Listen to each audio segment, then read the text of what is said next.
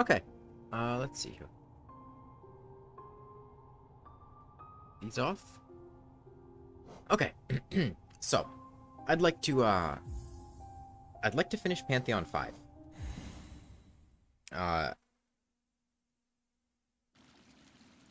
That's the, Pantheon that is either... it's either every boss or very nearly every boss in the game, back to back. I done a little bit of practice yesterday, on Pure Vessel and Absolute Radiance, and I feel relatively confident on them, maybe? So we're gonna give it a shot, see how things go. Is there another way up here that doesn't involve making that jump? Doesn't look like it. Okay.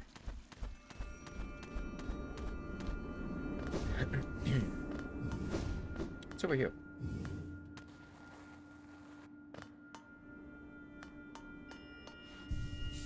Hey, electric essence. Oh, this is the shortcut back. Yeah, that makes it a lot easier.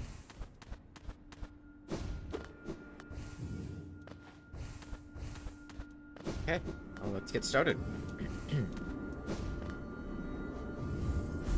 But yeah, this Pantheon is pretty much every boss in the game, just consecutively. Terraria win. I'll probably start doing the Empress of Light with a Copper Short Sword either tomorrow or the day after. And I plan to do Blindfolded Terraria later tonight. Oh, whoops, I thought he was doing the scream.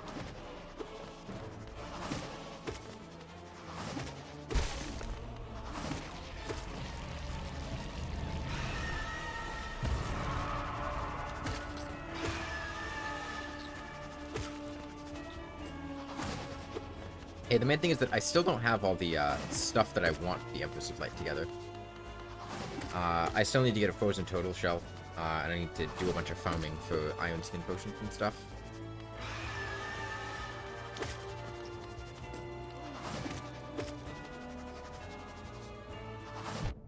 Oops.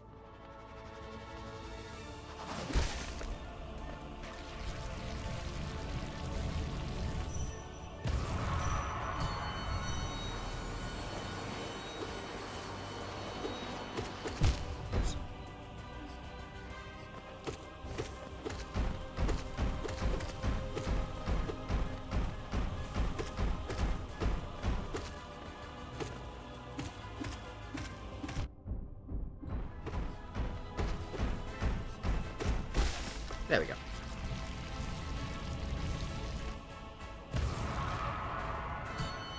Yeah, I was thinking about doing some of the lower Pantheons with different equipment or playing something else. I was thinking about playing some Don't Starve together, maybe. In the time between now and 7:30. Have I tried the thing you sent me before? I haven't, no.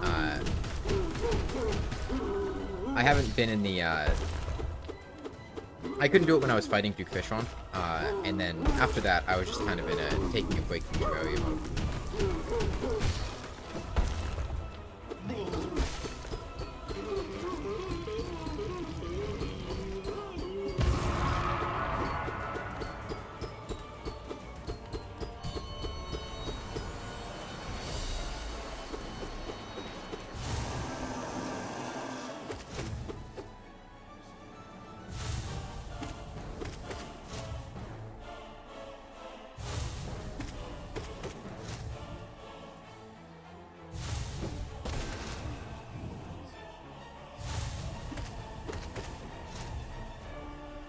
You don't understand anything in this game, but it looks funny. That's a very fun game. It's definitely, if you like Metroidvania type games, it's a really good game. But that style of game isn't for everyone.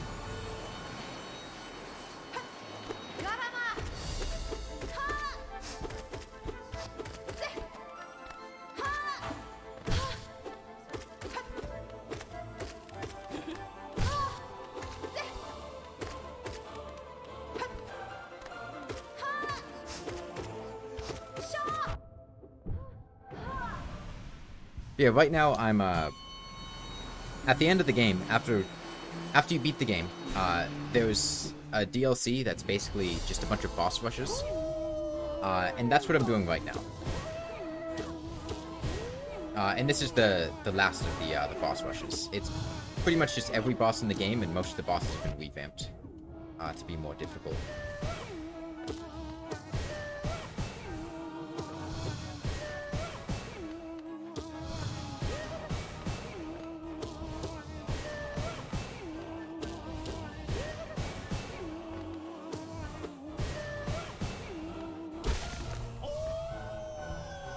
You don't know anything about Metroid?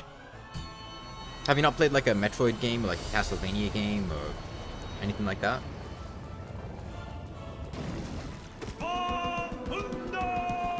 It's the name of the genre.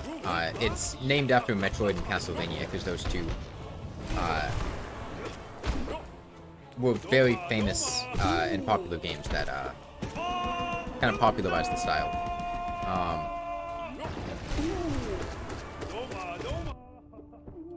But it's like a 2D platformer game.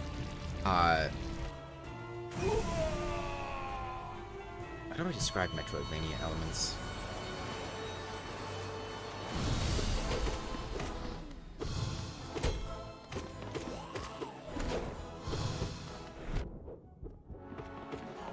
Your PC games list is Minecraft, GTA 5, Terraria, and Spore.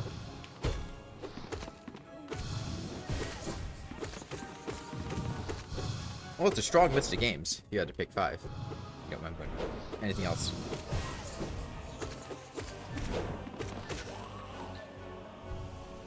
Well, Metroid and Castlevania are mostly like from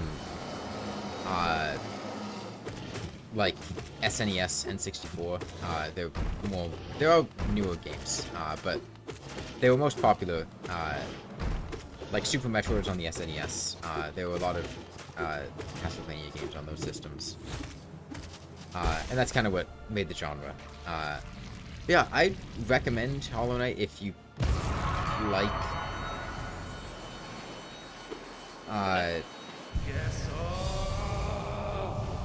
it's a very atmospheric game. And it's a challenging game, but not like incredibly challenging.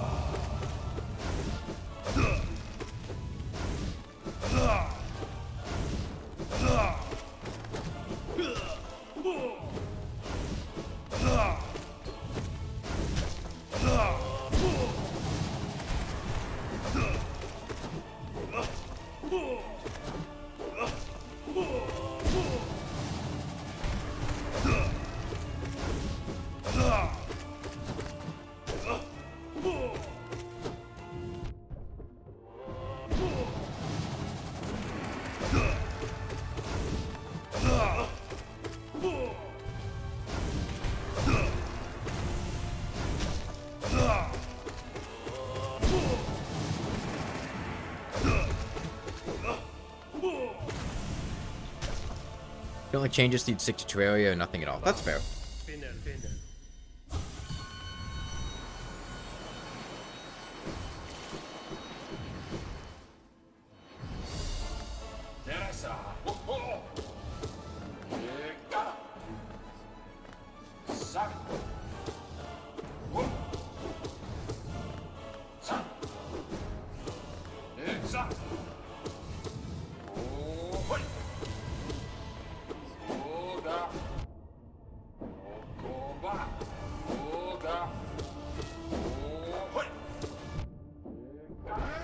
A couple of years ago, all games started to look boring to you except for multiplayer games. Ah, okay. Yeah, Hollow Knight's a single-player game, so if you're really into multiplayer, it's probably not something you'd enjoy.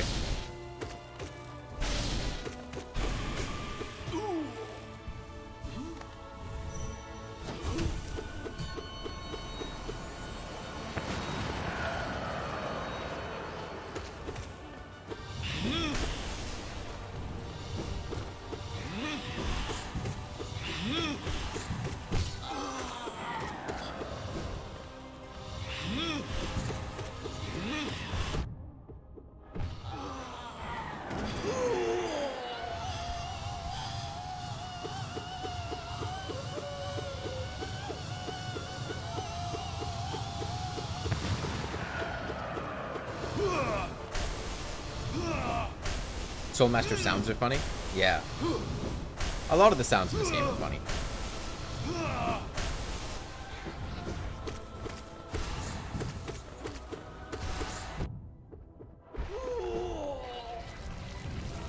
Yeah, we're kind of working through the bosses from like the least difficult to the most difficult. And we're still pretty early on, so these bosses are dying really quickly and without much difficulty.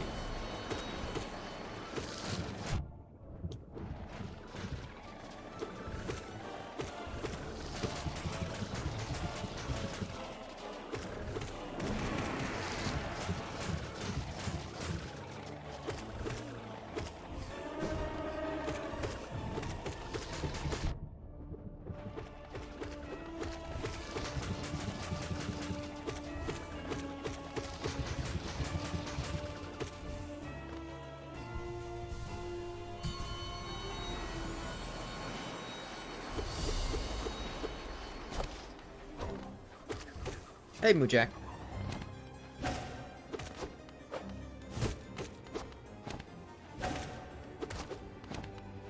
I was just talking about how we were going through the easy bosses. This is the best boss fight in the game.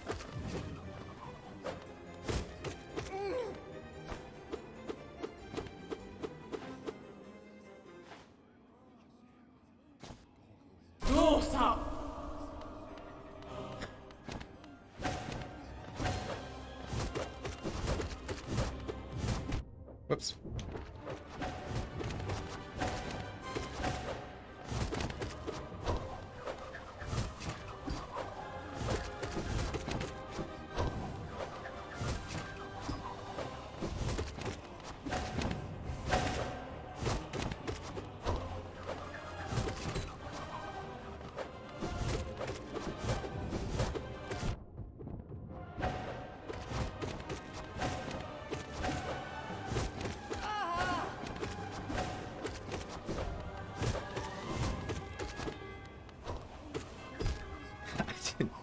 I held down A so I didn't jump, and I just fell right into the spike.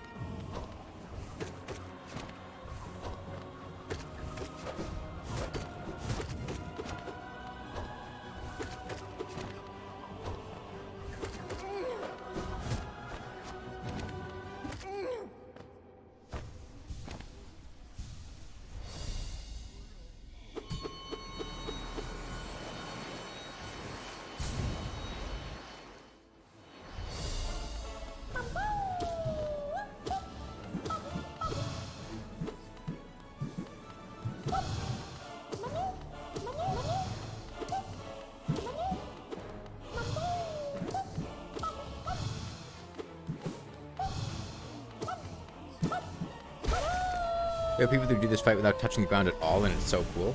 That sounds really cool. Yeah, you just like stick to the wall and pogo on the spikes.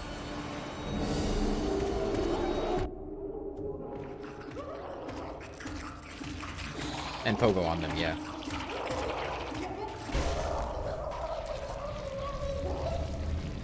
Like the ball boss? Got some very silly noises.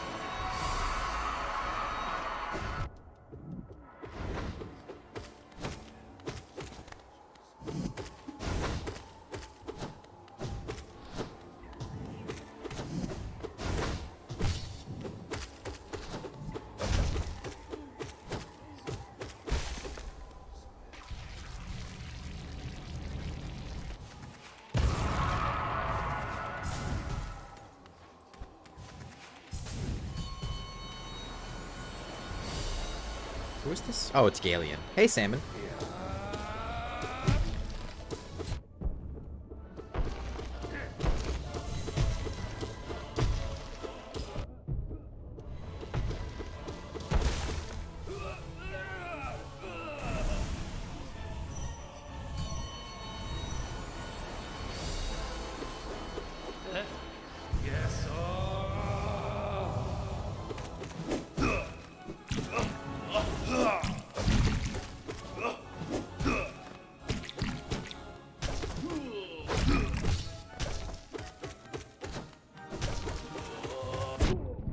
Oh, I forgot he actually attacks with that one. I thought he jumped in the air first.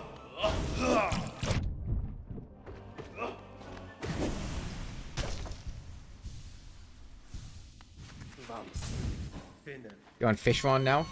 Are you doing him before the mechs, or have you gotten through the mechs yet and everything?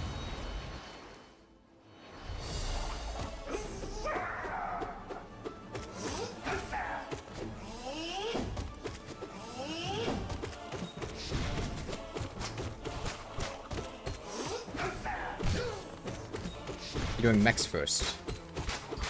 I don't know why you typed that. You're not doing mechs first. You're doing Fishron first. Okay. Donut Man? Yeah.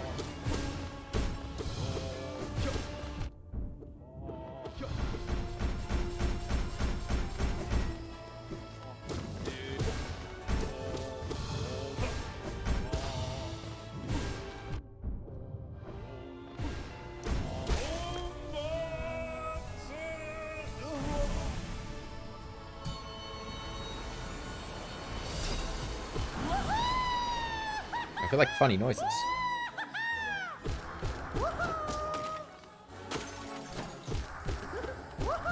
This entire boss fight is just a series of the Collector making funny noises and then instantly dying.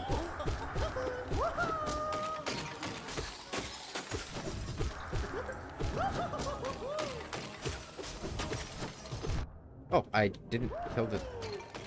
Guess I must have missed it.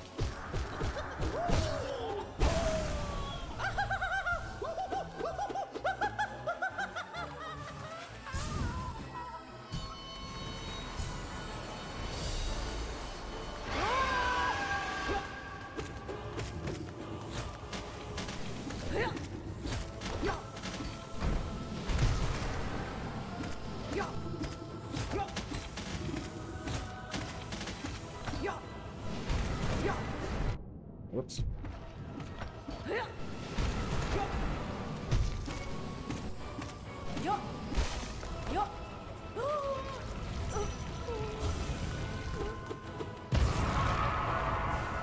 Yeah, so the idea here, all these enemies are designed to be like bugs, to be insects. Or have kind of an insect theme. Oh, I didn't mean to do that. I was not paying attention. That's going to slow things down a bit.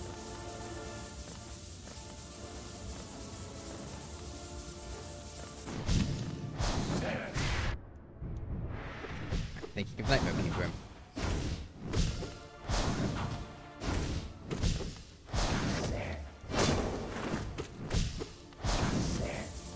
That's the problem with regular Grim, is, like, his attacks are different enough from Nightmare King that it feels weird fighting him. Especially that bat one. The bat one is what throws me off.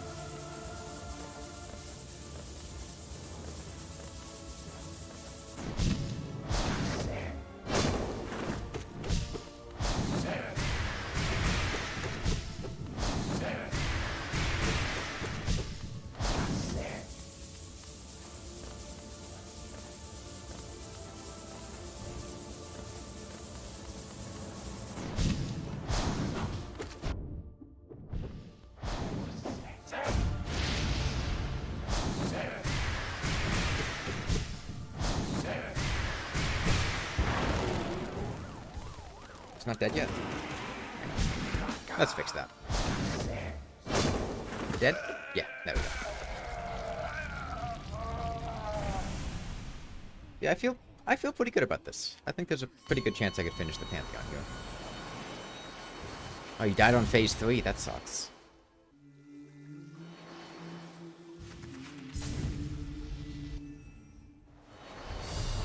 You know the pattern, you just can't execute it.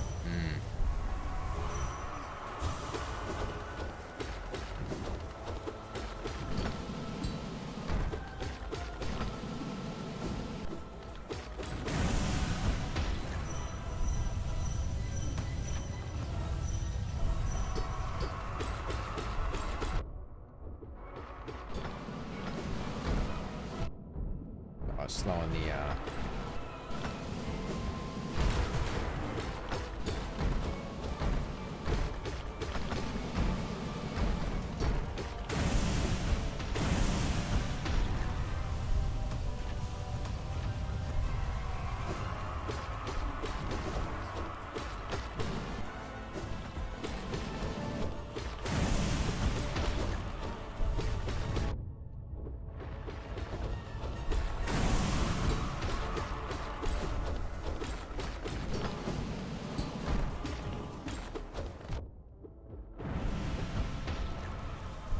You're practicing Water Knights with Base Nail and White Vengeful Spirit.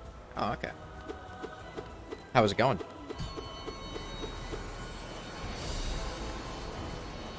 Oh, wait, that hits me if I go there.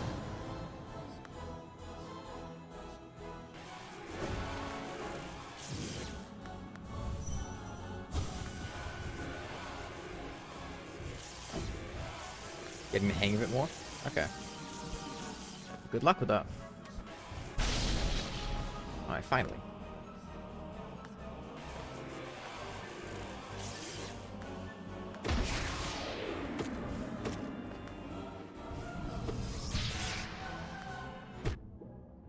Whoops.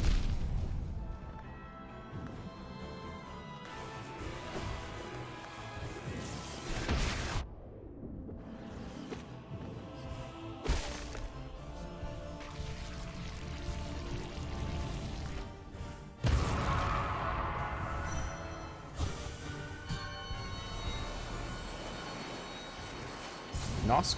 Nosk.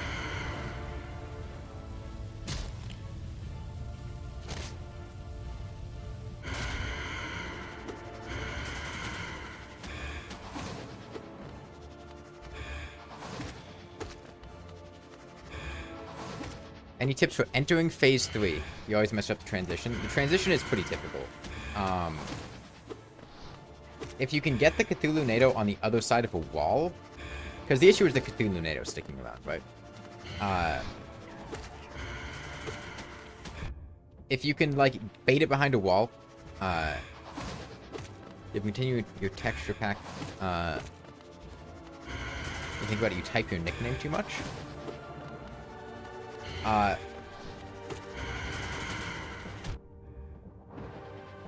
Yeah, I'd pay attention to what, HP value, depending on the difficulty you're on, which HP value he goes into Phase 3 at, and, like, not do the damage to bring him into it until you're in a good position.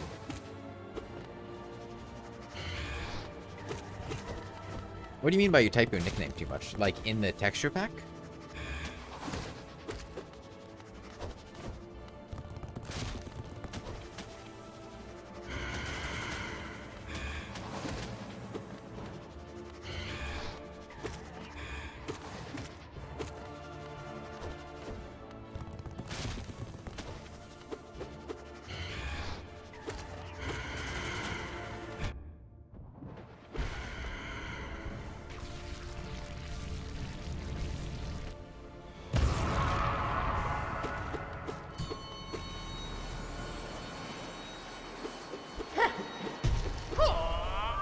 So loud.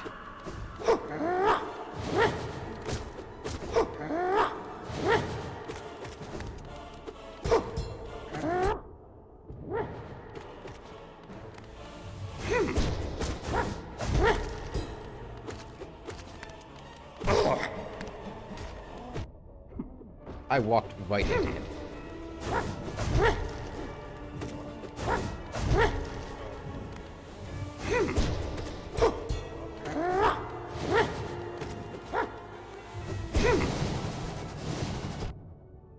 Okay, I think you can pogo down on him. Is that right? Bestiary has EE in it. Empress of Light attacks if your nickname hidden.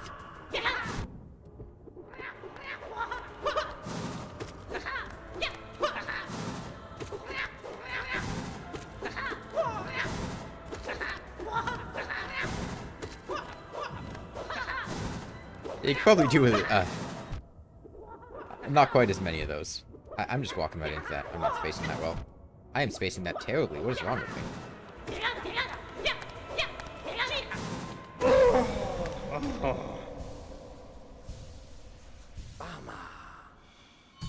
Who's next? Soulmaster? No, it's Hornet. Okay.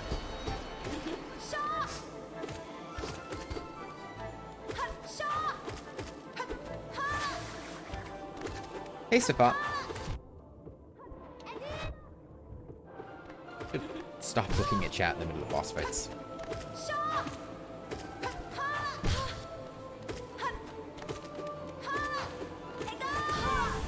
There we go. Bro sounded like a minion.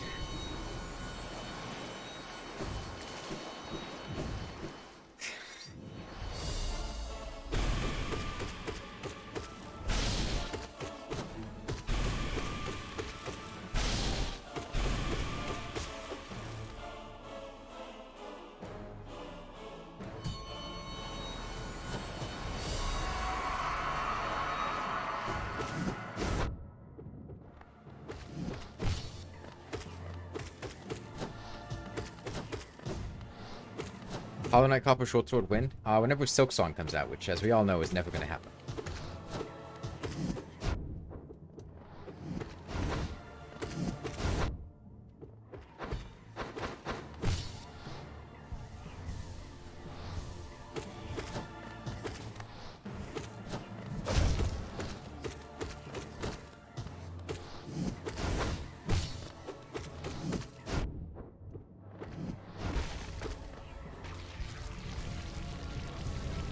Yeah, I was thinking about doing some Don't Starve after this, because I'm going to do Blindfolded Terraria in like 6 hours, but I got time to kill.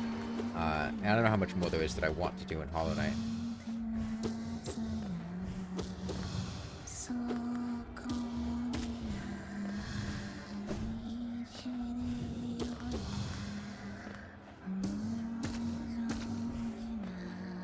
No! I knew she was going to do it.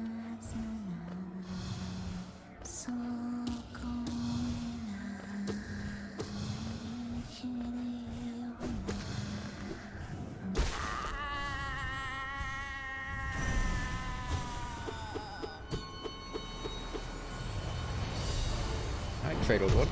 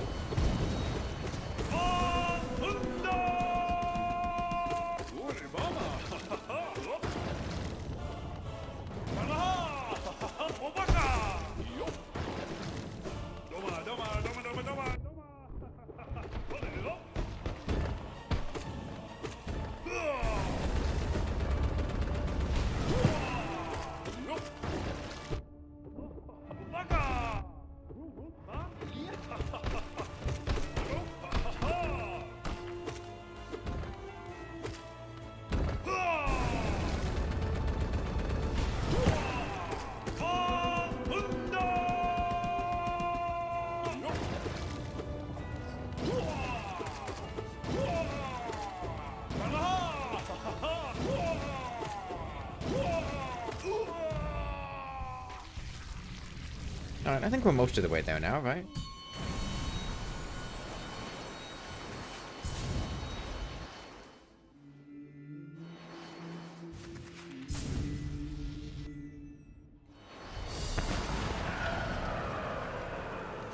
And Pantheon 4.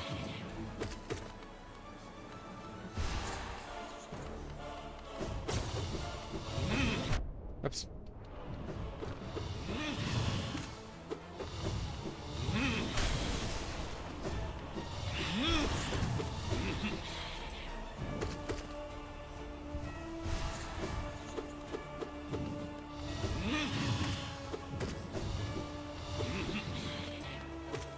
Hey, no.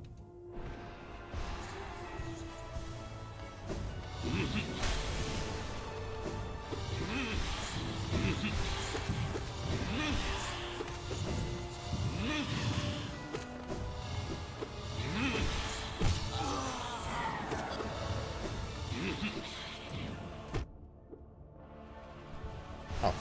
bumped my keyboard.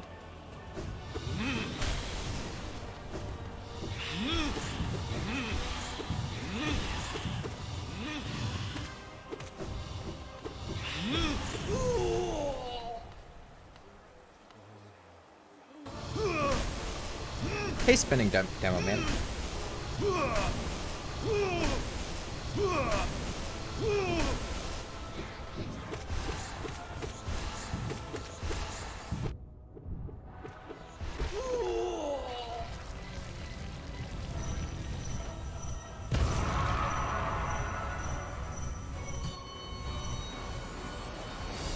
No, knock off.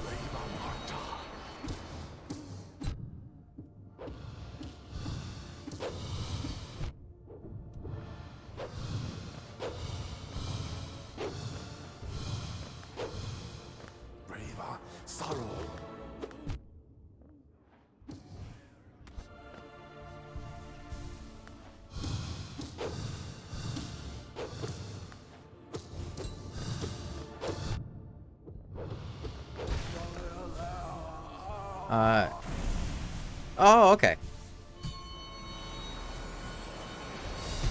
Yeah, that's reasonable.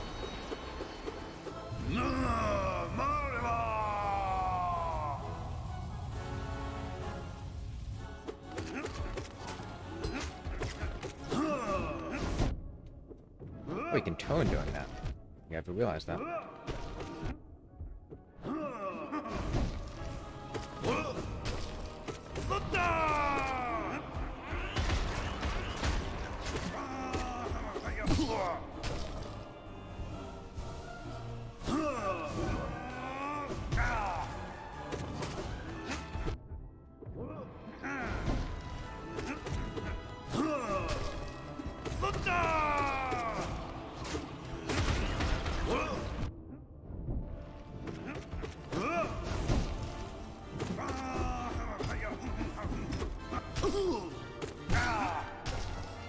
Hey, Mos.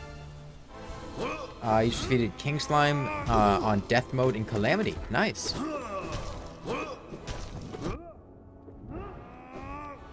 Yeah, so the way this boss works normally is you fight him in the dreams of...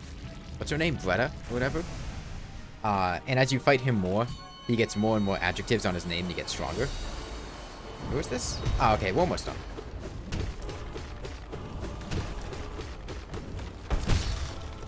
Because after this is just Nightmare King Grim, then Pure Vessel and Radiance.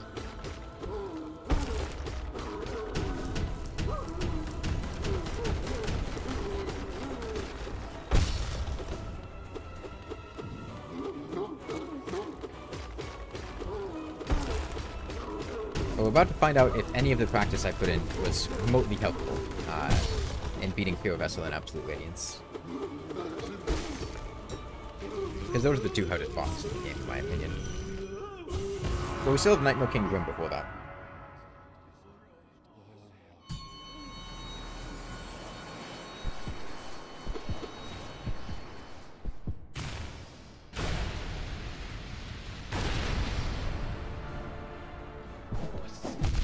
I immediately misread his attack there.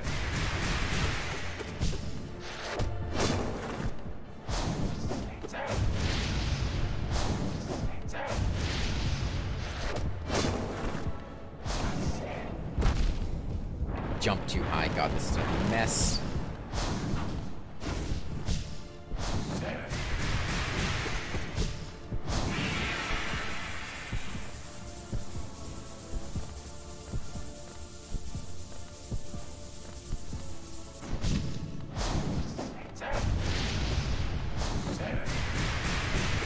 I'm going to bat so I can heal, please. Feel comfortable with that. Thank you. You never played Hollow Knight, but it seems hard? It's pretty tough, but it's not, like, unreasonably difficult. Did I beat Fishron yet? Yeah, that was, like, last Thursday, so there.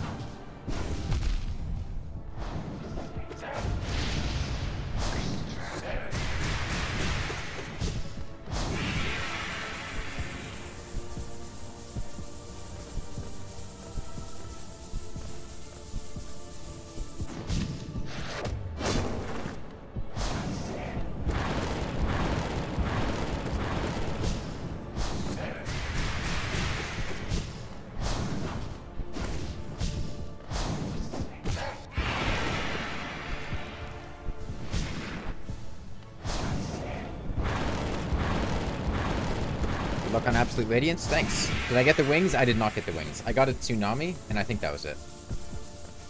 Well, and the Trimple Tropic, of course. But I don't think I got any rare drops. Alright, well, he's almost dead.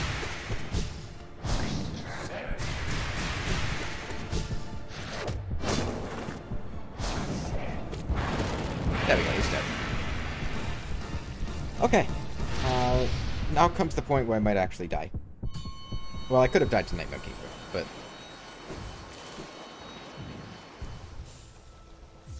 Swap in Dash Master for Fury of the Fallen.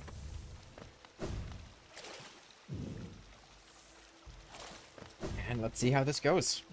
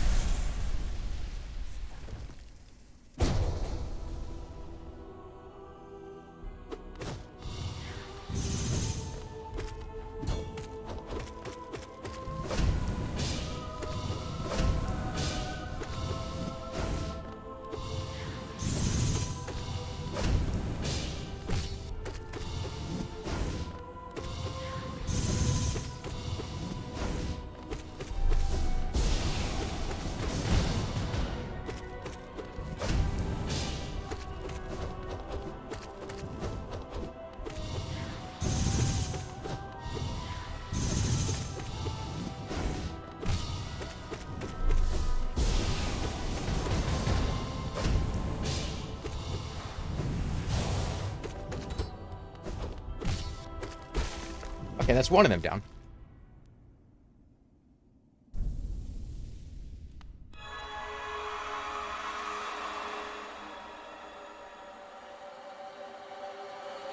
But Pure Vessel's the easy one.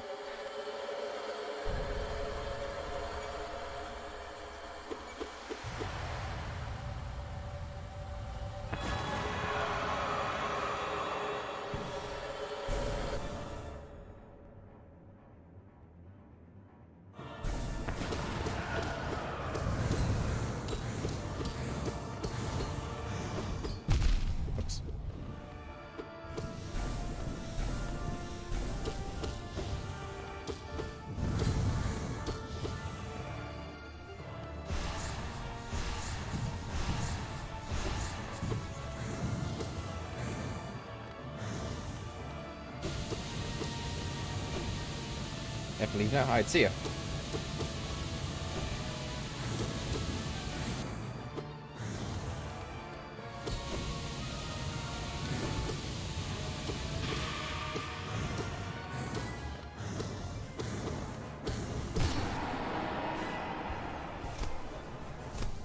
Okay. This is the part that I don't feel good about.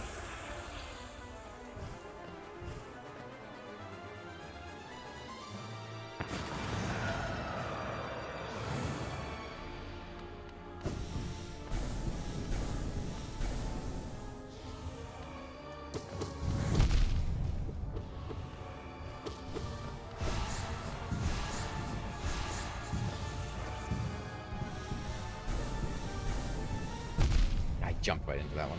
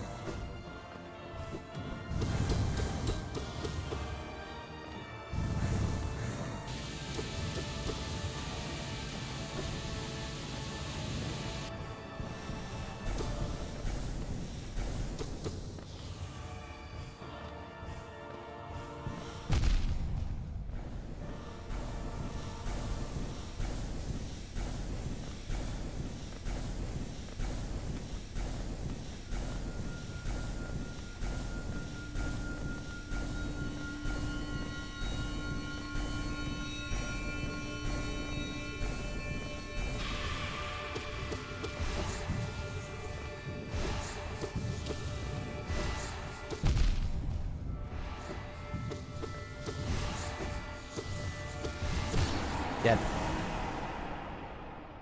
Hey, Pink Mimic.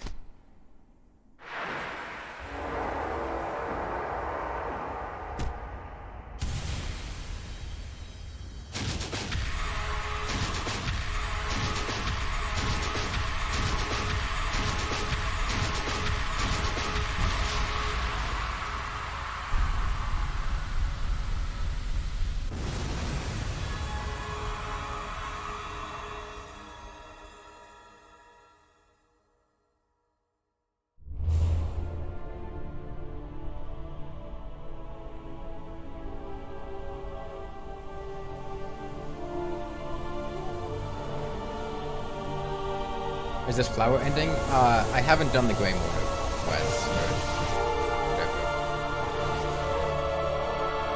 I didn't bring the flower to the guy.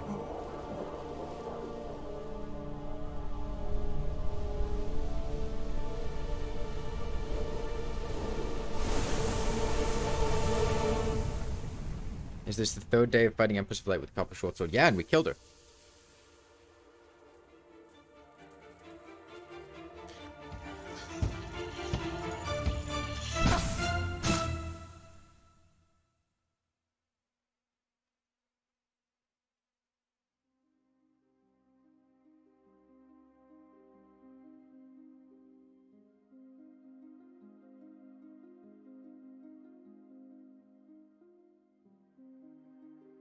Okay. I haven't really thought much about what I'm going to do now. I thought about playing some Don't Stove. I thought about going back, and someone had mentioned doing some of the earlier Pantheons with weird builds, and I'd be down to do a couple of those. I don't know.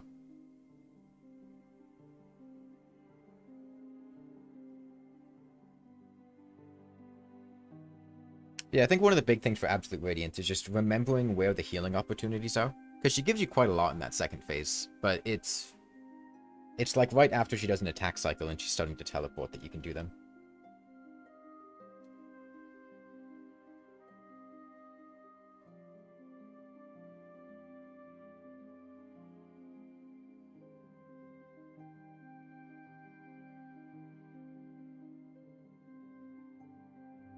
And I figured out what it was about that 3-hit combo for Pure Vessel.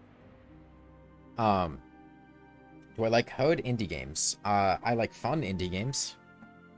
And a lot of times, difficult games will be fun, but just because the game is difficult doesn't mean that I like it. And conversely, just because the game's not difficult doesn't mean I don't like it.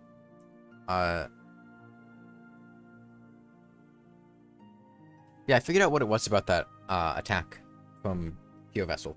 The 3-hit combo. It's because that particular attack, because of its low startup lag, he can do it immediately after another attack, and if you use Shadow Dash to go through the first attack, sometimes it will still be on cooldown when he starts doing the 3-hit combo, and you can't Shadow Dash through it.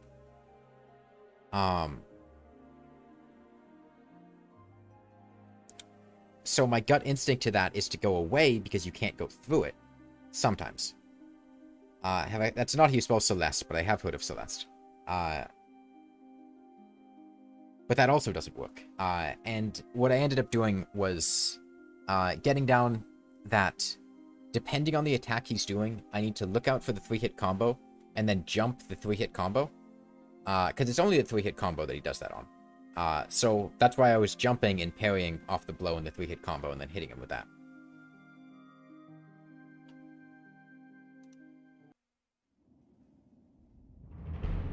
$102, 101%. No.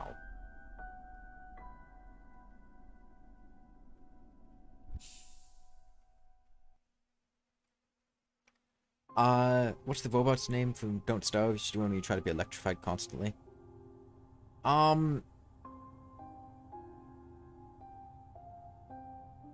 don't know, I'd rather play as Fish Girl. I feel like I'd rather just play Don't Starve casually.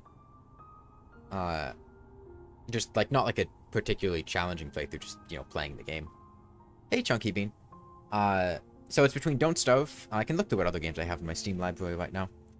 We can go back and do a couple of the earlier Pantheons if there's anything like, oh, I really want to see you do, like, this loadout for one of the Pantheons, then I could go back and do that, because I have time. I mean, I guess I could play a game of Civ 6, but I don't know if it'd be done by the time I have to do Blindfolded. You've never seen anything about Don't Starve? It's a pretty fun game. I have Elden Ring. I have the Half-Life games. I have the Master Chief Collection. I have Hatoful Boyfriend, Inscription, Stardew Valley, Terraria. Do you have an old version of Hollow Knight? Do Elden Ring? I haven't played Elden Ring in a while. I want to do a full playthrough of Elden Ring. I feel like I don't... Like, I feel like I'd want to save that for another day, as opposed to something to do for a couple hours. Hatoful Boyfriend? Hatoful Boyfriend is going to take like half an hour. So yeah, I could do that. You're playing Stardew Valley right now.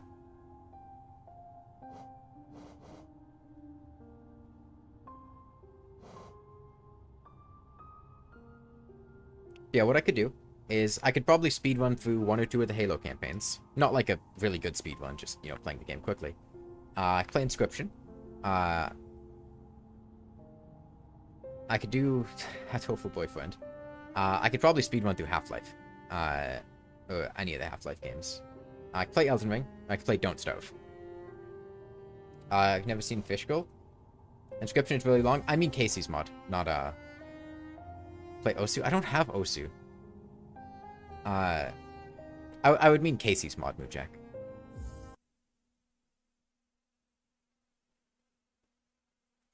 Sure. I'll play Don't Starve.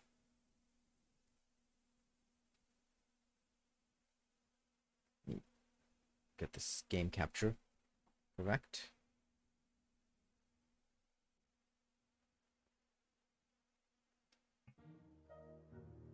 Do you want to... Oh, no, I don't want my controller plugged in. Disable controller.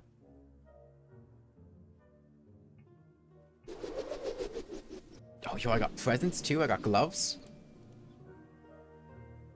What is this? Okay.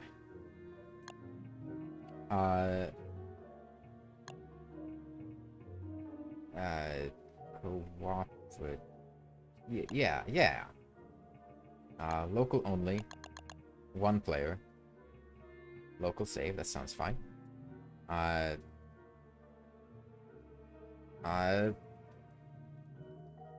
Hollow Knight. No,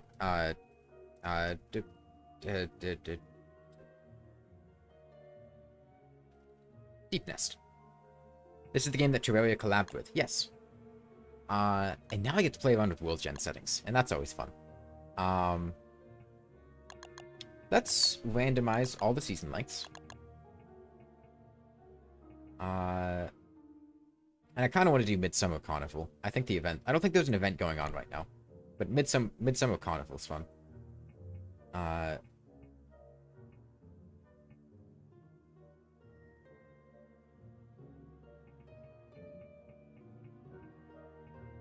don't know that I want to... I don't really want to change that much about the resources. Because then the game gets weird. These are the new... I haven't done the new monkey update yet. The Monkey Island. I'm not... Oh, I'm gonna... I like grass geckos. I'm gonna up grass gecko morphing. And I think I'm gonna up fish too, just so it's not annoying trying to get the fish that I want as work. I'm not gonna touch worms, because there'll already be plenty of them. I'll make the world small so it's easier to get around. I'll put in random of those. What's the goal of Don't Starve? I feel like it's all in the name.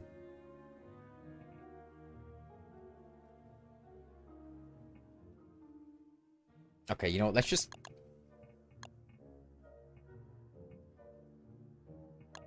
Let's just put an insane amount of bees in the world. I like salamanders a lot. I'll put in a bunch of salamanders. And... I'll up some of these, because they make things a bit more interesting. That seems fine. Let's go.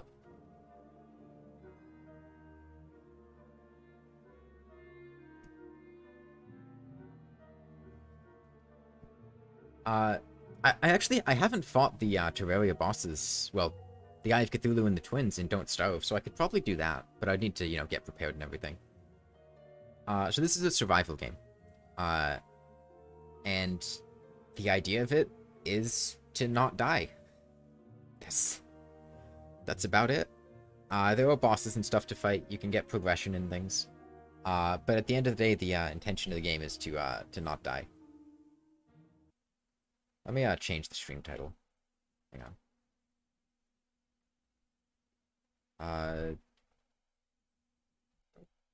So Fish Girl.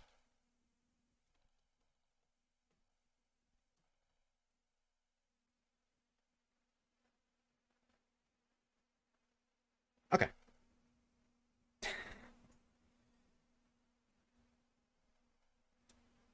Okay, so the special thing about the character that I'm going to play is that, well, it's a couple things. So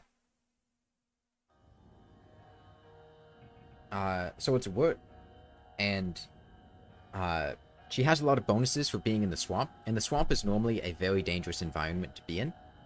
But she is friends with some of the creatures that are in the swamp, and she can befriend them, whereas normally they're enemies.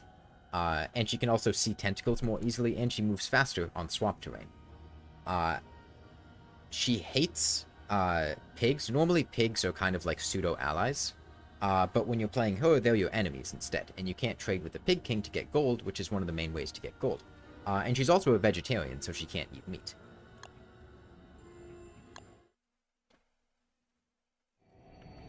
And that's from the event, the Midsummer Carnival. So what I'm going to do for the first couple days, it's important, you can see in the top right, there's this timer. That's to let you know what time of day it is,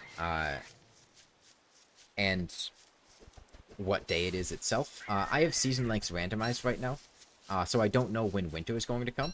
But if you weren't playing with them randomized, you'd be able to go, oh, okay, there are this many days left of autumn, and then we need to prepare for winter to make sure we don't freeze to death. So the main thing I'm doing right now is trying to get resources. It's very important that you get some source of light for nighttime, because when nighttime comes, it gets pitch black out. And if you're in the darkness and you don't have a source of light, you're going to take damage and be killed by Charlie in the darkness. What's the difference between the seasons? Okay, so autumn, which is the season right now, is really nice. Nothing goes on in autumn. It's peaceful. There's no weather issues. It's just a very relaxed time. Once you get to winter, it starts snowing and you run the risk of freezing to death, so you need to stay warm. Once you get to spring, it starts raining a lot, and you need to find ways to stay dry, or else you're going to freeze to death from being cold. And also there's like lightning strikes and frog rains and stuff like that. And then once you get to summer, it's really hot, and you need to be careful about overheating, and not dying from burning to death. Also, things randomly get lit on fire from wildfires. Also, in each of the seasons, there's a different boss that shows up. In winter, it's Deerclops, from Terraria. That was, you know, part of the crossover. In the spring, it's Moose Goose, who mostly leaves you alone. In the summer, it's the Antlion. The Antlion's a bit annoying. And then in the fall, it's Bearger. And Bearger usually isn't too much of an issue. You can use it to cut down trees and stuff like that. So what I'm going to do right now is I'm going to explore around the world and try to get a feeling for where things are in order to collect resources. In spring, you lose sanity because of rain.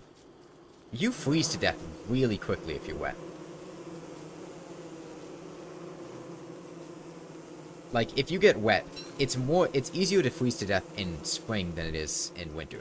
Because if you get like 100% wetness, you're going to very quickly die.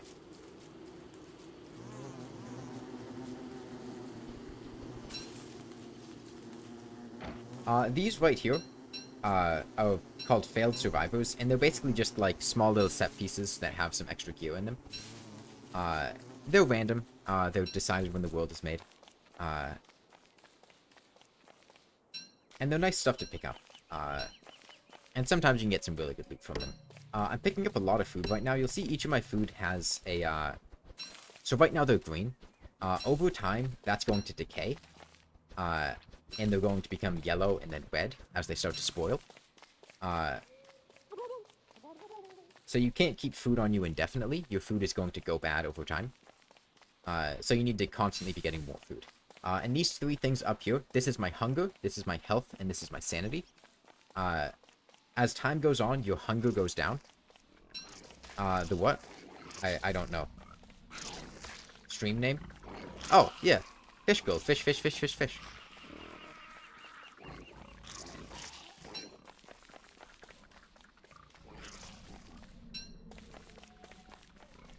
This is what I was talking about. These pigs hate me because I'm a fish, and they don't like fish. So they're going to attack me on sight. Normally, they're a pretty safe, kind of passive enemy for you to be near. When I'm playing as this character, though, they are not.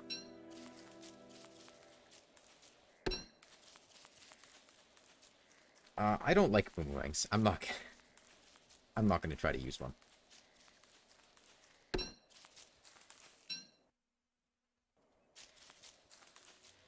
So Don't Starve is a decently slower paced game. It's not nearly as fast paced and action packed as something like Hollow Knight. But there are quite a few fun things. So these are spiders. Spiders are a hostile enemy. Right now I don't have any weapons or really that much inventory space because it's going to fill up really fast. So I'm not going to try to fight anything just yet.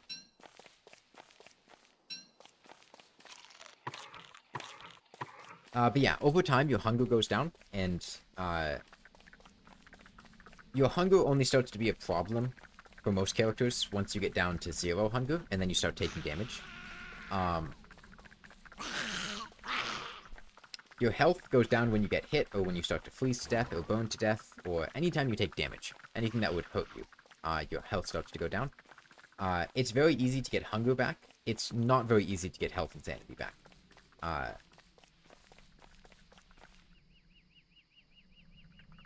Okay. I don't think I want to grab that. So this is another set piece. This one is 5 blue hounds surrounding an ice staff. And that's a trap. If I pick up that weapon in the middle, the ice staff, I can use it to freeze enemies. All 5 of those hounds are going to wake up and try to attack me. And I'm not equipped to deal with that. And I'm also not really equipped to get much benefit out of an ice staff. But I'll remember that that's there. You couldn't find a boomerang for the life of you?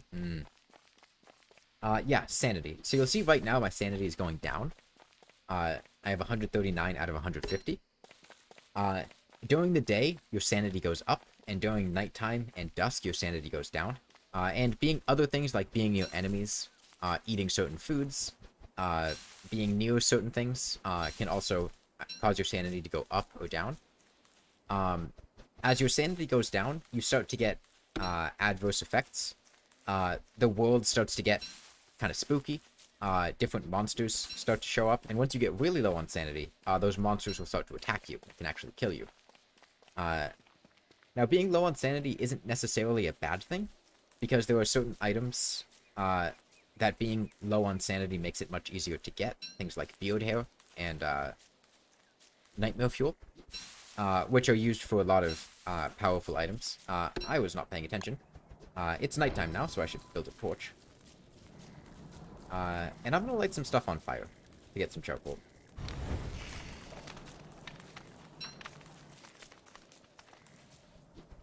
Now you have to be careful with fires, because fires will spread to nearby things, like they are right now. And if you're in a dense area and there's a lot of stuff nearby, you can burn down an entire forest and really lay waste to the world. I'm gonna make an axe. You have Current Patch and Hollow Knight, you have 1412. What made you think you might not have Current Patch? Another way to raise your sanity, which is pretty easy, is to pick flowers. Flowers will increase your sanity. Yeah, right now I'm trying to get some charcoal because I need it to craft certain items that are useful later. I need to be careful that these moles don't steal my charcoal, though.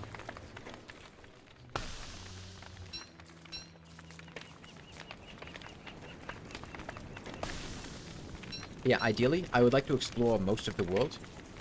I had 15 something. Wow, nighttime is short. It's very short in the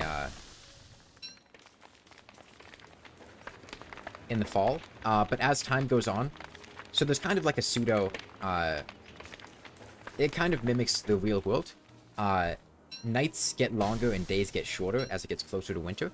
And days get longer and nights get shorter as it gets closer to summer.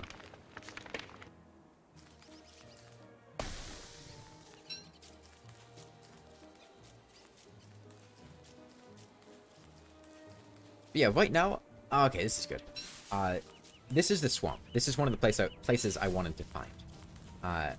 Because you can see here now, my character is a speed boost on the swamp terrain. And you can also see these white circles that are popping up. These are tentacles. These are pretty dangerous. Now, the nice thing would be if I could find some worms in here, because then I could befriend them and get them to do my dirty work for me.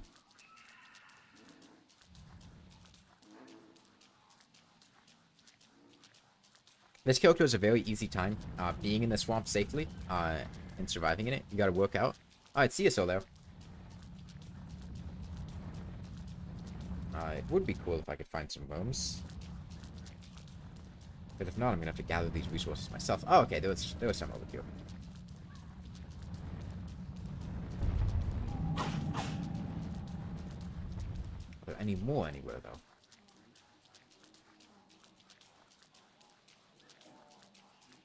I'm trying to explore the whole area to fill out my map. Okay, there's some over here.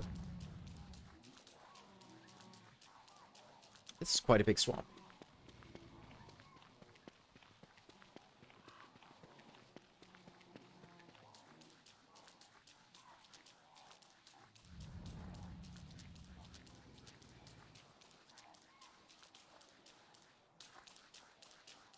Okay. Let's see. If you're in multiplayer, you can't pause the game when doing this. But since I'm in single player, when I open up the map, the game pauses, and that gives me some time to look around and think about stuff.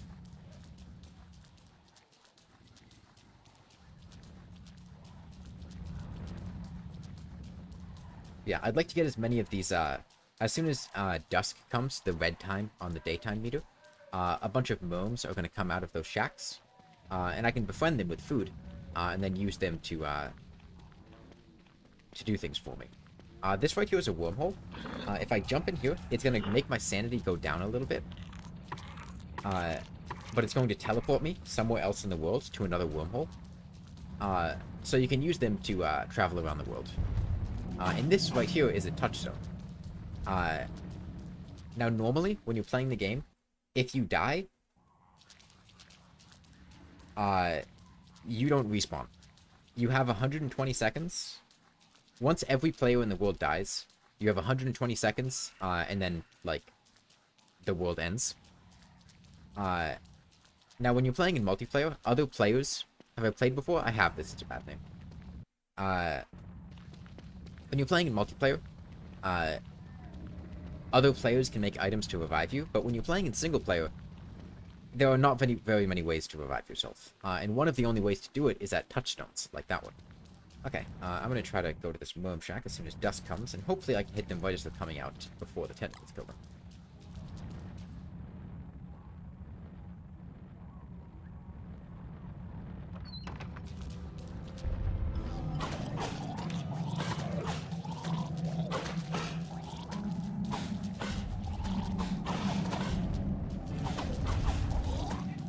They're pissed off already. Okay, well I might be able to get out of this with one or two. And that's really all you need. Where's the other one? Up here.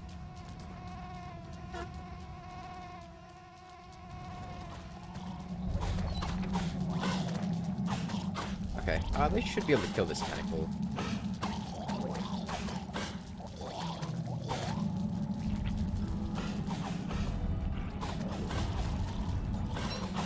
Okay, I got a couple of them, so that's fine. I'll keep exploring in this direction.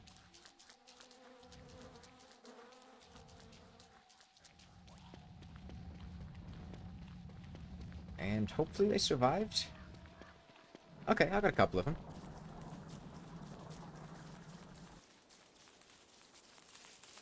Okay. I'm gonna give these guys a lot of food now, to keep them loyal. Hey, Banana Garden Lord. Okay, so for the next couple days, these guys should they should do whatever I want. And the thing that's really useful about them is I can use them to cut down trees, to mine rocks, all sorts of stuff. I can also use them to fight enemies for me. They're a very useful tool to have. And I couldn't get too many of them, because there weren't that many of them for me to get. And they were also busy fighting all the tentacles. But if you've got, like, 15 of them, you can do a lot with that.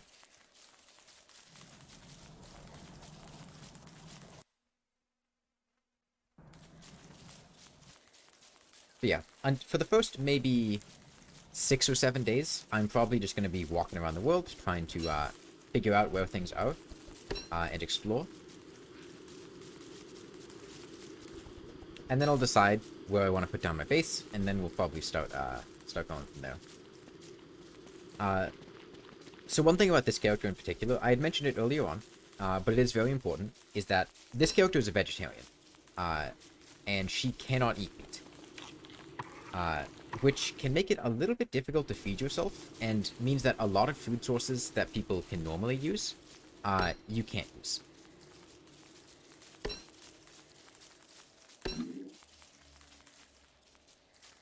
However, to compensate for that, she gets more food per food than normal characters do for vegetables.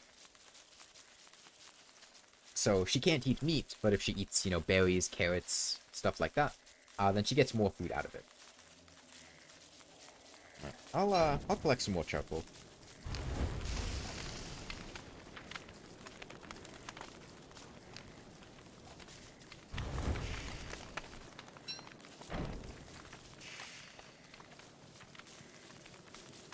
And I'll get these guys to chop down some trees while I'm at it.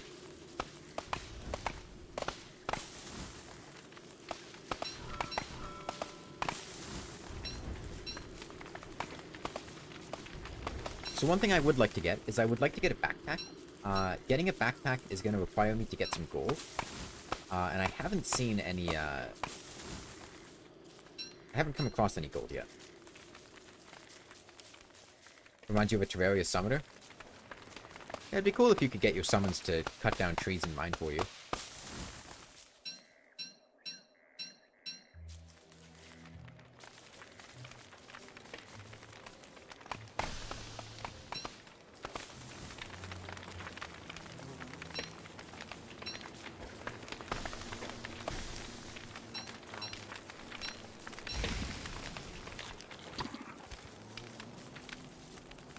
What game is this? This is Don't Starve. This is where Deerclops and Abigail are from. And all those other things.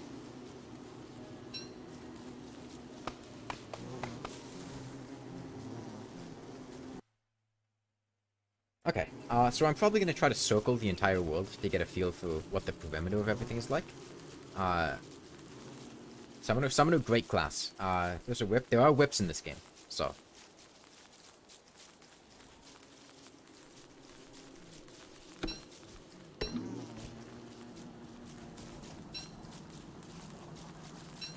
But yeah, right now, I think the main thing I'm looking for is boulders. It is Don't Starve together. Okay, I need to be a bit careful.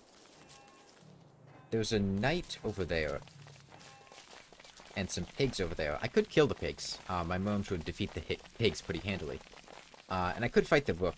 But right now, I think I'm more interested in gathering resources. But I don't have inventory slots to take resources, is the problem. I could have my moms cut down this forest. But I wouldn't be able to pick up all the wood, because wood only stacks to 20, and I only have a couple of inventory slots left. So I would really like to find gold, so I can make a science machine. There we go. I'll make a pickaxe. And I'll have them cut this. Break this open. Now I still need a little bit more stone. Let's see. I don't need monster meat. I don't need petals. There we go. And now if we find some more... we need one more stone, and then we can make a science machine. And there's a stone right here.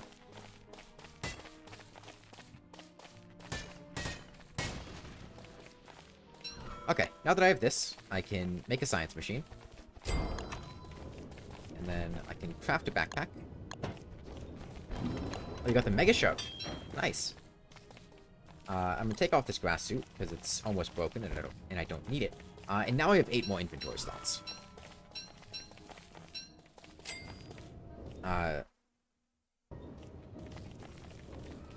So I'm gonna start cutting down a bunch of trees. This is definitely your type of game. It's pretty fun, and it's also a multiplayer game. I'm not playing it multiplayer right now, but this is Don't Starve Together, which is intended to be played with multiple people. The Chlorophyte Shopbow, yeah, the Shopbow is really good. Yeah, the nice thing about these guys, like I said, I only have 4 of them, but even with just 4 of them, they are extremely efficient, and they're very easy to befriend, because you just need a vegetable, which you pick up off the ground, just like any vegetarian food will do it.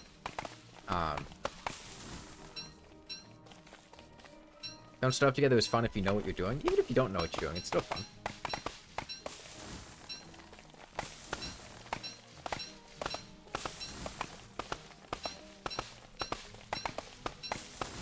Yeah, probably the easiest character, just for getting to know the game, is Wendy. Wendy is the one that's actually like Summoner. Wendy is the one that has Abigail. And Abigail is extremely powerful in Don't Starve Together.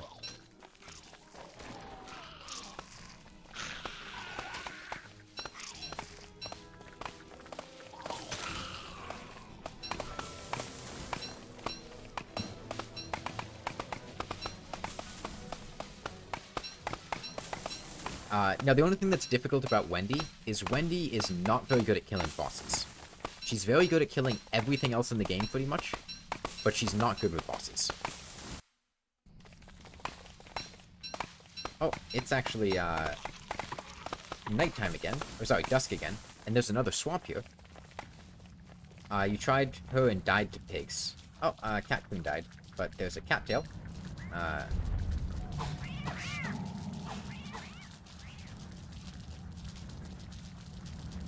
I could potentially use that for a cat cap. If I can't find... Well, don't you still need beefalo wool for... Ah, okay. This is a tiny swamp. There's not, doesn't look like there are any worms here. But there are some tentacles. The main thing right now is I need to find stone. I need to find boulders to break. Now, I could go underground, but my gnomes won't follow me underground, which would make it a bit tough to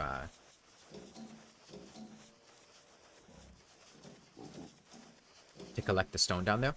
You try to and died to pigs. Oh, if you rile up Abigail, she will get you into trouble. You gotta be careful about that. Because Abigail has 2 modes. She has her peaceful mode, where she won't attack anything, unless it attacks you first, or unless you attack it first. And then she has her riled up mode, where she just massacres everything. It doesn't matter what it is, she'll attack it. And that can get you into trouble if you keep her in that mode.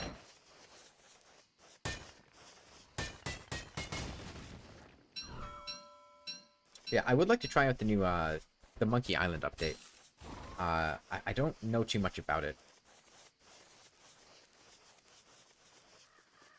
But I'll probably do some sailing. And there are a lot of things in this game.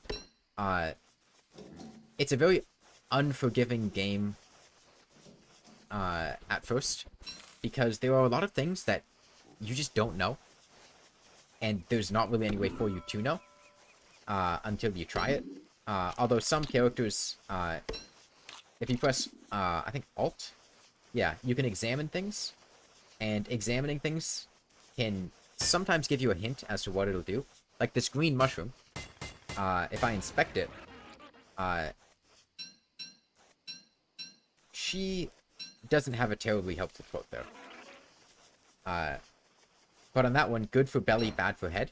That references the fact that blue mushrooms, they increase your hunger and your health, but they decrease your sanity. And I'm actually gonna, just to demonstrate, green caps here. If I eat this, I lose a ton of sanity. Like, it's like 70 sanity loss. However, if you cook a green mushroom, and then you eat it, you get sanity back. Quite a lot of sanity. So if you cook a green mushroom, and green mushrooms pretty much only affect sanity. So a cooked green mushroom is a very good way of getting sanity back, and a raw green mushroom is a very good way of losing sanity. I'm gonna keep these guys fed, because I have plenty of food. And feeding them is what keeps them loyal. I still haven't found... Oh, there's actually a rock over here that I missed. I'm gonna go get that. What the hell is this? This is Terraria.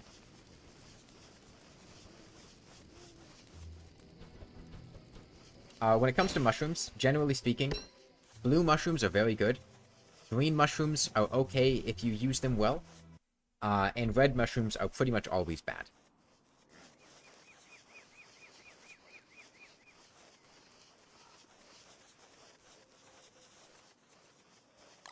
I'm gonna clear out some of these pine cones from my inventory.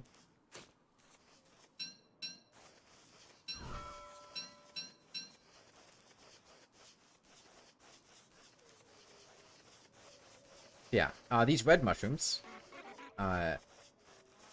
they're poisonous. If you eat a red mushroom, it's going to hurt you.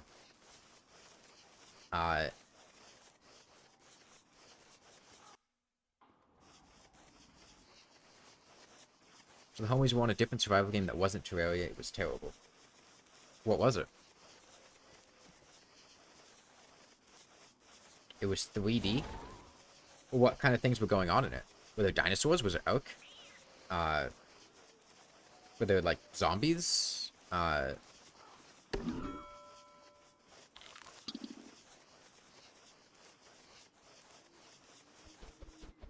It had explosives. Well, that doesn't narrow it down very much.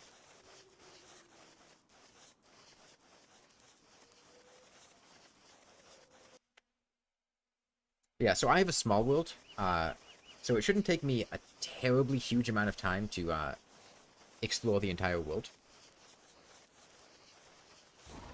Seems like a Terraria ripoff. Yeah. I mean, this is like a pseudo 3D thing. You can get a sense of depth.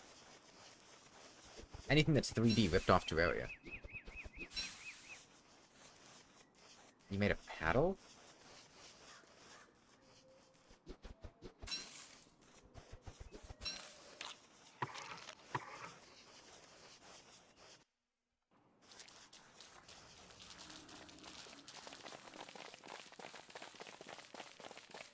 Yeah, one of the things about Don't Starve, not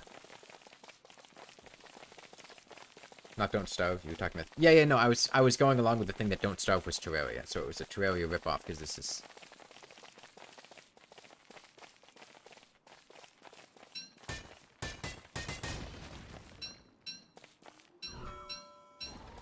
Made a paddle, but they called it a shovel.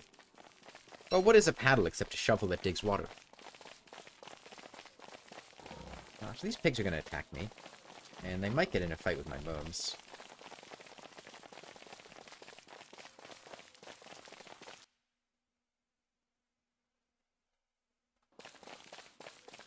You get motion sick in 3D games? Ah, fuck no. That is probably the worst enemy that I could find in the beginning of the game. We'll see what happens here, though, because it might aggro the pigs.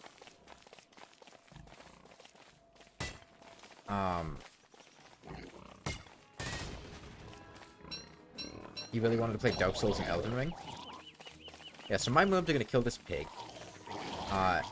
It's possible this pig could do a good amount of damage to this bishop, and then I could bring my worms in to kill the bishop. Oh, it dropped a pigskin. That's really good.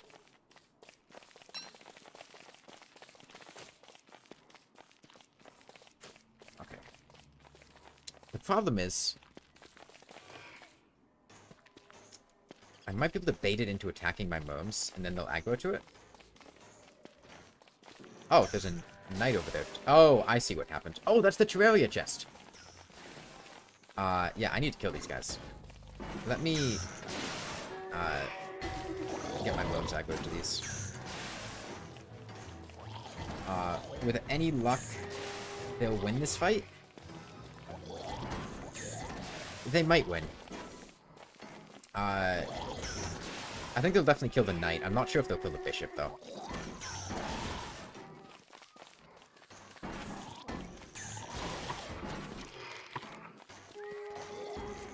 Yeah, what makes bishops so bad is bishops have a projectile attack. Okay, the knight's dead. And I'm gonna drop this cattail. I think they should kill the bishop now. Now clockworks are very dangerous enemies, but they're the main source of gears, and you use gears for some very important things.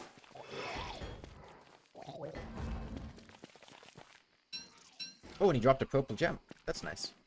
There's another knight. I'm gonna not mess with that knight. Okay, now this is the Terraria Chest. When I open this... okay, I need to take this gunpowder. Let me eat these. Please don't burn. Okay.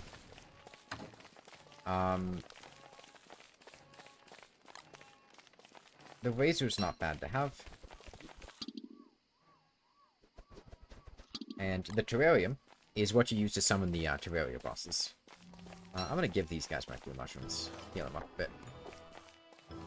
Take the extra rope.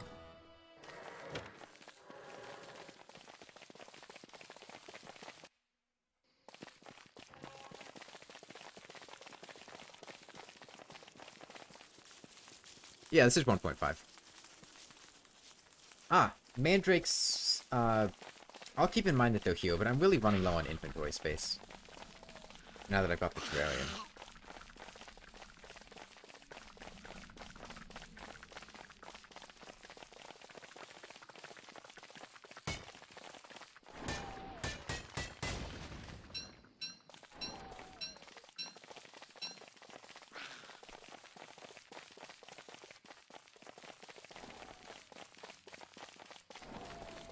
Summoner did change quite a lot.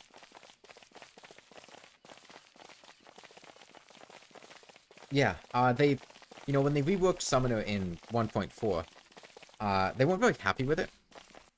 So they went through another rework, and just completely overhauled the class.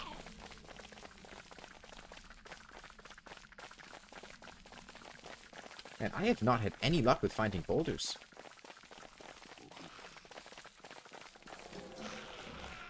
I mean, this is technically a boulder, but it's not the same.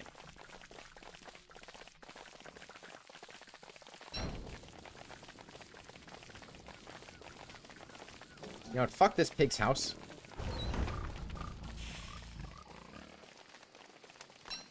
He deserves that.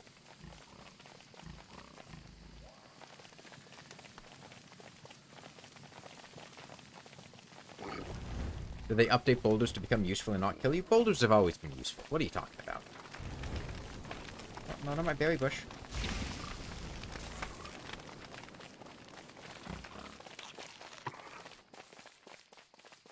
Imagine your minions attacking your friend's house and you can do nothing about it. Yeah. Okay, how about we, and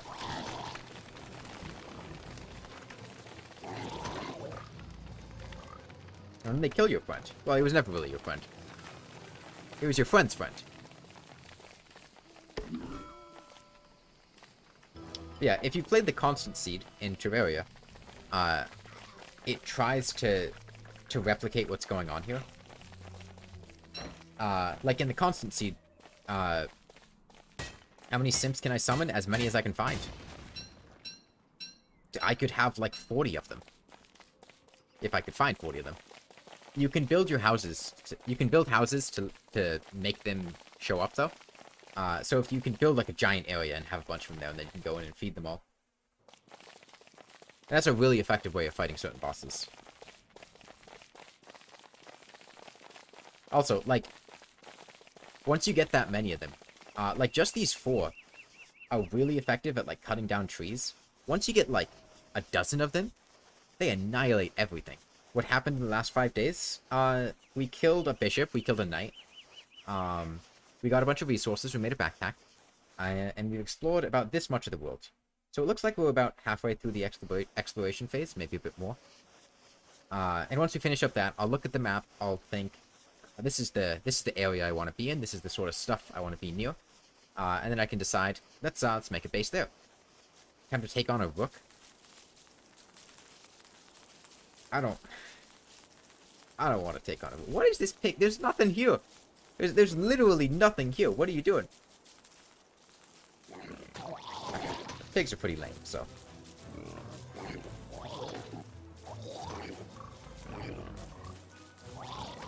Yeah, take that, Porky.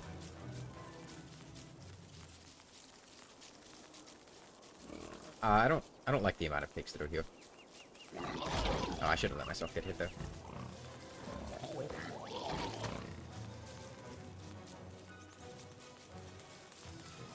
Can I eat them? Pigs are meat, and I can't eat meat, so no.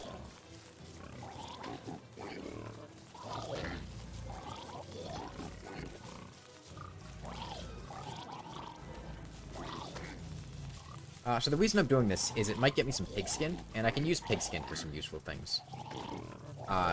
There are more consistent ways to get pigskin later, but it's pretty much free to try to kill these guys. Because they're not going to kill me, and they're not going to kill my worms. Can my summons eat them? No, they're vegetarian too.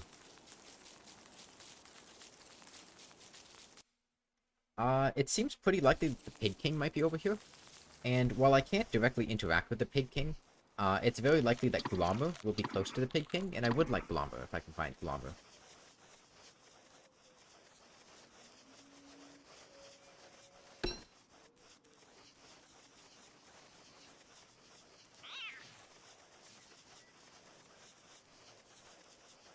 Glamour is also from Terraria. Glamour is the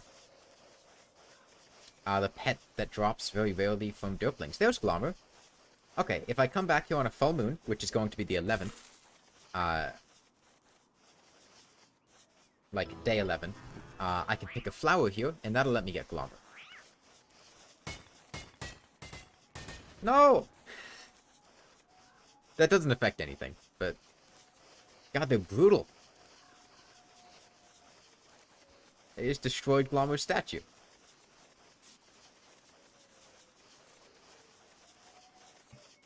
Do I have this stuff for an alchemy thing? I think I do.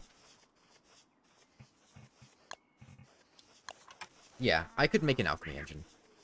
You don't like Don't Starve if it requires skill? Dude, just play Wendy.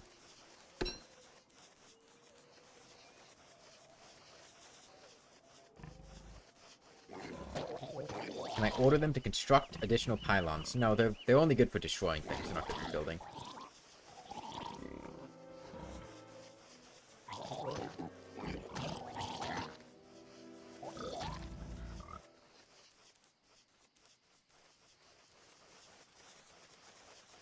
You still die?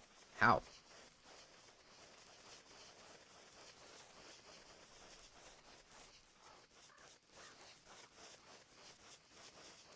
Oh, you wait for 1.6. That's reasonable. Yeah, I'm pretty sure the Pig King's over here. I'm gonna check where this wormhole goes. I had mentioned these wormholes earlier. But, to get a feel for what kind of numbers we're working with, right now I'm at 138 sanity. I jump in the wormhole. And I go to 123 sanity. And this actually goes back to the wormhole that I just, that was in the swamp. So, if I remember this is here. Then on the full moon, I can jump in this wormhole, and then I come here, and I can go pick Glamour's flower and get Glamour. That's good. And it looks like there's a desert over here. And deserts are a very good source of rocks. Ah, there's the rook. What is Glamour? You'll find out when the time comes. I'm gonna have my... You guys Let's kill these spiders. Now, rooks are actually pretty dangerous. Well, they're not really dangerous. They don't hit harder than, I think they deal the same amount of damage and have the same amount of health as the other clock rooks. But they do AoE damage, and they'll probably kill my worms. So I'm not going to mess with that rook quite yet. Oh, Volt Goats! Do I eat chicken curry? So there's not really good sources of chicken curry near me. I don't have anything against chicken curry. It's pretty good. But there's not really, like, a curry restaurant that I can go to, and I don't cook curry, so...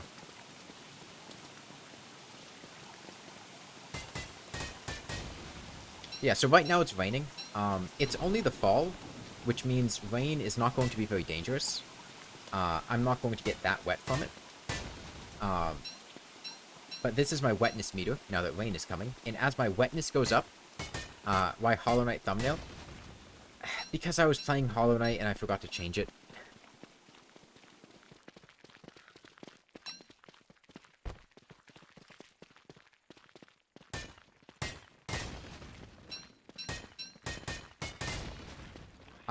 Wetness does matter for Wurt. So Wurt, she doesn't get sanity issues from wetness, and she doesn't drop her items, but she does get the temperature, difference. What's my least favorite meat? Like, literally any meat that I've ever eaten, or, like, common meats.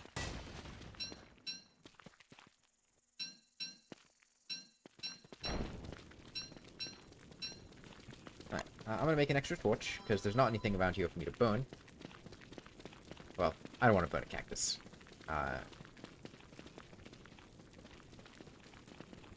Common?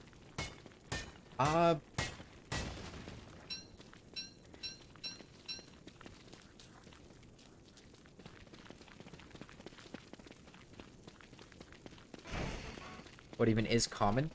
Like, you know, we're talking like chicken, beef, pork, not like bear, crocodile. Right?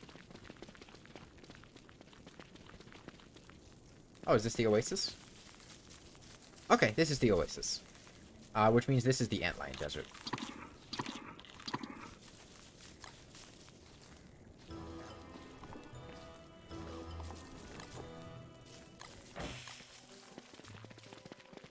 Chicken and stuff. Yeah, I would probably say... Probably pork. I love a good pulled pork, but, like... Most of the time, I don't like pork nearly as much as... beef and chicken. Oh shit, there's a frog in there. Which eggs are superior, duck or chicken? I've never had duck eggs. Okay, there's another knight over there.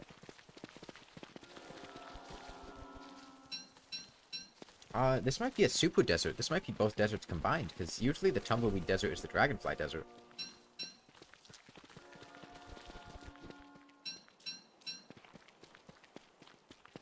Why did the frog attack Wurt? Aren't they neutral to Wurt? No, only worms are neutral to Wurt. Oh, this gnome is almost completely worthless. How do you like your eggs? Fried, soft-boiled, hard-boiled, curry? Omelet, scramble. So fried, I guess. Sorry, those were different things. Like omelet, comma, scramble, comma. Hard-boiled eggs are fine. Not a huge fan of soft-boiled.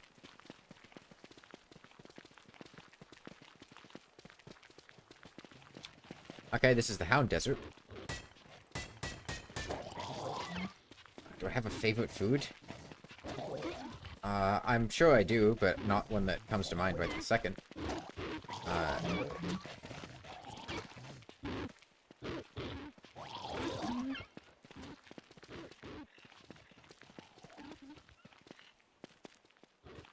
Oh, they made frogs neutral. Okay. I'm gonna destroy these hound spawners.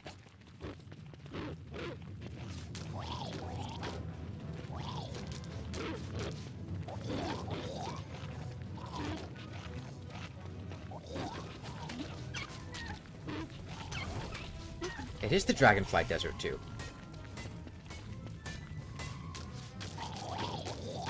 Okay. This will let me mine all this gold safely. No, right now, like I said, I don't have the inventory slots for these. What is a sorbet? It's a dessert dish. Is fried better, chicken better, or chicken wings better? Fried chicken. It's a dessert, yeah. It's a fruit-based dessert. It's basically like pureed fruit and water.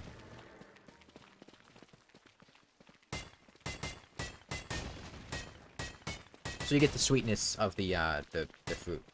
That's what drives it home. So this is the Dragonfly. Favorite type of milk? Just regular milk. I'm not too big on chocolate or strawberry milk.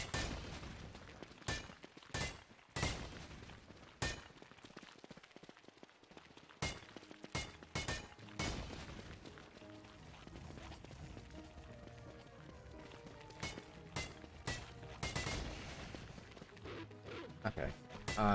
So like I said, I can't gather these resources right now. But these being here means that I can gather them later. Because they're not going to despawn or anything.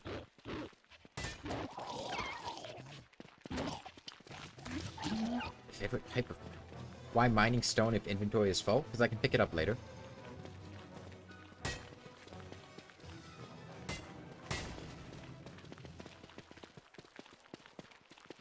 Yeah, and for gold.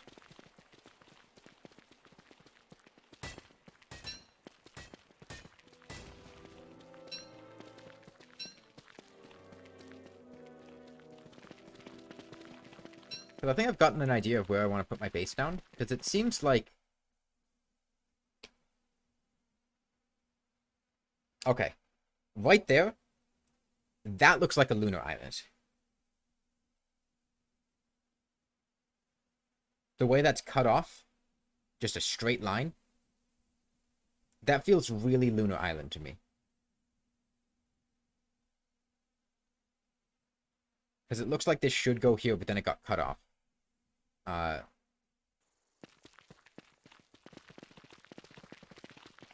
Look for straight edges. You see how straight that edge is?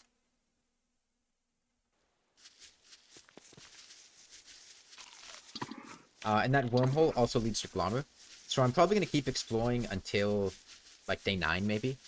And then start setting up a base and get ready to get Glommer on day 11. And then work from there. So my sanity's not super high at the moment. So if I see any green mushrooms, I'll be sure to pick those up. Oh, damn, I should have gotten Chester. I found the road. I think I'll head back, once I finish exploring this area. And look for Chester. Chester, also from Don't Starve. And he also works very similar way. He follows you around. Chester from Don't Starve. He's in Terraria now.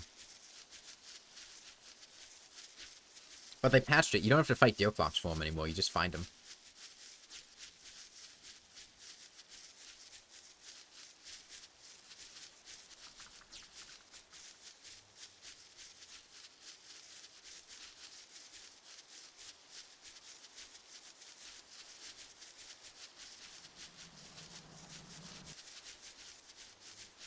You know, this world is quite big for a small world.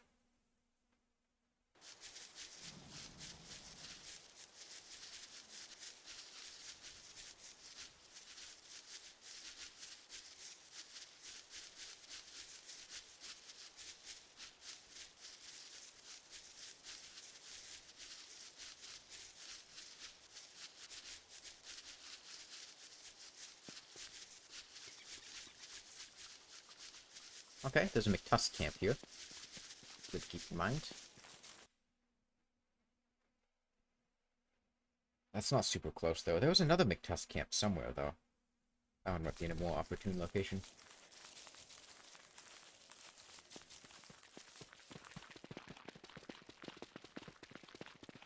Okay, is that another clockwork? Nah, just a set piece.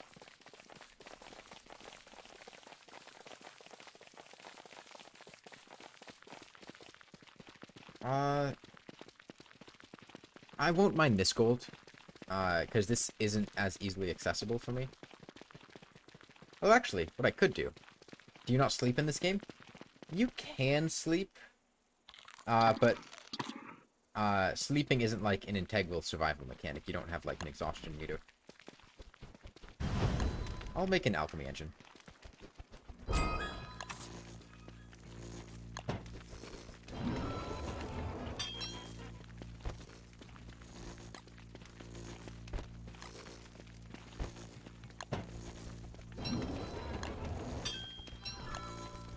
Oh shit, we have hounds already?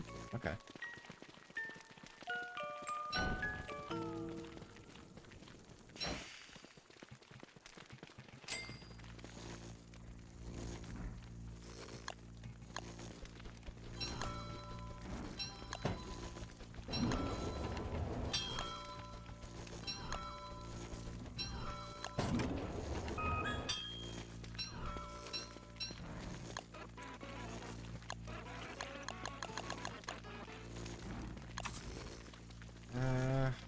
Rotate.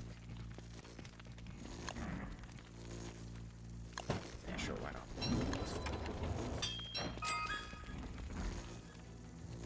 It'll help with killing tentacles. Yeah, so they steal it. As your sanity goes down, like I said, you get those shadow monsters. And that's one of them. Those ones come in and try to extinguish your fire and make it dark. What's happening right now is a hound wave. As time goes on, those hounds that I saw in the desert, they don't only come in the desert. They also come just randomly and attack you in the world. And right now, you can hear that barking and my character like mentioning doggies. It's because the hounds are about to come. I don't know why they haven't come yet. Usually they're faster than this. Keep these guys topped up.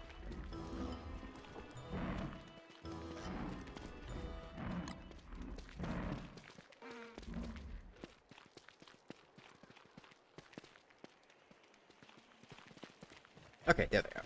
But there's not going to be very many of them, because it's very early in the game. In fact, it might... I think it was literally one hound. But I got a present. I can open that at a science machine. It gives me a piece of clothing. It gives me boots. So the way you get cosmetics in this game is you just get them randomly as you play. And like, I think you can also buy them or whatever, but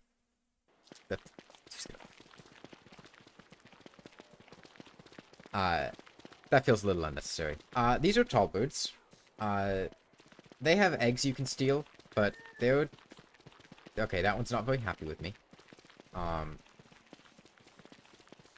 But they're not really worth fighting.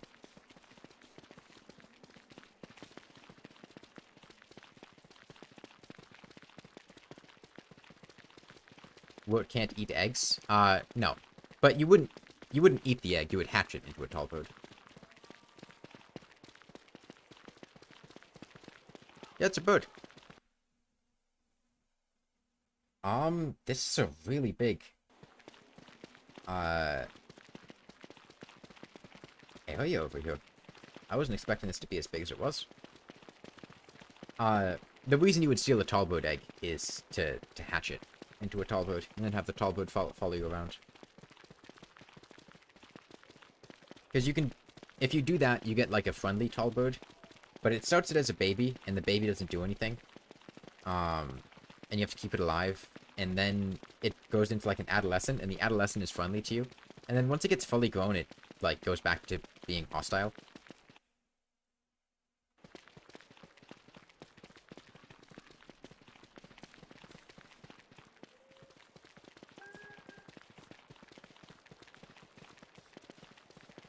The main thing about tall birds is they have a very, very large aggro radius. But yeah, you see, it's got a beak, so it's a bird.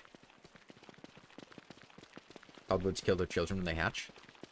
What's the point of the bird? You get an ally briefly. You get to experience the joy of parenting. Ah, is this the set piece with a bunch of spiders? Looks like it is. I'm not gonna mess with that. Uh...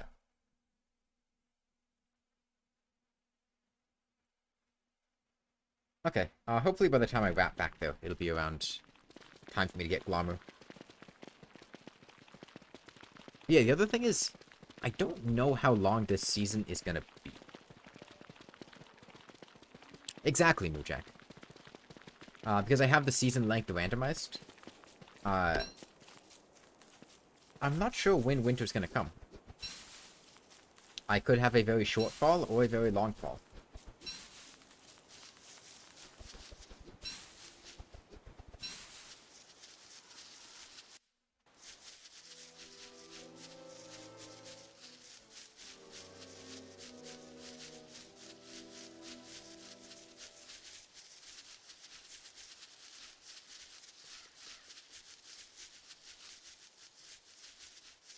So yeah, the important part of what I'm doing right now.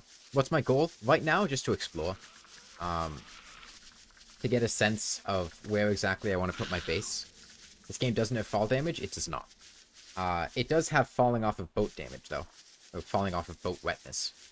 Or, do you take damage when you fall off a boat? You don't as Wort. I forget if you do normally.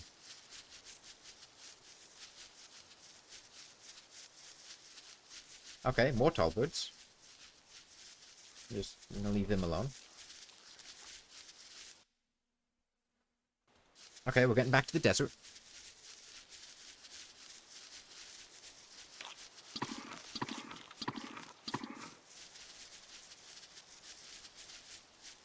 But yeah, one of the big things about Don't Starve is it can be rather difficult to get back resources that you expend.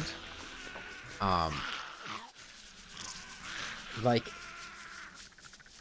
the vertical axis is mostly an unused feature, yeah.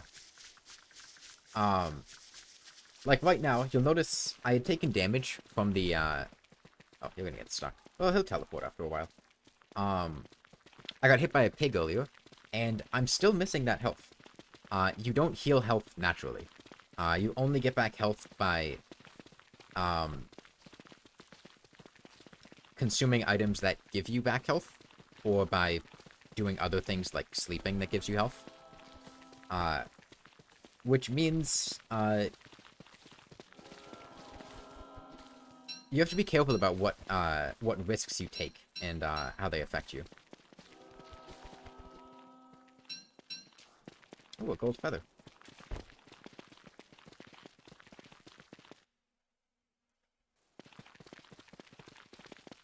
Word has difficulty healing because no pierogi.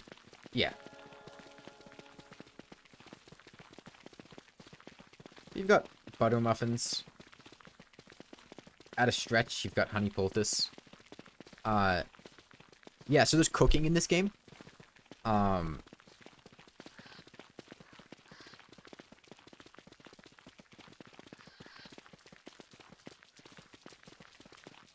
Oh, you also got trail mix. Trail mix is pretty easy to get. You can cook different recipes, and different recipes will give you different amounts of health, hunger, and sanity, and they have different ingredients. So a big part of the game is once you have your base set up, and you have a crock pot, and you can start cooking, figuring out what recipes you can make, what things to get. Also, like, if you're farming, you can get, like, dragon fruit. Oh, I don't have a light source right now. I don't think this torch is gonna last the whole night, so I'm gonna light this bush on fire. Okay, a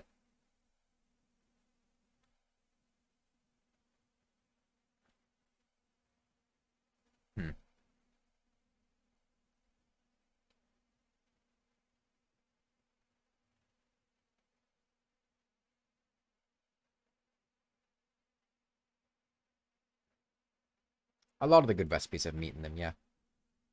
So right now, I think I like this area as a potential spot for base, maybe on the swamp side. Because it's got pretty easy access to a cave to go underground. It's got a lot of berry bushes nearby.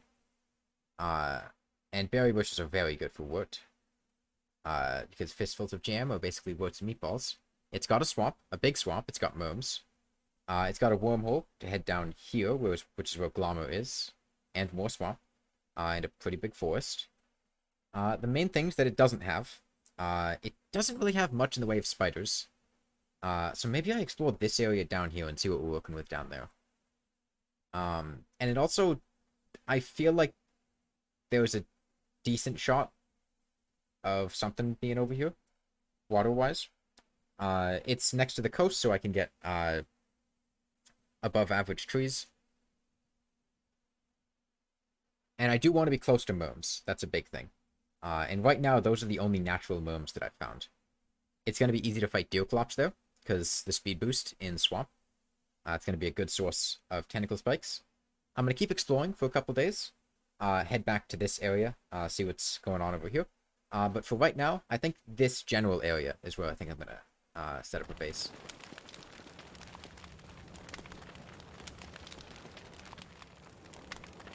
I'm going to wait for this fire to burn out, because I'd like it if I could make this torch last the whole night and not have to make another one.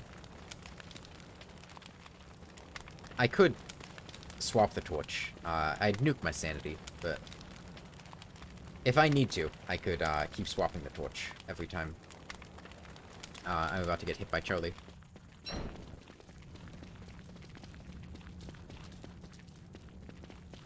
Yeah, for most characters, the swamp is a very difficult place to live. And there's not really much benefit to it for most characters. But being able to befriend merms and being able to see tentacles, and know, hey, don't step on that giant white circle, is a very nice benefit. Also, she needs reeds for a lot of her recipes and things. Oh, there's also the touchstone here. That's another reason to settle near here. Is Charlie the darkness murder person? Yes. I think that's what it says on her birth certificate.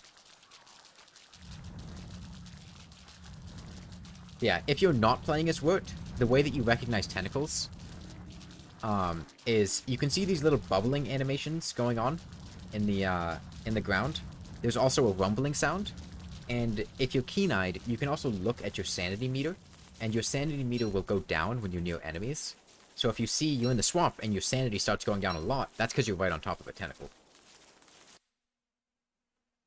Alright, let's check out what's going on down here.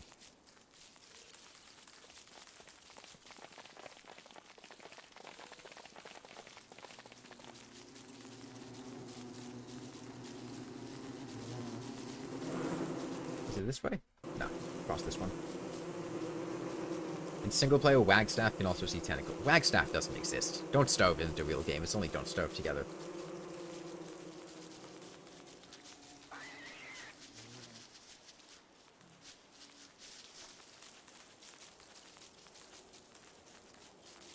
But yeah, Don't Starve and Don't Starve together are not the same game. They're similar games, but they're not the same. There were 2 free gears on the ground over there. There are 2 knights, though, and I don't really want to mess with them because my worms are still a bit hurt. And I've already got 4 gears, which is enough for now.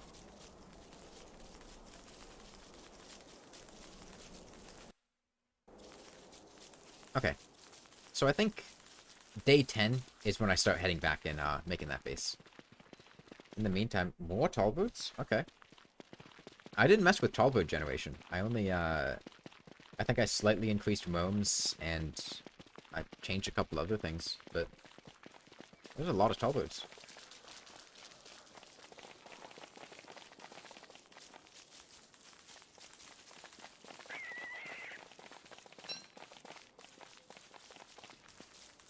This kind of looks like a meteor shower area, based on all the broken rocks.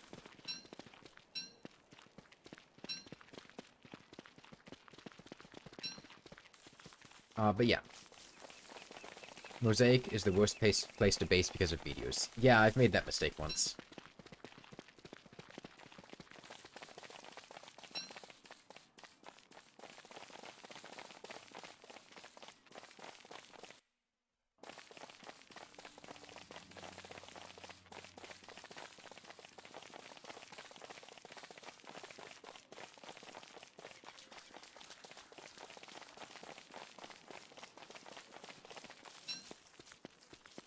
Yeah, you can see right now, my food, my carrots, have turned yellow. Now carrots take a while to spoil, but they've started to go bad. And if I eat them now, I get less hunger out of them. I don't get any negative effects, because they're just stale. They're not spoiled yet. But I can't get as much benefit out of them right now. However, if I cook them, that gives them a bit of freshness back, and then I could eat them and get full benefit out of them.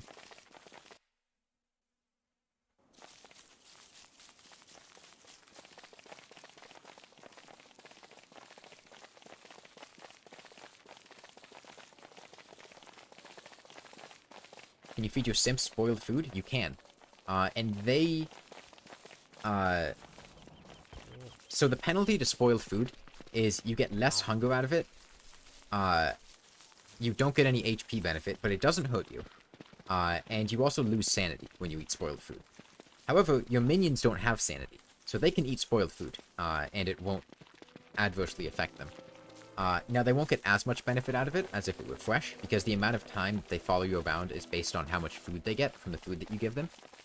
So spoiled food, you know, isn't ideal, but it's still a good way to get rid of it. If you're playing as somebody that's not worked, you could give spoiled food to the Pig King and get gold out of it, if it's meat.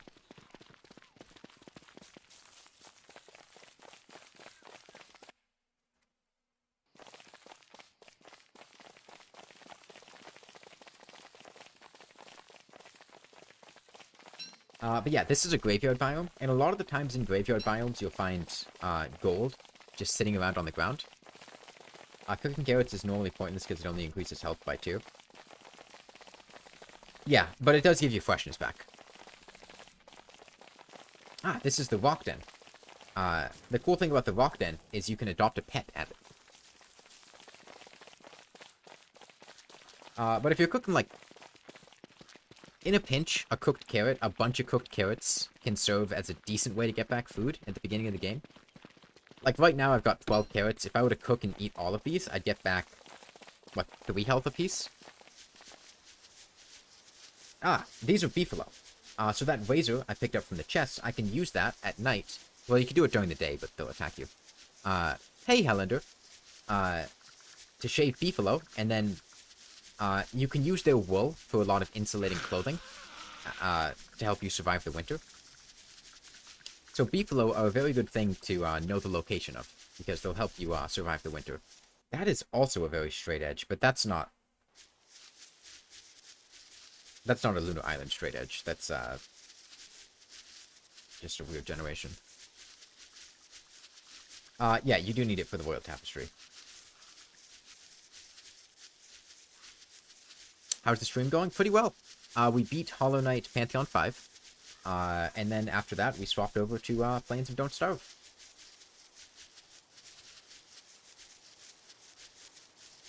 And we only just started. We're only on day 8. It's been going pretty well so far.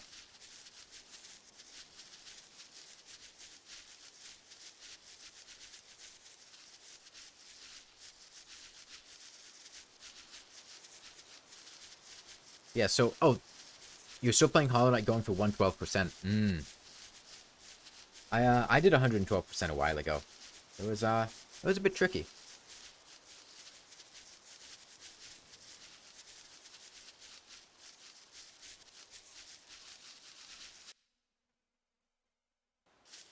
I'm gonna need to make another torch.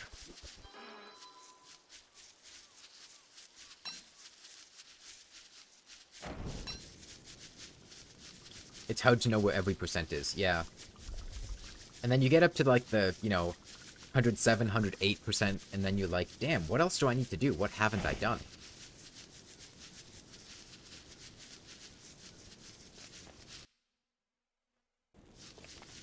Anything interesting in here? Yeah, I found a lot of the important things. I found Glamour's statue. I found,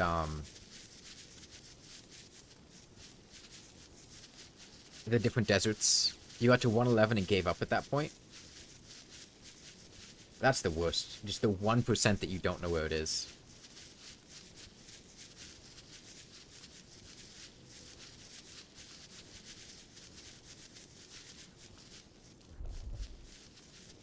Oh, my worms are starting to get hungry. I'll cook these carrots.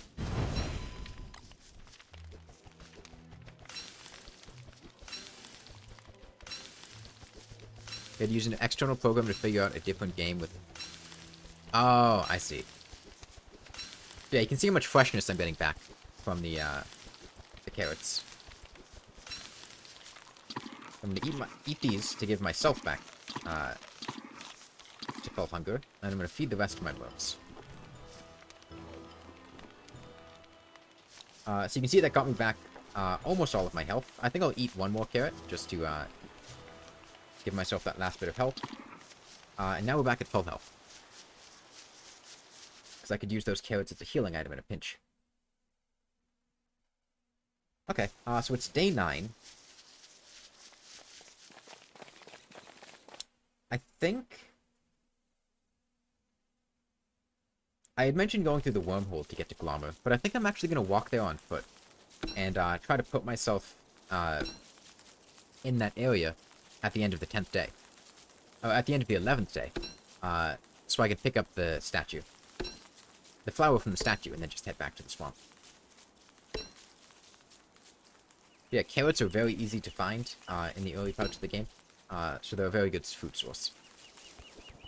I've 100%ed a good number of games. I've done all the Souls games, and Elden... Well, actually, no, I didn't do Elden Ring.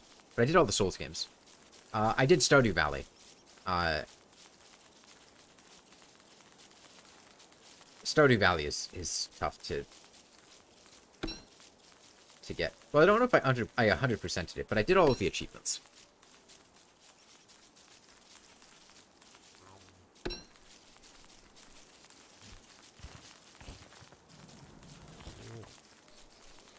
I don't think I got, like, every item, though. I'm gonna play Stardew casually with friends. Most of the time that I spent playing Stardew was before they even added the multiplayer. And you mostly just fish? Fishing in Stardew Valley is pretty fun.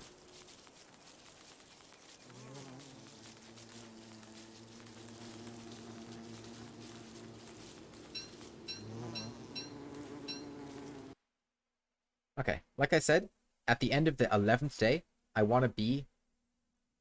Where is Glommer's statue? Up here. You fish in every game you can. Perfection wasn't in the game at that point, though. What do you mean by perfection? Like I said, I got all the achievements for Stardew Valley, but I don't think I got, like, every single item. Alright,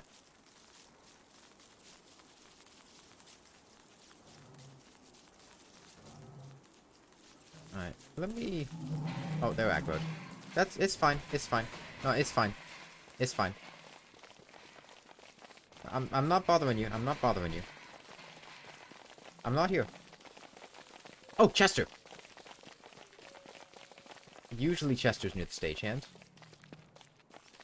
Well, maybe not. Usually Chester's near the road. The problem is I can't explore over here because of all the... rooks.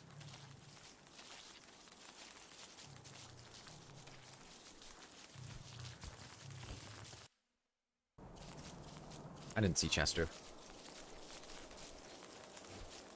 The two are often in the same area, but I don't know if they're directly correlated to spawning.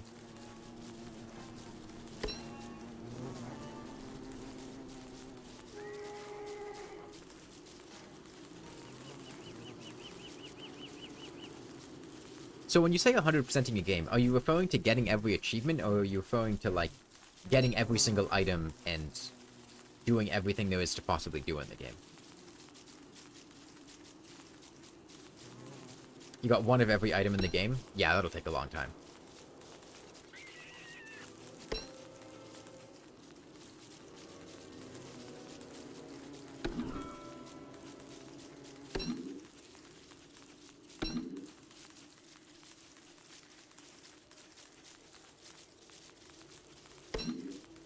Yeah, Terraria has a lot. There's Chester. Okay, now this is really good. Because I can pick up this eye bone. And now, we get Chester. And Chester is a free portable chest. So I can finally offload some of this stuff in my inventory. And now we have space to actually collect things and everything. Now the problem is I need to get past that rook, that knight, and those, and that bishop again. And it was a pretty narrow pass here. So I gotta be careful. The main thing is the bishop. It's very difficult to avoid projectile attacks in this game. So I gotta be careful not to get that bishop angry.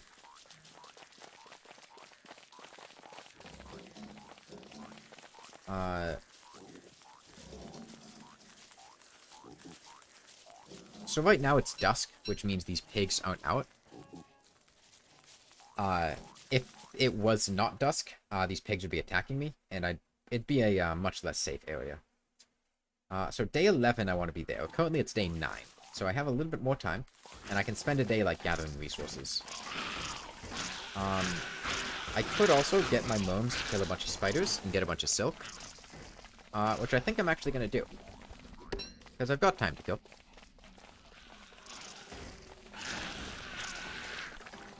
But first I'm going to see how this battle goes, because okay, the spiders did kill the knight.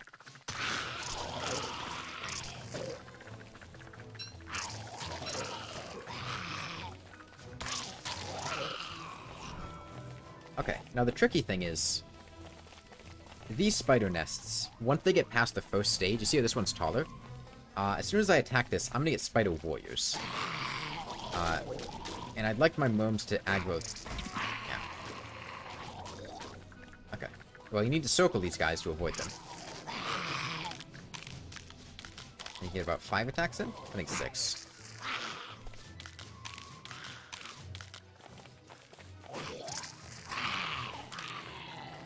Okay. Well, what that did is... Spider warriors suck if you've got a lot of them and you can't navigate well. Oh, that one is still aggroed to me. Spiders are a very important thing to kill. Because you get a lot of very helpful resources from them. You get silk, which is used for a lot of stuff.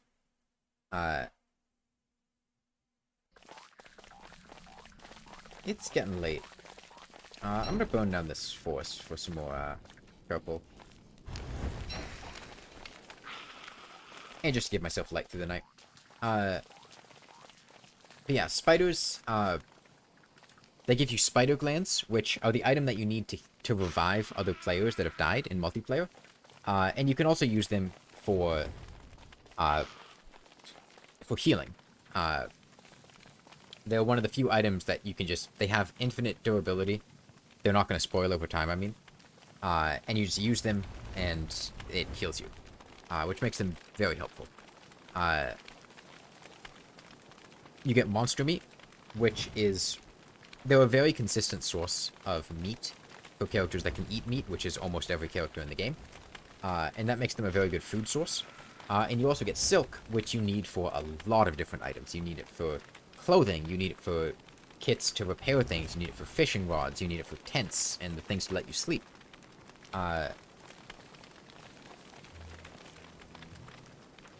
Monster meat and 3 ice, yeah. Okay. Well, I'm gonna leave this forest alone. It'll burn.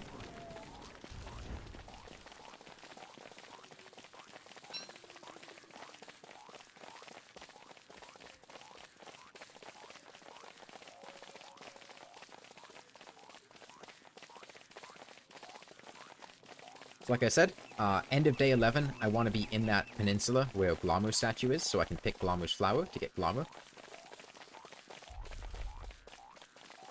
My gnomes are starting to lose loyalty. You could hear their stomach rumbling. However, now that I've got more inventory space, we can go back to gathering.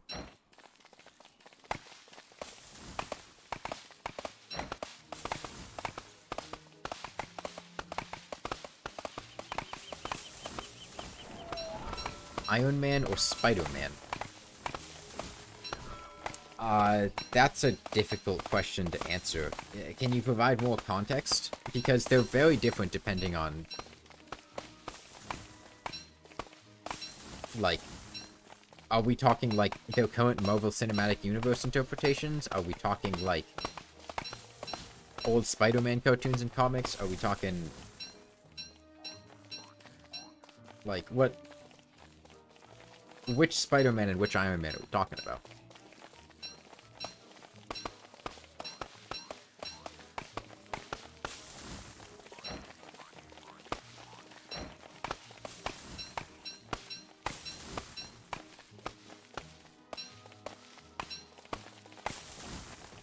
Yeah, another thing is, you can never have two... Oh, shit. Okay, I don't think I want to mess with this tree goat right now. He might kill one or two of my worms, but if I get far enough away, they should come back to me. Tobey Maguire Spider-Man and Robert Downey Jr. Iron Man.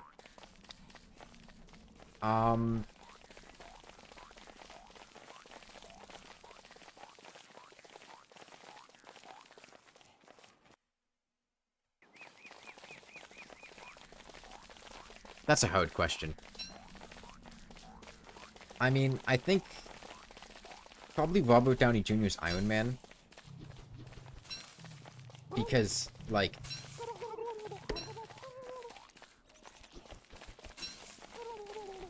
what he managed to accomplish... Like, Tobey Maguire took a character that was already established and was really popular and just gave a pretty entertaining portrayal of it. Whereas Robert Downey Jr. took a character that was not very popular, and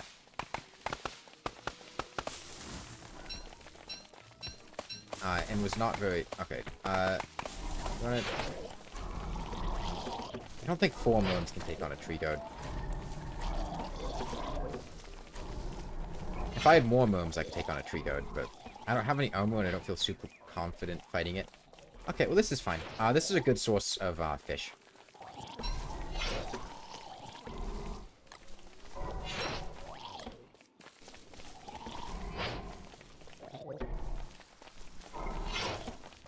I'm just going to let these guys die, and I'll pick up the fish.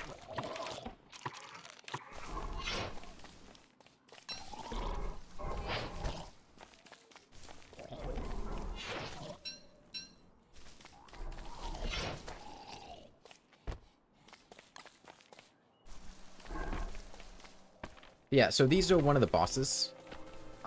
This is a tree guard. And what it does is whenever you cut down a tree, there's a chance it'll spawn. And it basically just does the Lorax thing. It attacks things that cut down trees.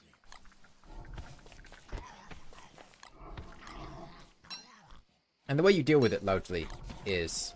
Once you actually have gear, they're not terribly difficult to fight. Plant trees to calm it down. I don't really care if it's enraged.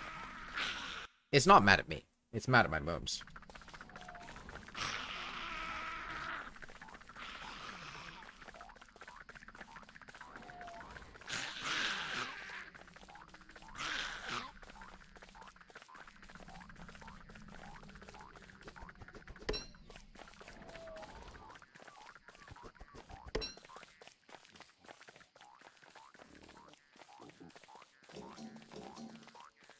But yeah, depending on the size of the tree goat, it is easy to kite, yeah. It's a very easy boss, was what I was saying. But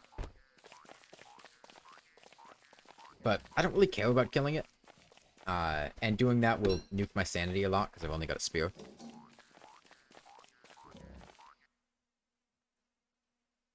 Okay, I've got one more day to kill until I pick Blommer's flower.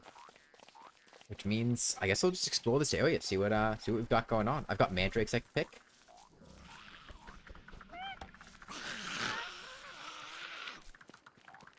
I think there were a couple mandrakes here, right?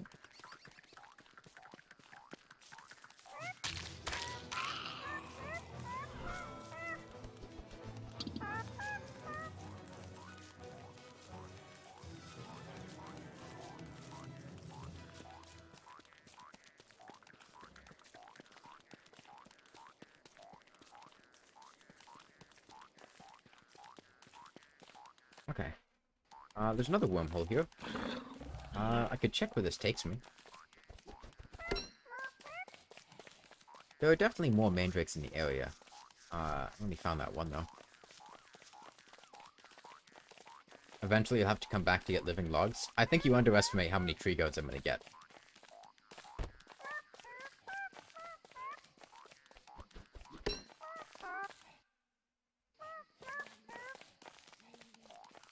Like, there is going to be a pretty absurd amount of deforestation going on. And at that point, I can just have the gnomes kill the tree goats once I get enough of them.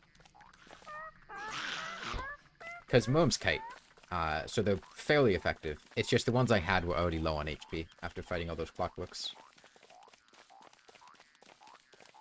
You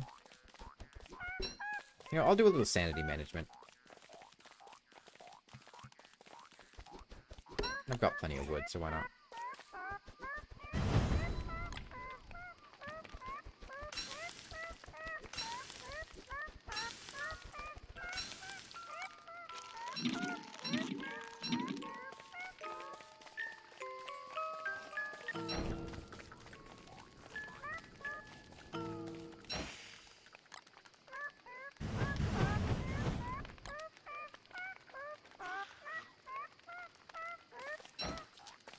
It was coming from the water, so I just let it get the fire.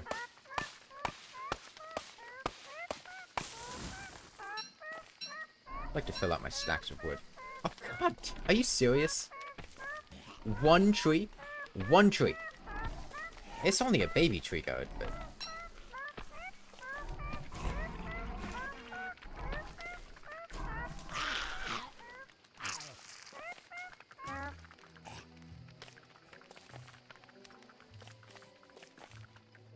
Like, I don't even have the inventory space. Haven't played this game in years. How much is it on the computer? Not that expensive. I don't remember the exact amount. Oh, yo, give me a,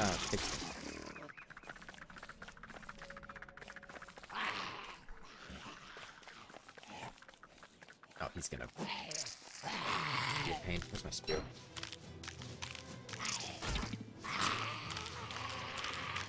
Six.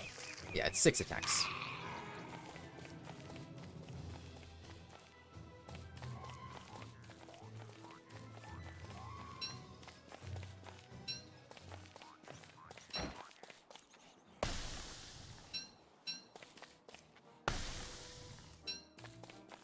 Last time I quit because you went back to your house and it was covered in eyeballs that killed you. Little plants. Yeah.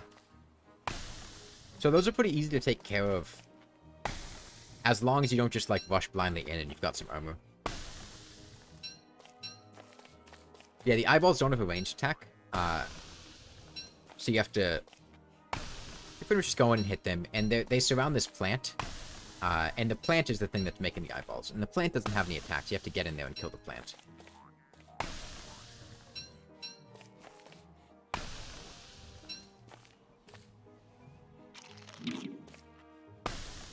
You're like 10, so you immediately quit. Makes sense.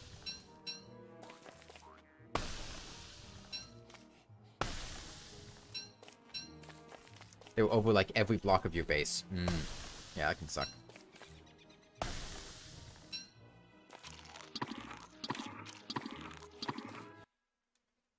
Okay. So another thing that I'll do just to show it off, I guess, is you might have seen these things all over the place. These boulders. These lead to the caves.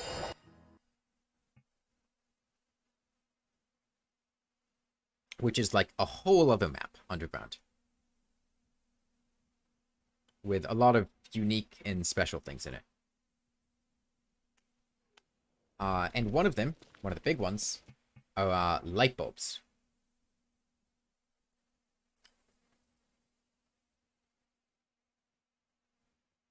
Yeah, that's a good idea. Blame everyone else for your problems. I'm gonna ditch this torch. Because this night will be a full moon. And I won't need a torch to see anything. So these light bulbs, you can make a lantern out of them. And a lantern is like an upgraded, refuelable torch. And it's probably the most useful part of the caves. There's a lot of other useful stuff in there, but lanterns are extremely helpful. Yeah, that's why I always get rid of the torch ram.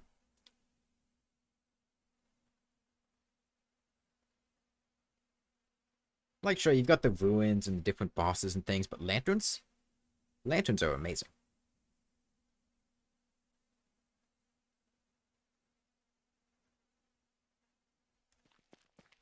Okay. So I'm gonna...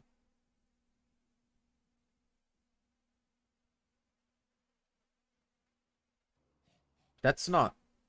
Uh...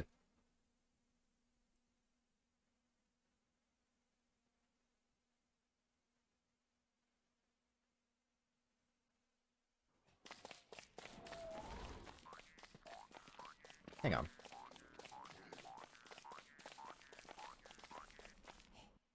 Okay, there we go. The map fixed. For some reason, the water was all black. So yeah, let me head over there to get Glommo tonight.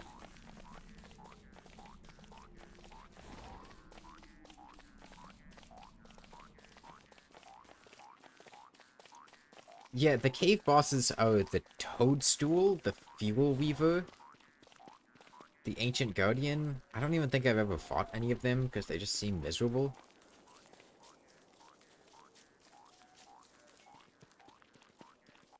Okay, Glommo statue is up there. We're gonna have a few minutes to wait for nighttime. But day 11 and every 20 days after that is a full moon. And full moons change some things.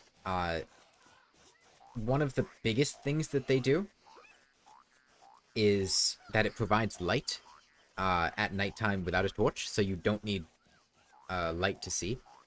It also turns pigs into werepigs, which are much more aggressive, but they also drop a guaranteed pigskin if you kill them.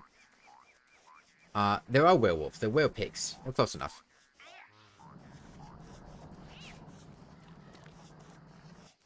Oh, that cat-coon killed a mole for me. And that gave me some marble. Because it picked up the marble from Glommo. That's nice of him. Let me ditch this 2 logs. Can I give this to you?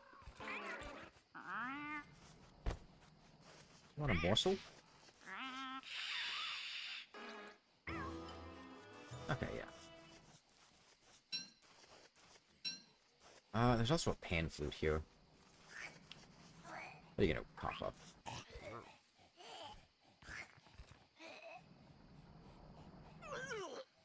Hell yeah! Oh, you... No. No. Bad cat. No.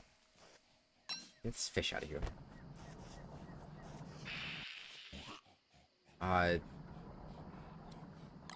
don't need gunpowder. I don't need a spear.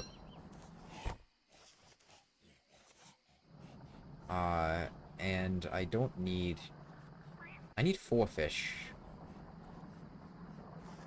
I don't need mobile. I don't know why I bothered with the mobile. I can always just get mobile later. Blow them all up, it'll eat the gunpowder.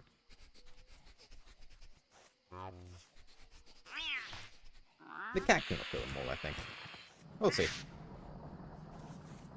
You gonna get it?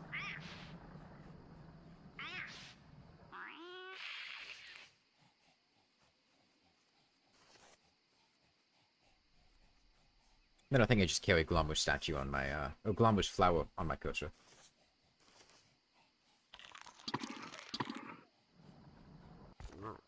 Yeah, getting a tentacle spot from a cat-coon. Okay, the mobile's in the burrow, but I don't care. Alright, well, it's almost nighttime. And once we get Glommo, we can go back and get our base set up. And yeah, I'm thinking... This general area.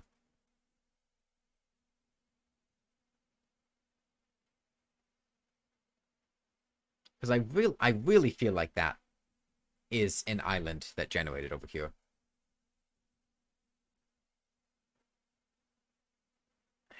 that's a little suspicious, but it's not as... Like, there's some straight edges here as well. So if not there, I would guess... Well, this isn't a small enough area for the Lunar Island. It would be out here.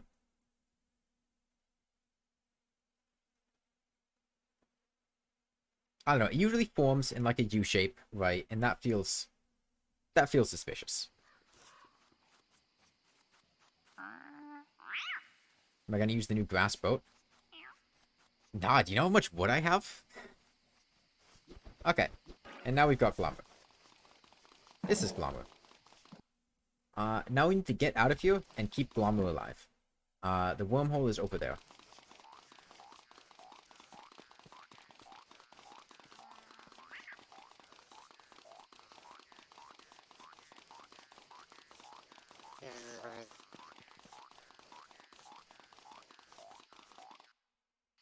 Right over here.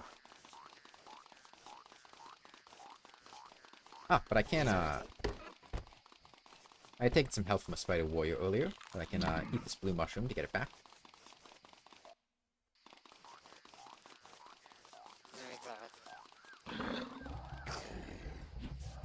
Yeah, so the cool thing about Glummer is, standing near Glummer gives you an AoE sanity buff, to give you sanity back. Let's think about where we want to set up our base exactly now.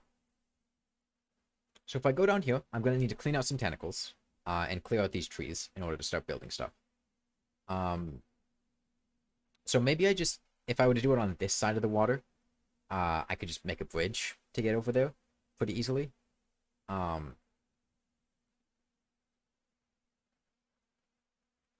Actually, there were spiders right there, and that's pretty good. I don't want to be over here, I don't think. Because that's pretty far from berry bushes. And those naturally planted berry bushes are going to be a really good source of food. I definitely want to be near the water. I think I'm like in this spot right here.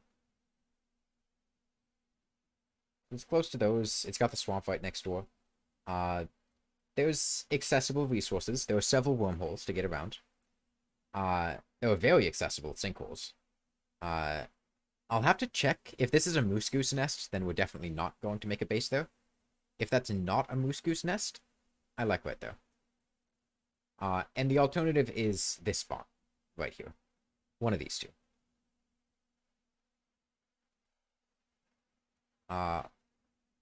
So the first thing I'll do is I'll head down here and I'll check how many tentacles are down there, I think. If there aren't any tentacles there, then I'd feel fine just doing that there. If there are some tentacles, I don't know that I want to clear them out right now.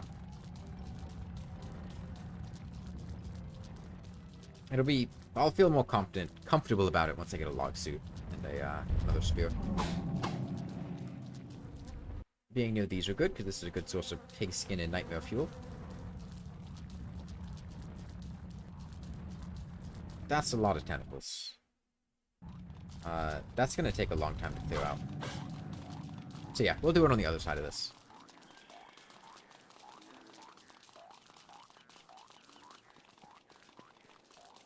So hopefully that is not a moose goose nest. It is a moose goose nest. Well, this is a moose goose nest.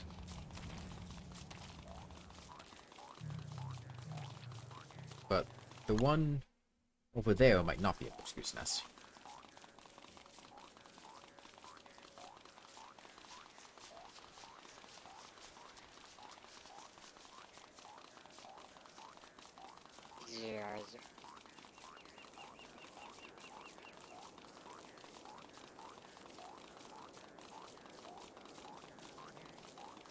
Okay, there's a mole that I'm gonna want to kill. But otherwise, I feel I like this spot. It's a good spot. Okay. Let me get to building. Put down a fireplace first.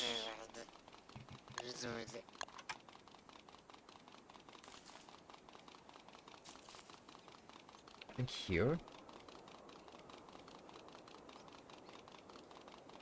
Sure. I know I could build it later to save fuel, but I don't really care. Got my alchemy table.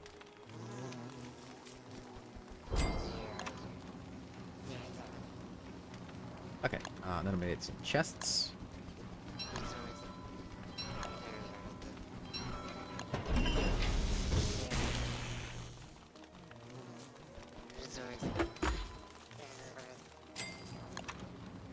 Okay, let me get my wood out of Chester. Make another chest. What do I do with my wood?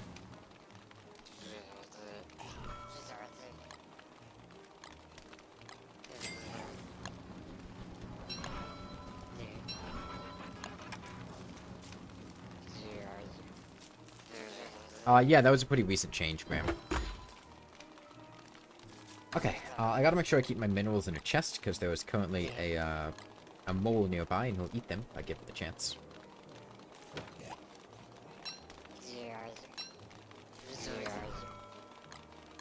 Let me get all these in here.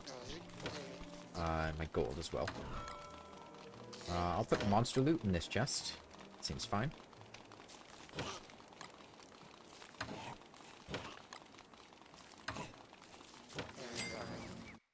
And I'm gonna go, let me get some of this stuff down.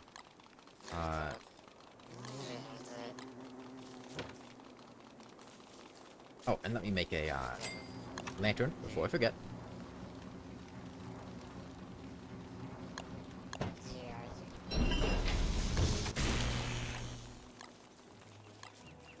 Let me go back to befriend some more gnomes.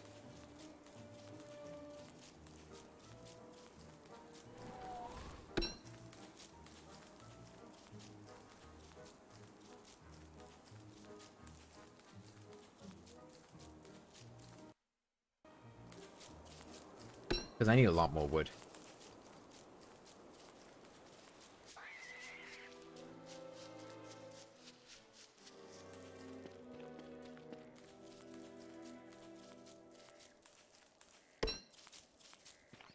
Because if I want to go sailing, that's another 8 boards that I need. I want more chests. I want log suits. I want fuel. I want a lot of stuff. Where are the worm shacks? There's one up here.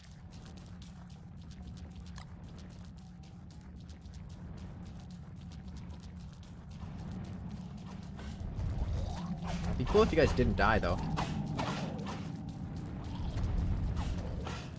Okay, well, this worm strategy might not be working out today. I didn't bring a weapon, so I can't really... I thought axe.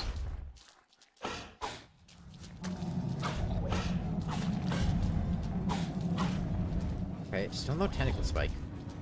Okay, well that worm's doomed. What about these worms? Are they okay?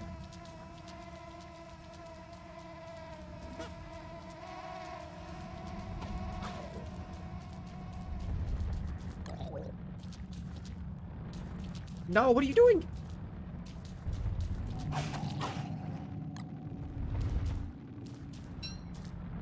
Okay. Well, so much for those worms.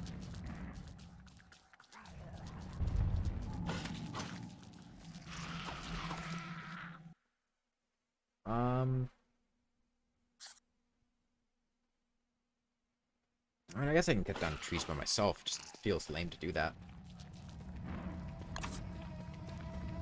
I guess I'll make another spear. My flint's in my chest. I would have liked to have gotten a tentacle spike by now, but none of these tentacles have dropped one. And then I'll probably spend the next couple days just killing 2, 3, 4, 5, 6. So what I can do now is I can start building my own worm houses. And while they only house 1 worm each, they'll be much easier to get safely than the ones over there near the tentacles.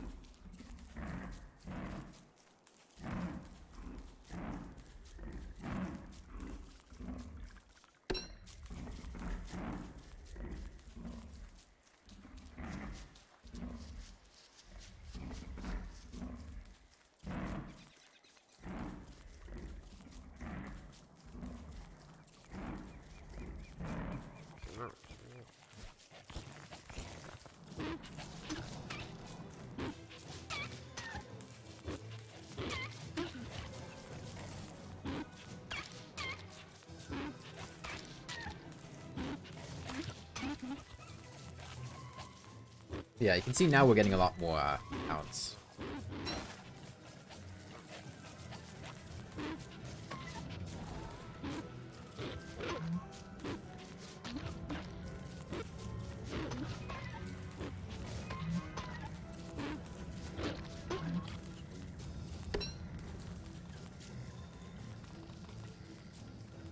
But yeah, now you can see when we go up to Glamour, we get positive sanity.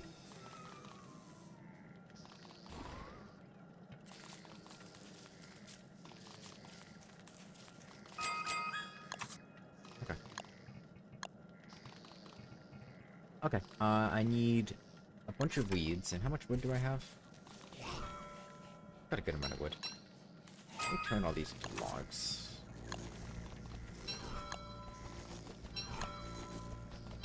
Boards.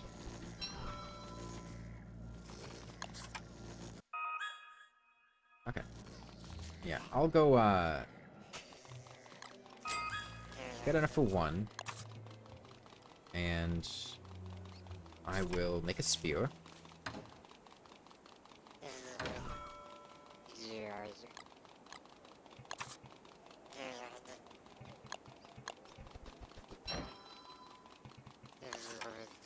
And then I'll keep these fish for now. I don't need this rope at the moment. Keep my lantern. I don't need this flint at the moment. This is my food, so that's pretty good to have. And I'm gonna go collect some,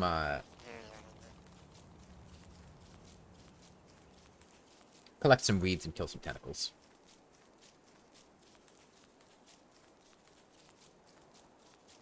I need a lot more wood than what I have right now, and my best means of getting that wood is going to be worms.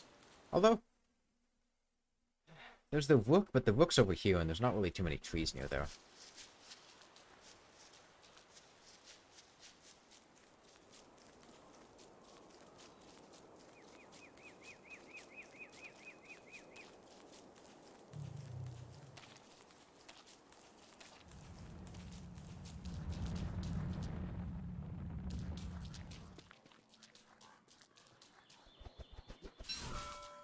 Okay, so ultimately, I have enough for 3 worm houses in terms of fish, which would be 9 weeds. I don't think I'm going to have enough wood to make 3, but I think 2 is probably reasonable.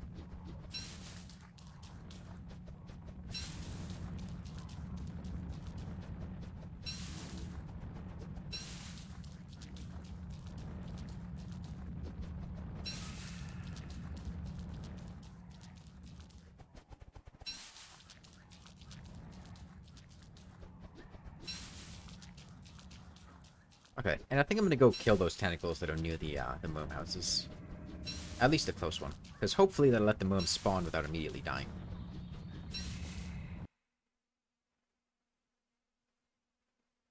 That one. Okay. Now, one thing to point out is that tentacles are extremely dangerous. And if I mess up, they will very quickly kill me.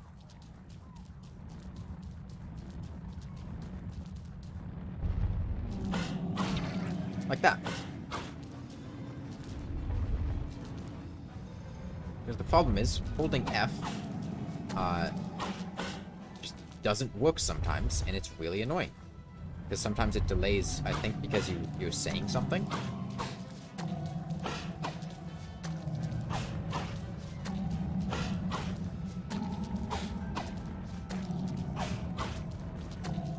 You know, I could just go make a log suit or something. But that's too much work.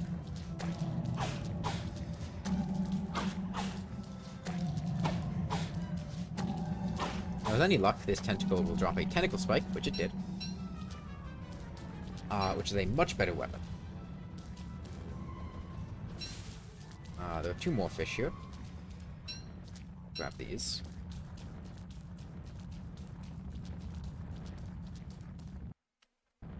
Now, I'm going to take a look over here. I'm going to need to spend a while clearing out these tentacles.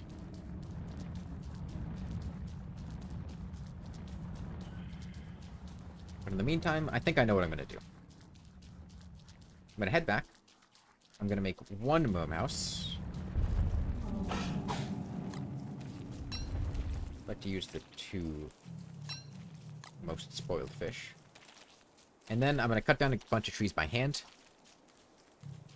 Because I don't have any helpers right now. And then I'm going to make a bridge to get back to the swamp so I don't have to keep doing this loop-de-loop. I can just walk right there. And then I'll start clearing out that area. And then I can put down the mome houses there. And then I can start getting them. Because right now I've got enough for 4. Which will be a much more consistent way of getting them. Let me, to get some inventory space, go ahead and make this. But I can't put it down on something that's not the swamp, because it needs to be in the swamp. I could get a pitchfork and make swamp terrain over here, but it's fine over there. Okay, need some carrots, and I will make a gold axe. My gold is in my chest.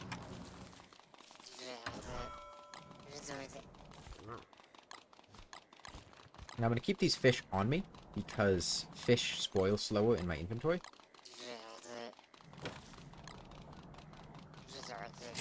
I don't need the spear anymore. And these tentacle spots can go in here. And I need to cut down these trees anyways. So I'll make a gold axe and a gold shovel. And I'll get to chopping.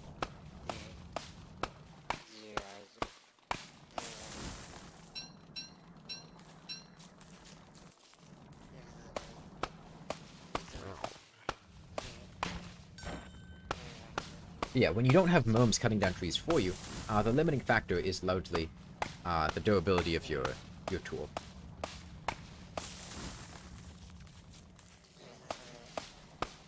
And when you cut down a tree, it leaves a stump behind.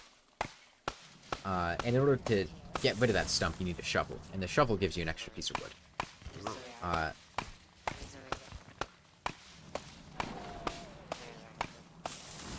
The other nice thing about a shovel is it lets me dig up a mole mound.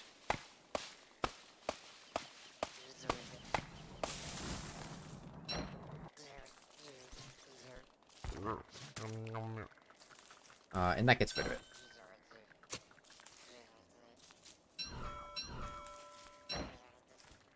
So now I don't have to worry about that mole stealing my stuff.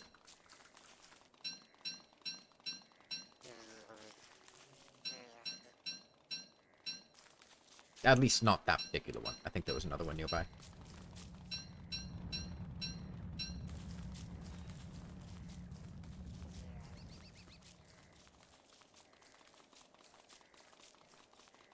Yeah, I want to get everything out of this area, just so I have room to put stuff down, because random items clogging up the area can be a real pain for trying to build stuff. I want to put my lantern down so I can see at night.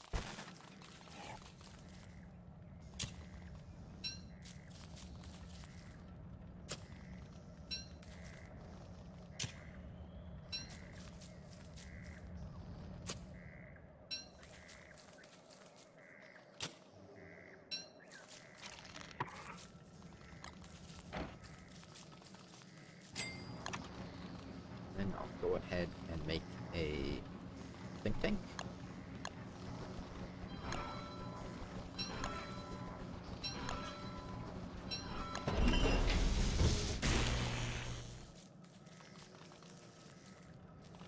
Put it over here.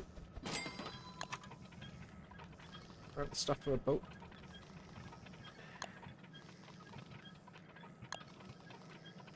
Yeah.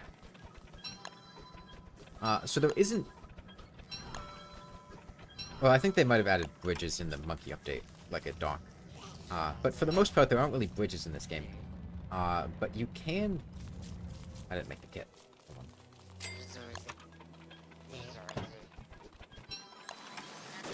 But you can put down a boat that sits still, and then you can use that as a bridge. So now, I can get back to the swamp very easily. And I'm going to go ahead and kill this tentacle.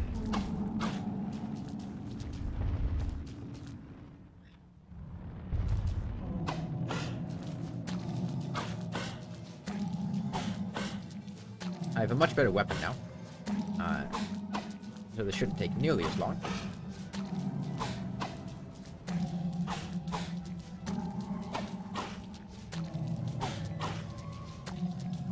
I got another tentacle spots. That's good. And I'm gonna bone down these, just these.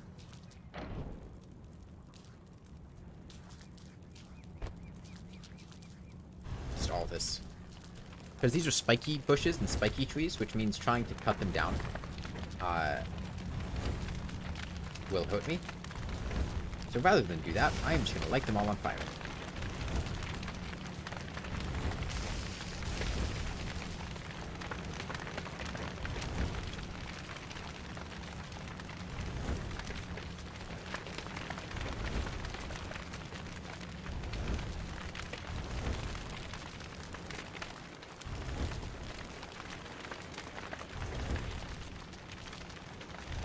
I will keep an eye on my boat here to make sure it doesn't catch fire.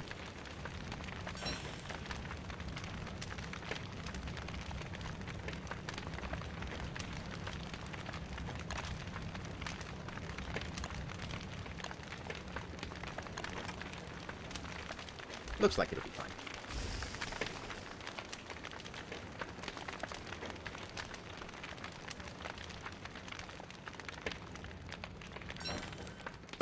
Alright, and now I can cut this down and it won't hurt me. I'm gonna put some of this stuff here, just to get some inventory space. Inventory space is a really big issue in this game.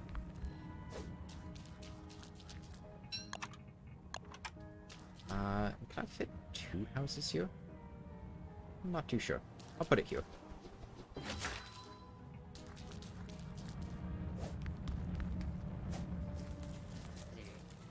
I still have no idea what you're trying to say, Sunflower.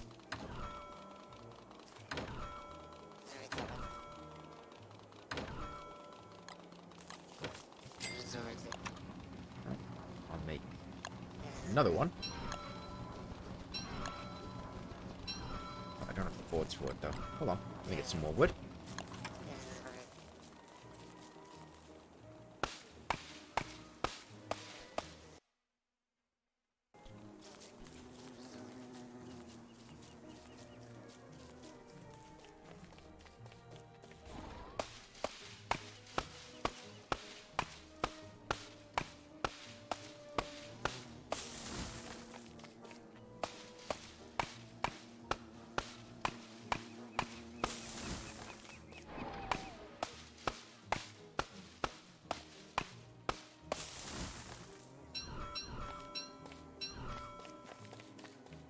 I still don't know, Sunflower. No idea. Yeah, it takes 16 wood for me to make one of those houses. And I'd like to make 3 more. Which means on 32, 36 wood. At the very least. More wood is also always better. I've still got these morsels and stuff. I can get rid of these.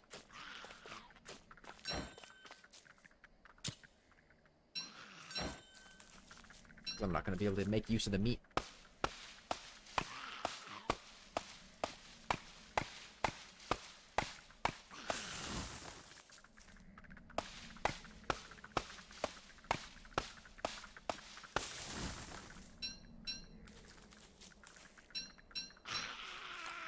Alright, I'll refuel my lantern a bit.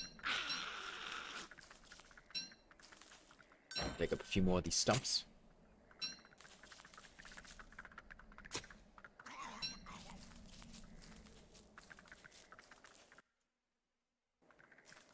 Yeah, let's cut down a few more of these trees.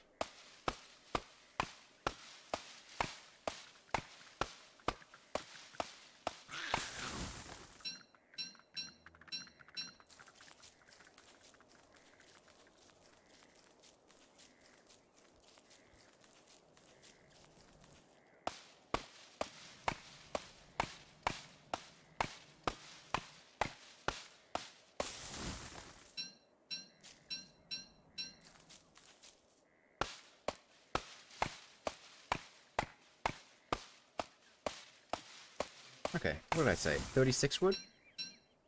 So that's, basically another full stack. Because I want to use up all these fish before they spoil. Because it's a little annoying trying to get freshwater fish.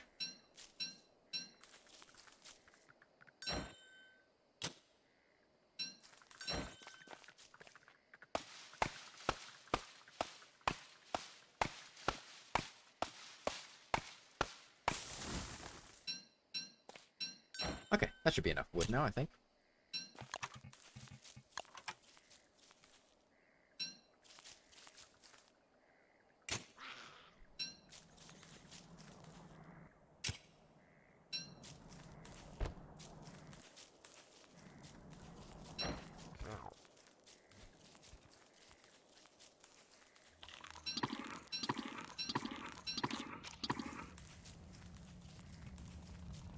Okay, I got a Glamour goop from Glamour. That's pretty good. That's the other reason I wanted to get Glamour as soon as possible, so I could get Glamour goop. That's where my logs were. I knew they were somewhere. I knew I had more. Let me eat these. Thank you. And do I have the... I do. Okay.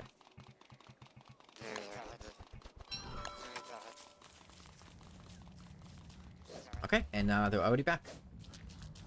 This will be a very good way to get my worms safely.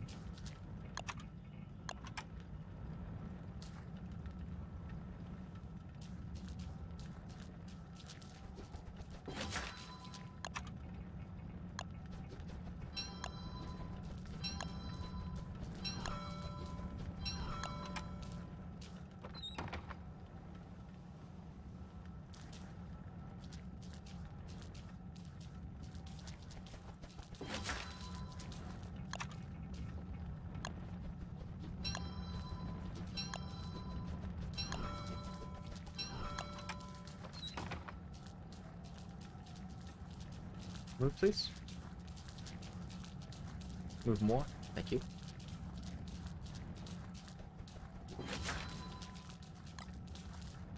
Okay. I'm gonna go... get some... berries to give to them, and then we can start going on a, going on an adventure. Tell you what, I'm gonna make an icebox.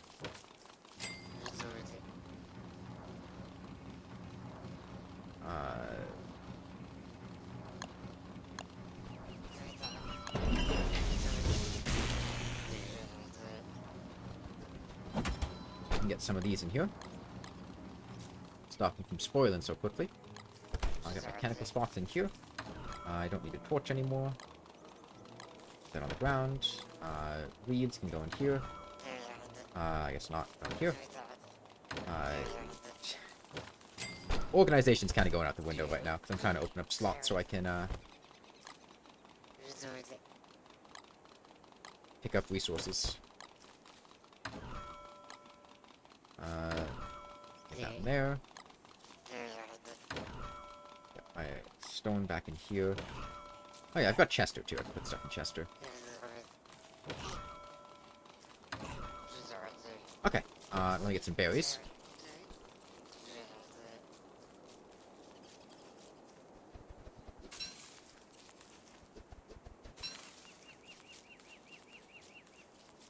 And if I get a bunch of wood, I can make a boat go sailing. And that would be good if I could get to the lunar island before winter.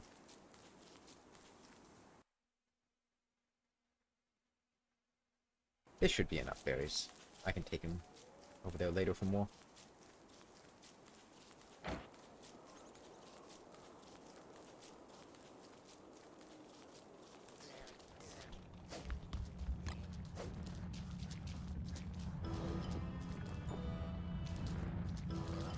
Okay.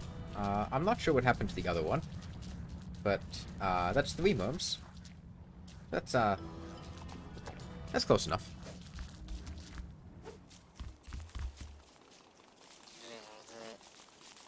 And let's go... Where's a good tree location?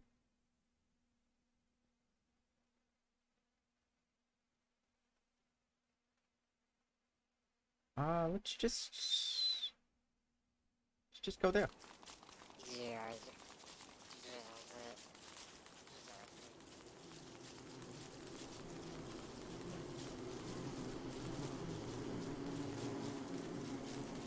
I should also kill some spiders so I can get a mast.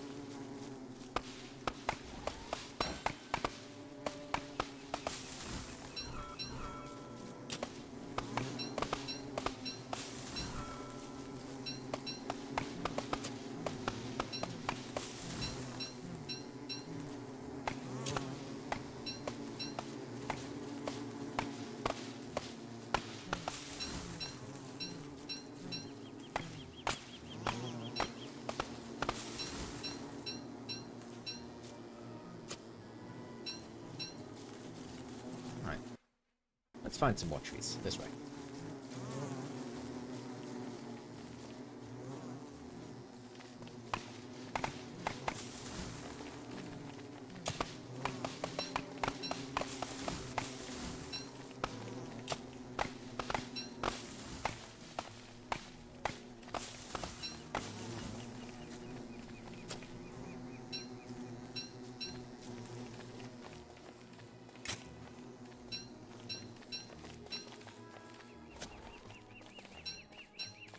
So it's 16 for a boat kit. And then a lot more for all the other stuff.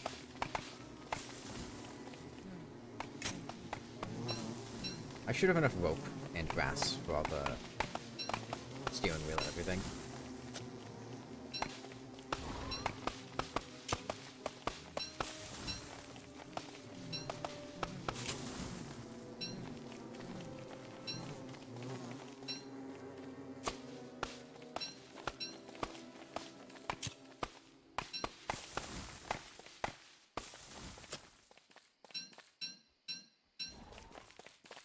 Okay. Oh, a bunch of trees over here. That's fine too, I guess.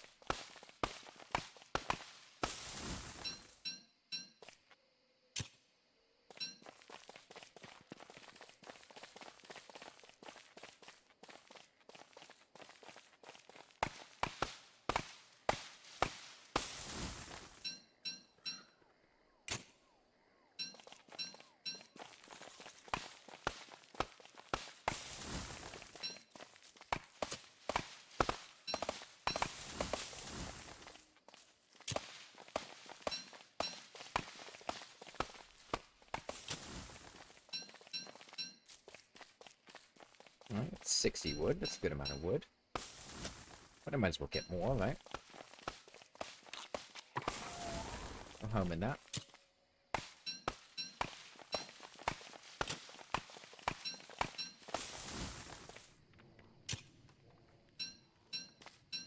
Okay, and then maybe we go this way and collect berries as we chop down trees.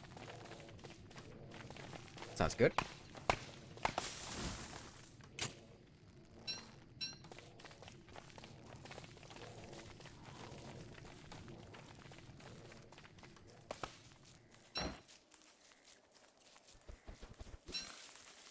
If I'm about to go sailing, I'm gonna want to make sure I have a good supply of food.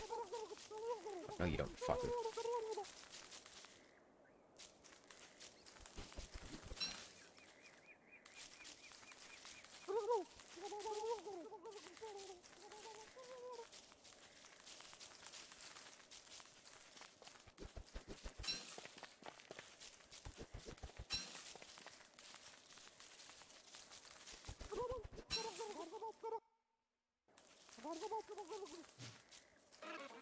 The problem is this turkey will eat all the berries off the bushes.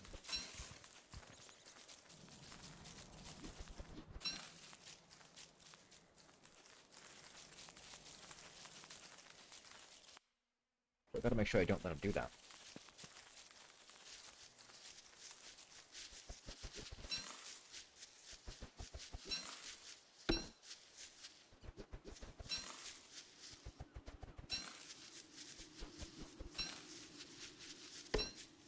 Oh, let's cut down these.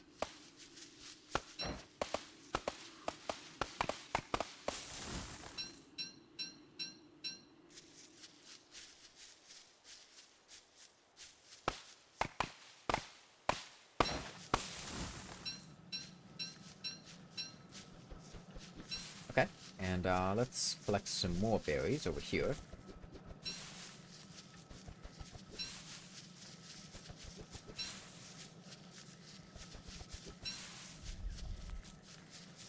Okay, my mom's losing loyalty, but that's fine. Because I didn't want to take them sailing with me anyways.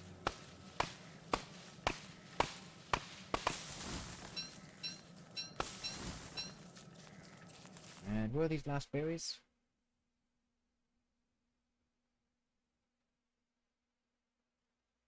Back in the other direction. We went the wrong way.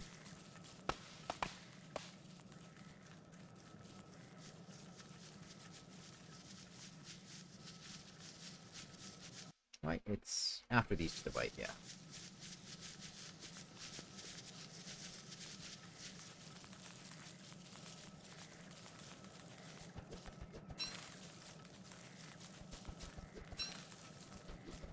Alright. So all of this is, you know, to make sure I don't starve, because not starving is pretty important. It's the name of the game.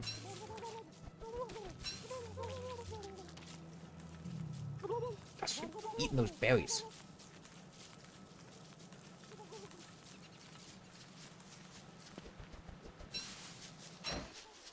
Okay, so I'm about to go sailing, and sailing is not the easiest thing. You need a good amount of resources to get started sailing, although they added some newer boats that are easier to make, grass boats. But I'm not going to use those, because those ones continuously lose durability.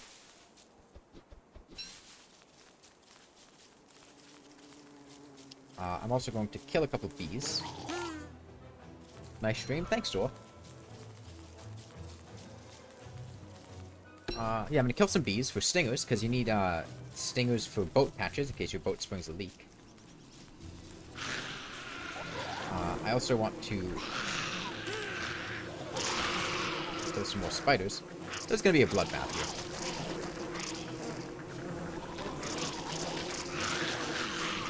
I'm just gonna kill this den, get some silk, guaranteed.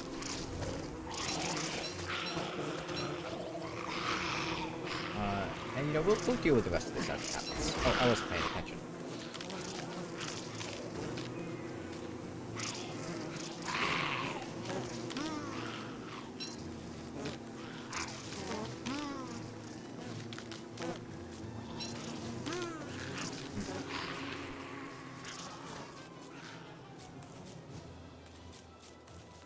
I'm gonna kill some butterflies to make butter muffins before I leave.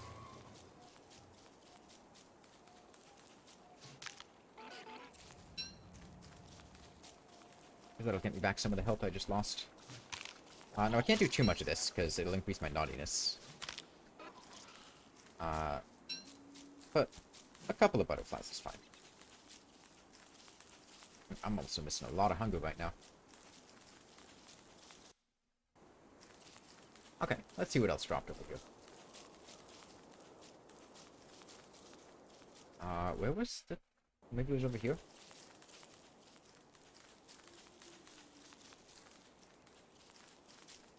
Alright. Let me check really quick what the butter muffin recipe is. Stove. Butter. I think it's a vegetable, a butterfly wing. Yeah, one vegetable, one butterfly wing. I think carrots are half a vegetable.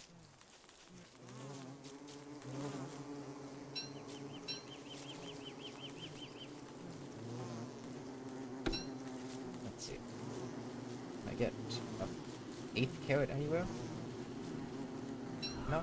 Well, that's fine. Can I eat one of these raw? Yeah. Okay. Now the next thing I'm gonna do. This is how you do the cooking in this game. Don't do it. Don't do it. I know you want to do it. Alright, good.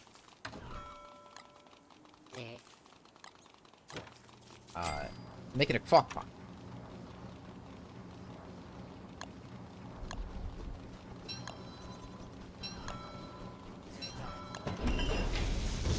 Done my crock pot. Right here is fine. And I'm gonna make a butter muffin. I'm gonna go ahead and roast some birch nuts.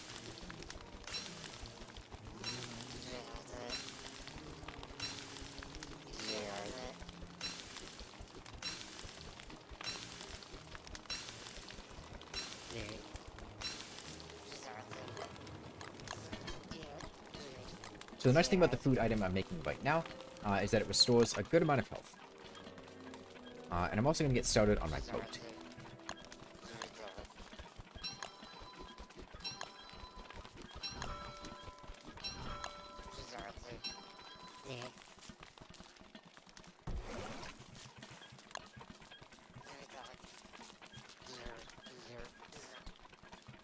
I don't have rope prototypes.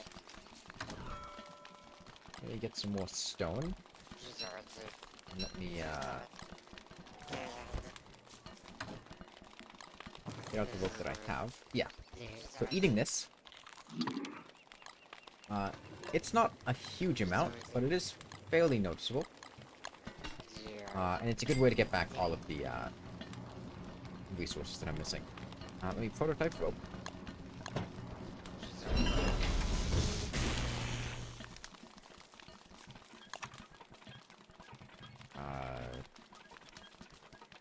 Where is sailing? There it is. Let's see. Start with the steering wheel.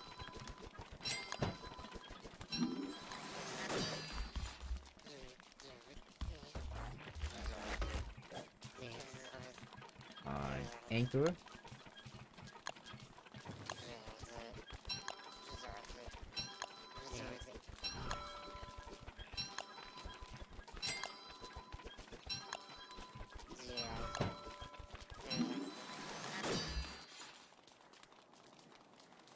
Having these two next to each other is pretty good.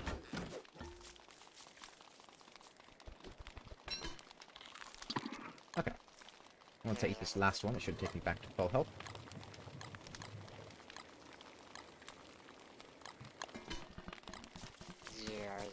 I get these in the ice box for now. Use this to refill my lantern.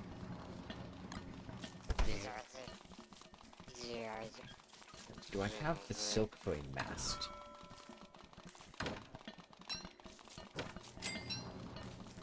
I really hope it's not 12. Okay, it's only 8. Good.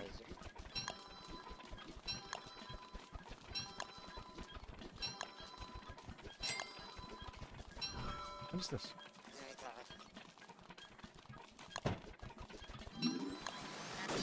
Ocean trawler? Fishing net type thing? Oh, no, I want to place it down.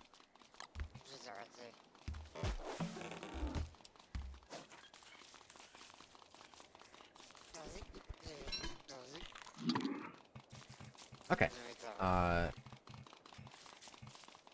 Next up, I will get this silk away. Clean up my inventory a bit. I don't need a tin fishing bin. Well, I'll keep the charcoal as fuel, because I'm going to put a campfire on there. Just get these out here. The other thing I would want... I think it's just the campfire. Fire pit, right?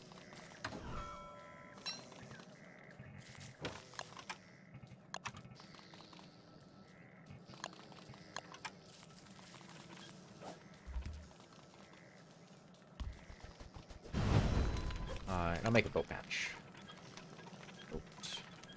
Patch. Make a couple of boat patches. Just in case. And we should be set to go.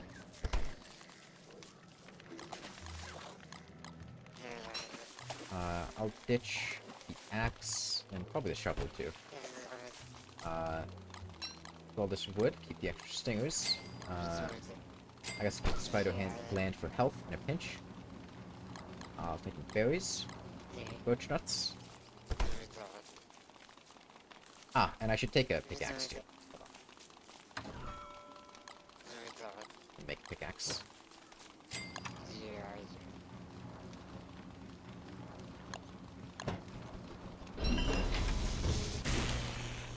I suppose I should take the axe. I'll just leave it on the ground here.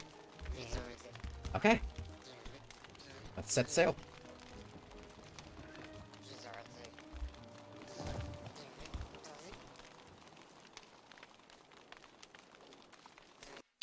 And with any luck, the lunar island will be over there.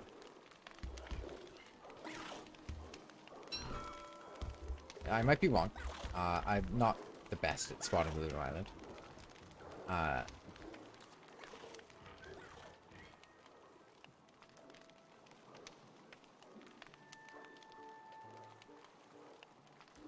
I should have made a log suit. Yeah, well, he'll probably be fine. I'm going to extend this just in case.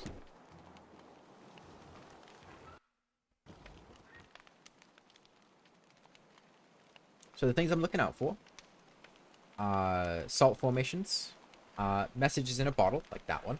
That's exactly what I want.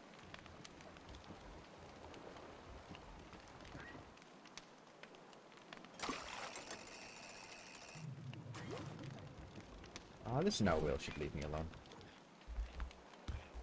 Because this will tell me where the crabby hermit is.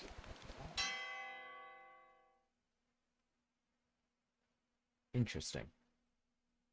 Okay. Well, we're gonna go pay her a visit.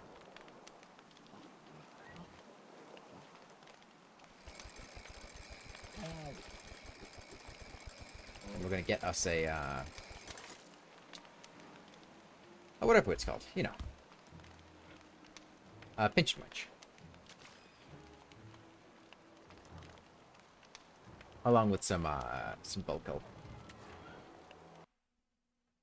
Okay, I'll do a bit of like a U-shape, I think. We'll check over here, see if the lunar island's here.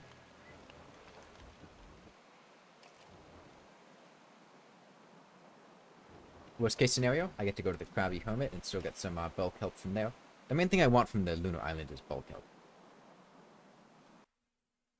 That's what makes it useful. This water's a bit deep, it might not be over here. But if I could find a waterlogged biome, that would also be really good. I'll need one of those.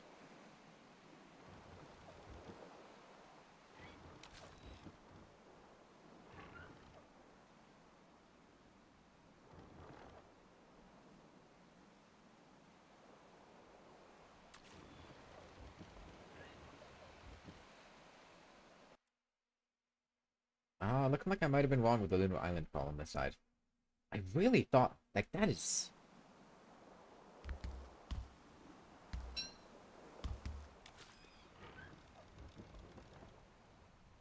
That is such a straight edge. And it spawned in such a strange way. That's fine. We'll go roundabout over there.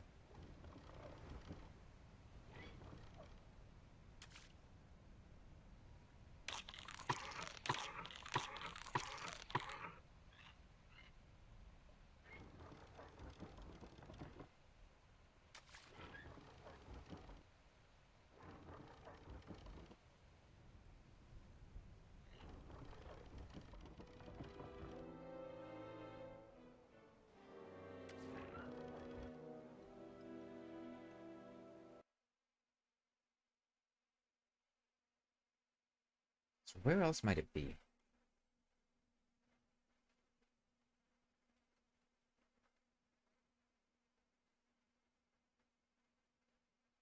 I don't know. Yeah, this direction.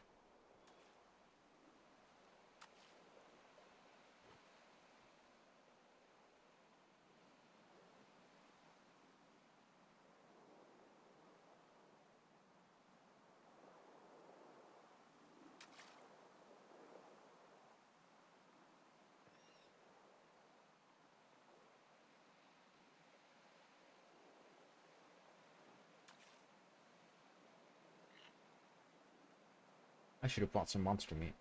I hope she has 6 bulk help on her island. If not, I'll have to go out and harvest some in the water. Maybe I should harvest some if I see any. Make sure I have enough.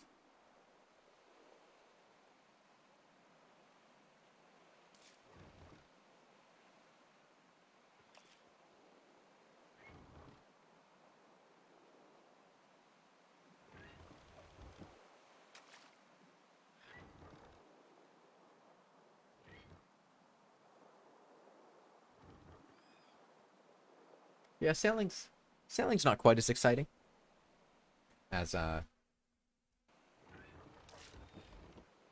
some of the other things, but there is some nice stuff you can get. And some of it involves this lady right here. Because there's a rather large tree that I would like to grow, and in order to get that tree, I'm going to need the item that she gives me.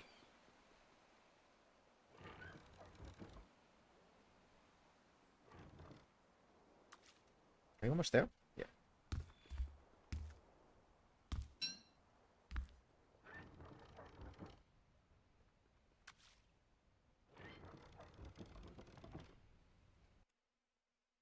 I'll also check this area in case there's a waterlogged biome here. So if there's not terrible odds there could be one there.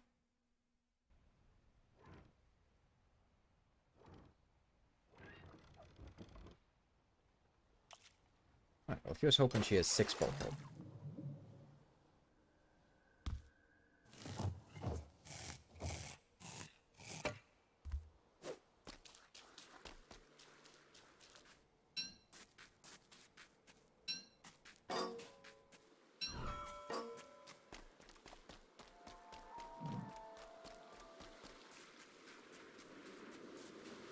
She does. Nice.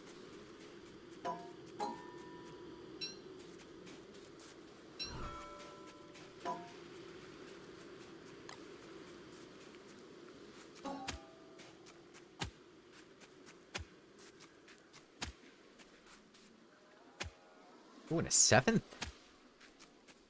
Nice. Okay, now I need to wait until morning for her to come out. And then she'll like me. And I can get my pinch and winch from her.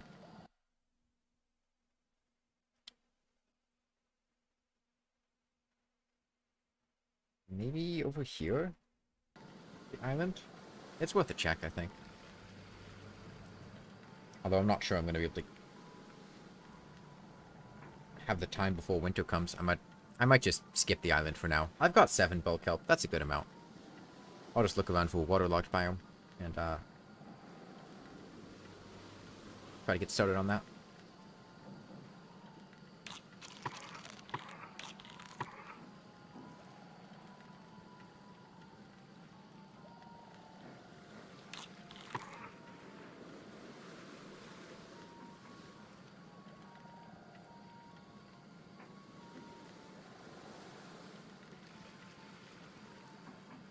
I hope it's only 1 bottle for the winch blueprint. Not actually sure.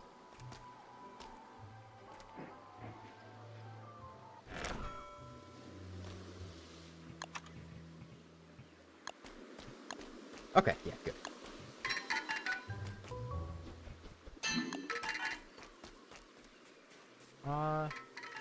These are probably gonna be done soon, right? Just sit and wait for these to finish. There's only a quarter of a day, right?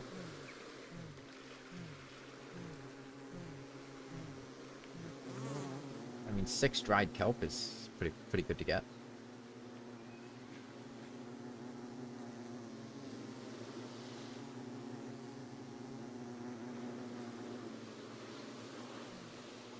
There we go.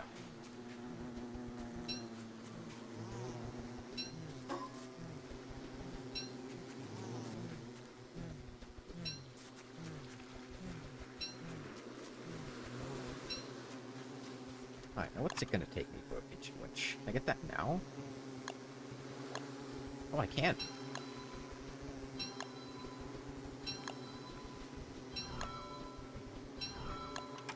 It also means I could get these underwater salvageables. Maybe I do that. I don't think I've ever done that before.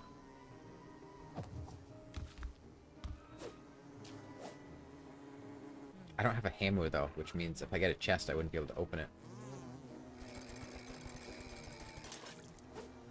No, don't.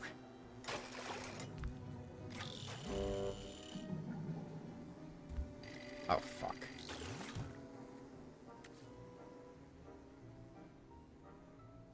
Is that what I think it's gonna be?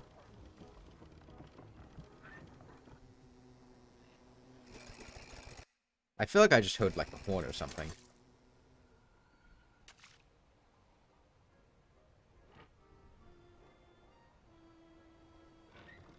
I don't know if I actually did.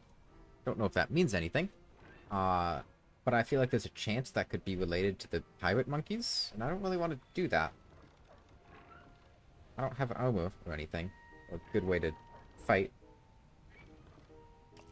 So I'm just gonna start heading back and see if I can find a waterlogged biome.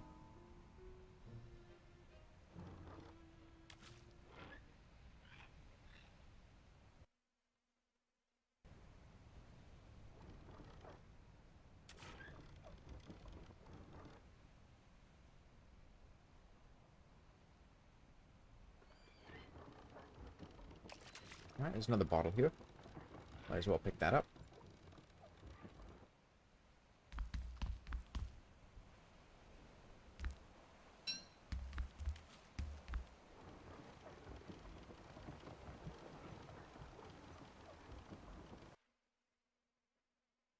And I think regardless, I'm going to sail around until I find a waterlogged biome. Because I want to get some knobbly tree nuts. Because in order to have them grown for summer, I think I need to plant them before spring. And it's going to be tough to... Ooh.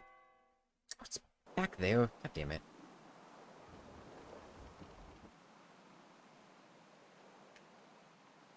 Maybe I'll go get that chest later.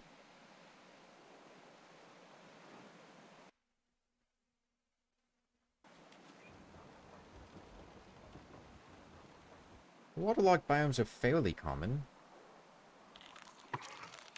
So it shouldn't be too difficult to find them, I hope. I usually don't have much trouble with it.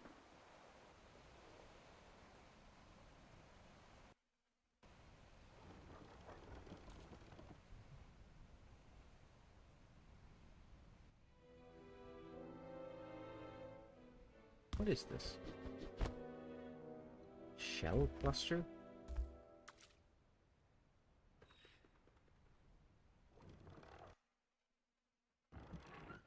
Not looking great for a waterlogged biome.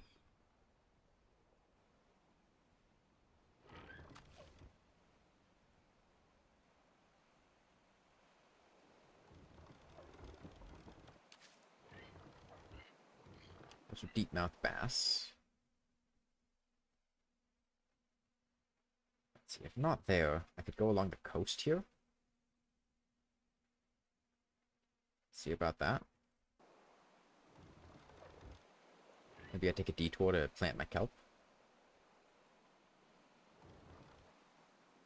And also probably pick up a hammer, I think. That sounds like a plan. Let's do a little more in this direction. Okay, looks like a pretty definitive no. There could be one over here. It's worth checking out.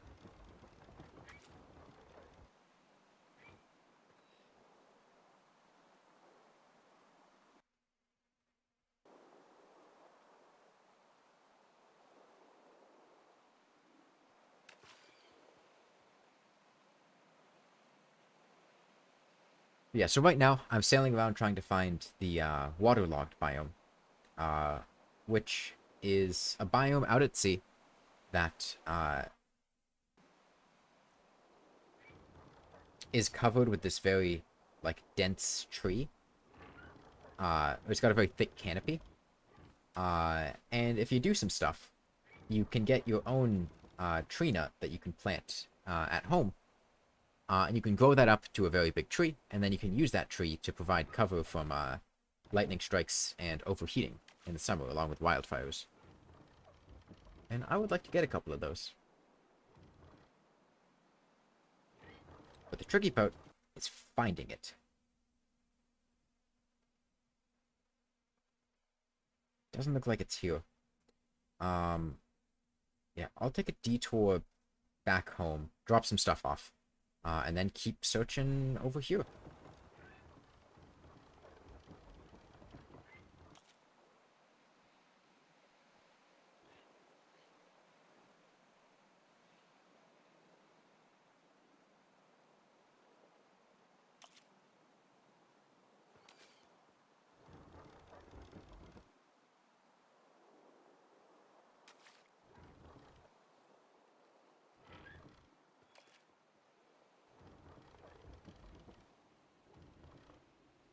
A second mast would make this a lot faster. But I've only got the one. I don't have silk to make another one.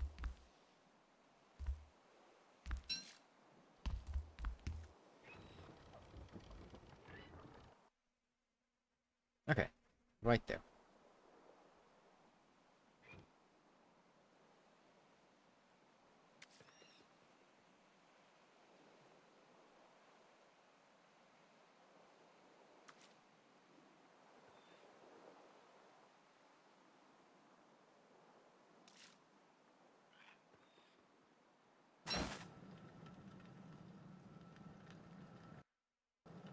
Okay, I'm gonna have to make this landing in the dark, which is a little bit spooky. But we should be fine.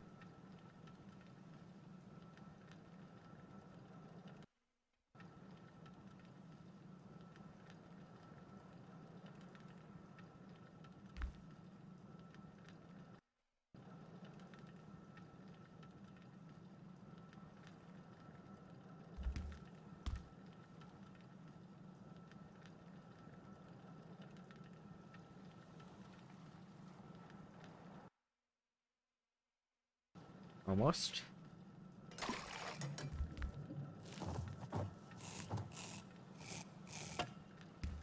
Okay. Let's get this kelp planted.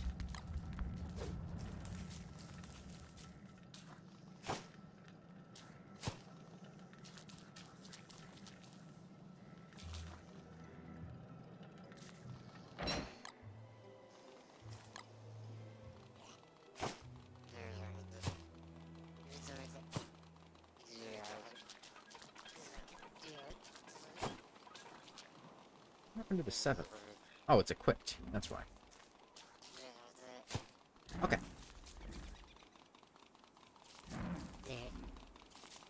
Again?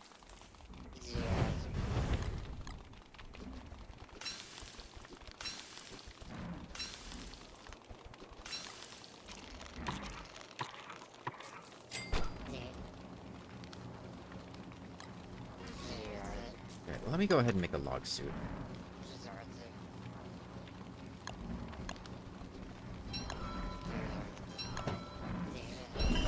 Just so I have one. And then I'm gonna head back out. Oh, wait, I can't go this way.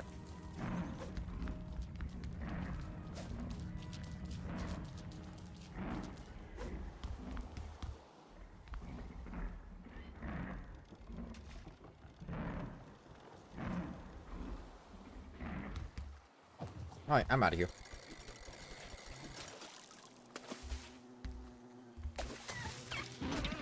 Oh, they attack instantly. Okay. I thought there'd be a bit of a delay. You've got to be kidding me.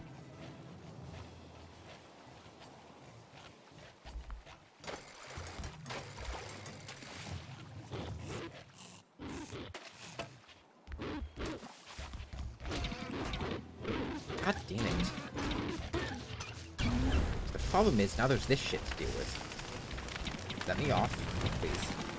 I died. That's wonderful. That's just great. So real quick. What the fuck? Red hounds aren't supposed to appear in the first fall.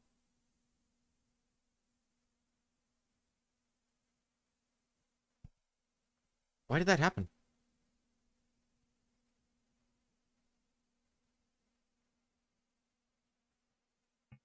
Did they change that? Hold on.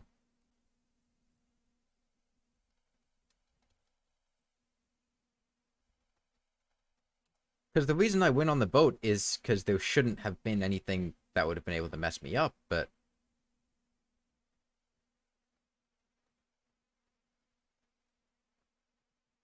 They shouldn't...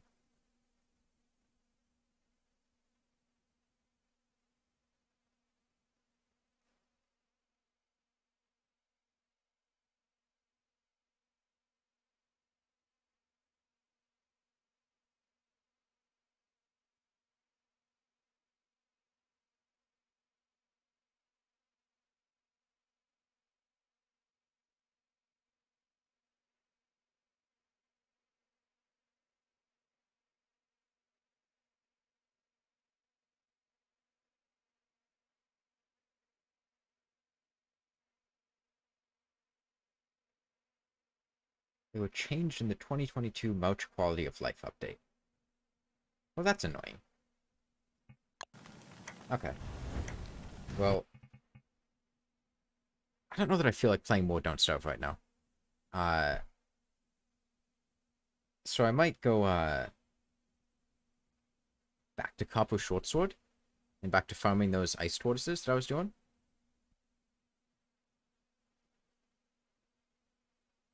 Because, like, right now, I could go resurrect the touchstone. It's just really annoying. And it's because of something that I didn't think would actually happen.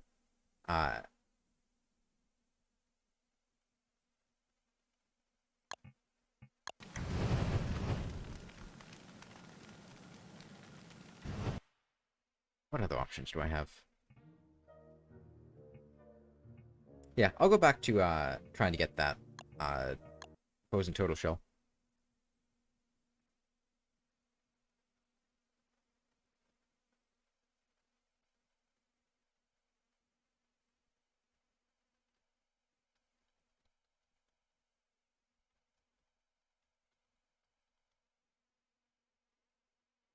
And also I'll have to farm the eclipse too. So let's see. It's my desktop. There it is.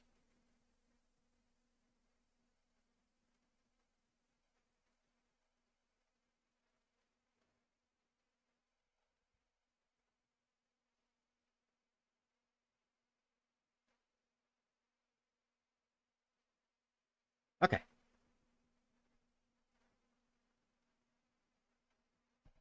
Yeah, with any luck, I'll be able to get that frozen turtle shell, and then I'll probably be able to do the Empress tomorrow. Hopefully.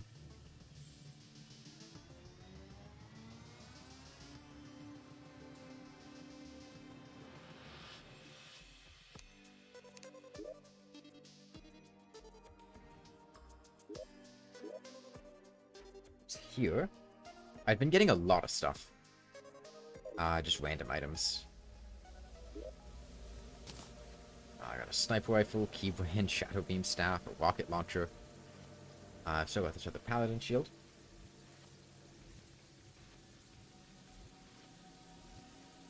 Hey, Rachel. What did I have on? The boots? I think it was the boots. So let's see. It was down here.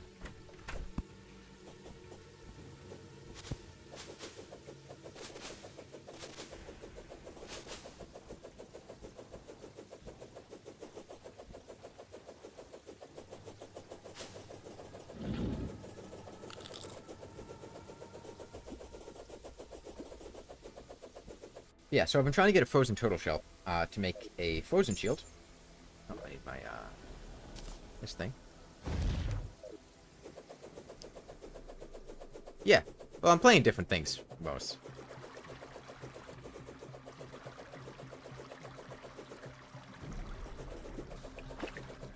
Yeah, I was playing Don't Starve. And then some bullshit happened that I didn't think was possible. And I didn't really feel like playing anymore.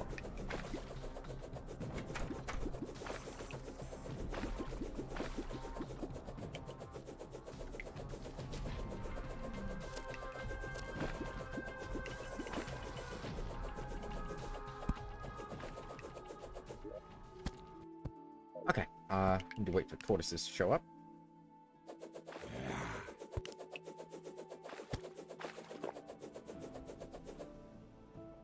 They should light up pretty well. The shopping station, there it is.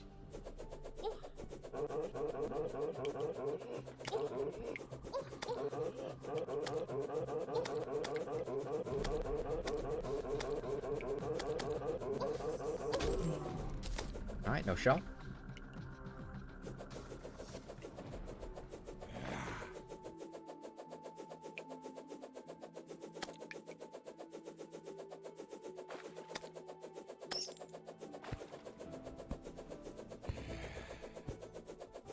Oh, there's a nymph somewhere. Let's put this up here. My banner's on the ground, so I'm not doing full damage to this tortoise. You beat King Slime and I have Cthulhu in your For the Worthy run. Nice!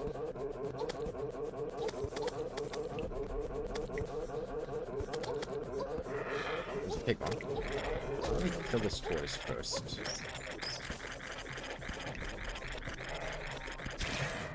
Another hand bat.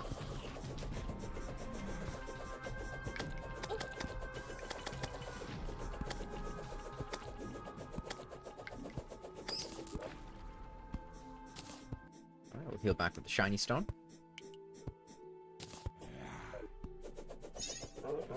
Damn it. These icy mermen are a real pain. Problem is, if they freeze me, I'm gonna be in a very bad spot. So I can't let that happen.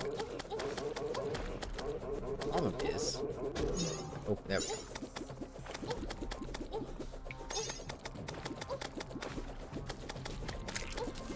Problem is, trying not to get frozen puts me in a lot of risk, because they take too much knockback. So I have to constantly be on them.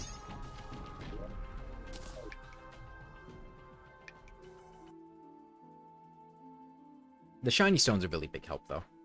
It lets me heal up very effectively. Which is good, because I'm running out of healing potions.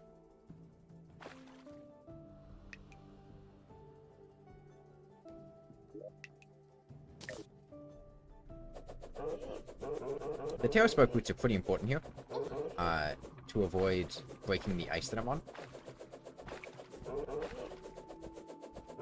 That would make things a little awkward. There's a blood... I don't want to go all the way down in that water down there. Still no shell. Let me get these out of here.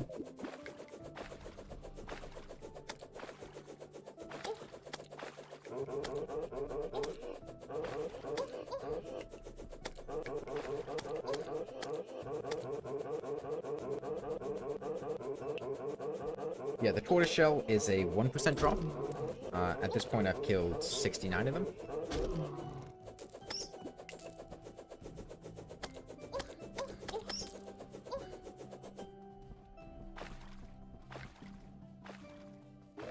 And then once I get the tortoise shell, it'll be trying to get the Neptune shell and the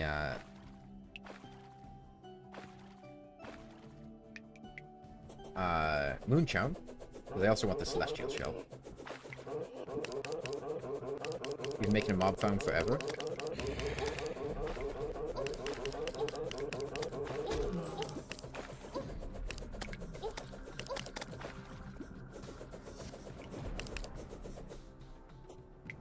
Okay, I'm gonna go up a bit to let these enemies despawn.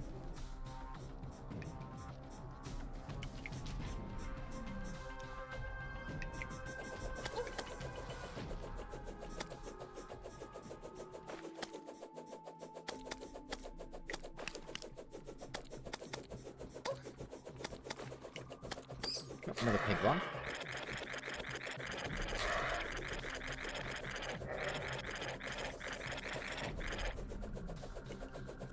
Soaring insignia is such a lifesaver. Yeah, it's an amazing accessory. And I am just getting nothing but pig runs.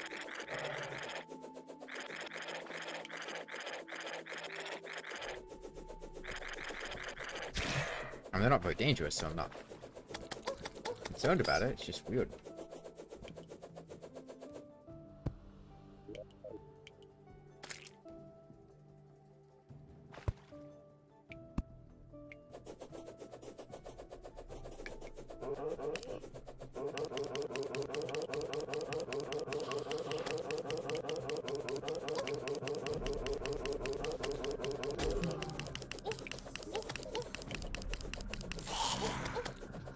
Why not Contaminator? I did. I just ran out of juice.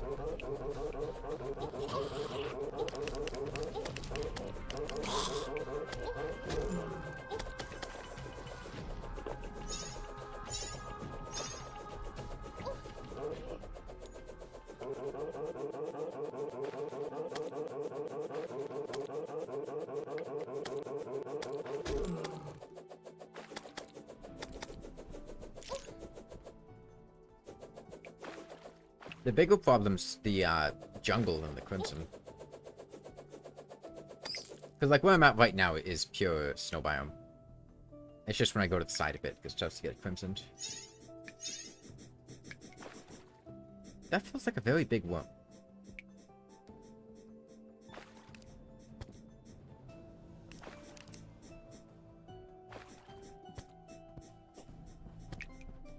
No, there's a tortoise up there.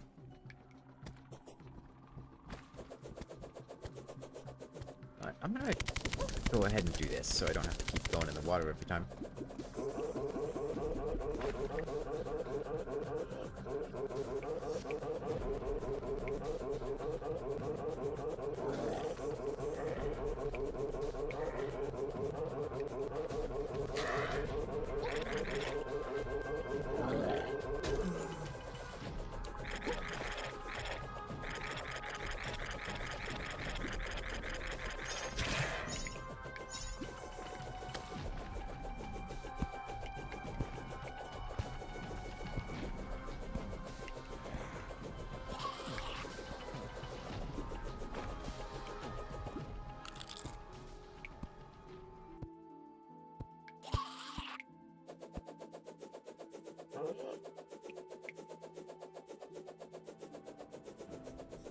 It's really incredible how much ichor makes a difference. Yeah, the digger earlier was unusually long. Because even with the banner, I still only did 1 damage in that first hit without ichor.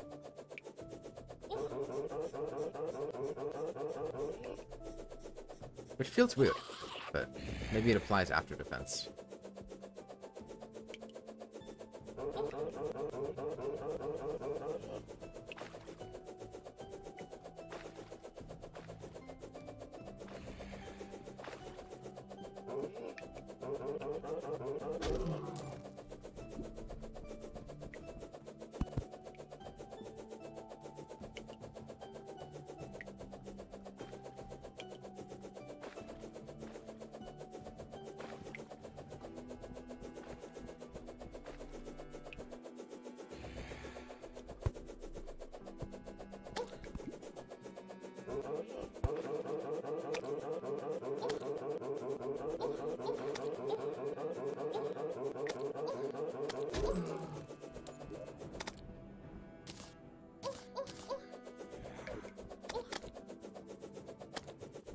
I think I'm gonna go here and just keep going up and down.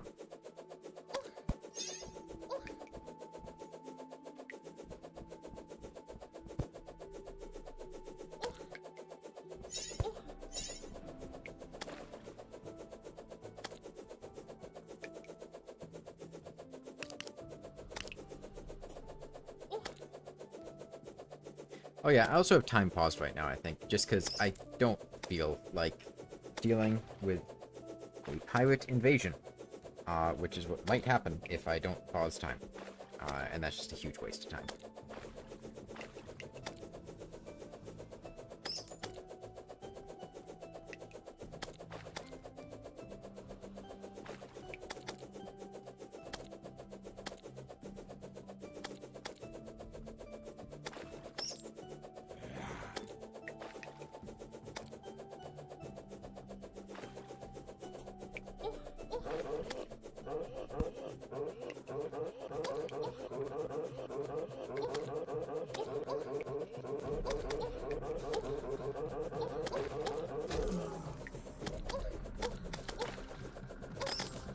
Seriously, there's just so many bats.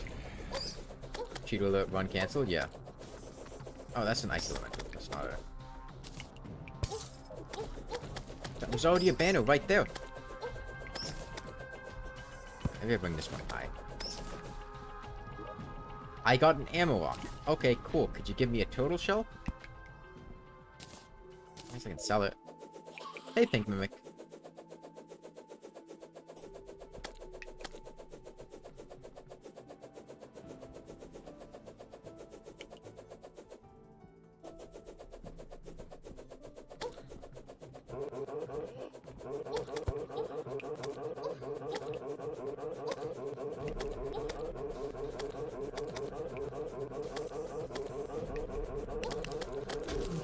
$44? No, way better than that. Look at that, 101 DPS.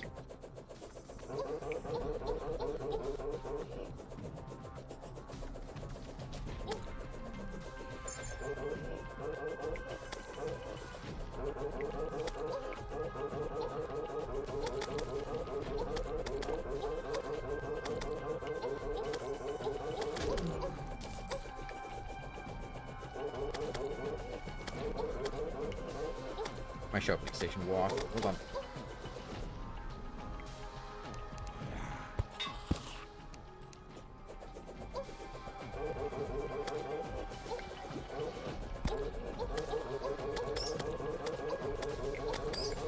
Yeah, it does seem like the banner damage doubling calculates after defense. I hadn't realized. Do you Xeno plus whip stack the 3 node ones or just spam random whips with Stardust? Well, you don't spam random whips with Stardust, you spam Firecracker with Stardust.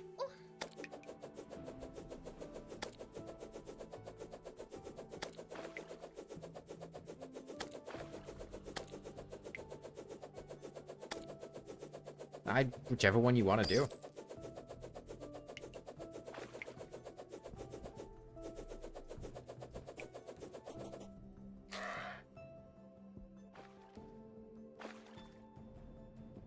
Probably switch to $1 cool dark one for speed. Well, that's not random whips, but yeah.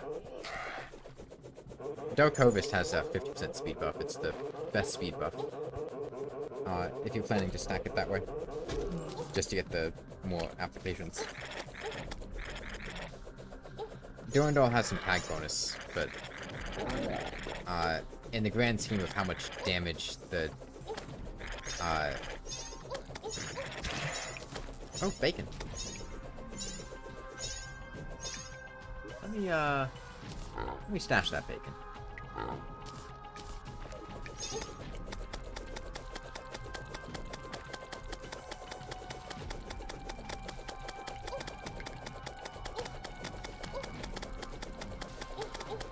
This is much better than the dungeon was.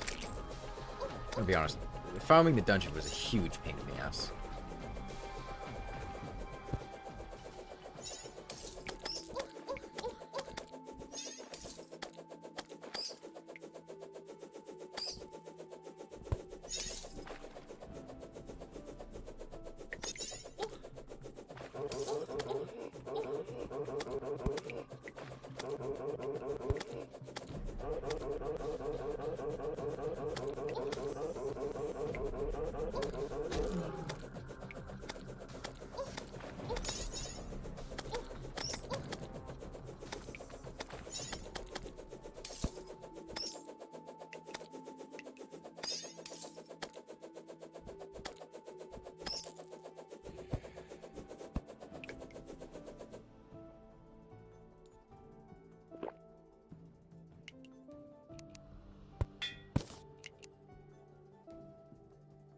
Wait, what, Sunflower?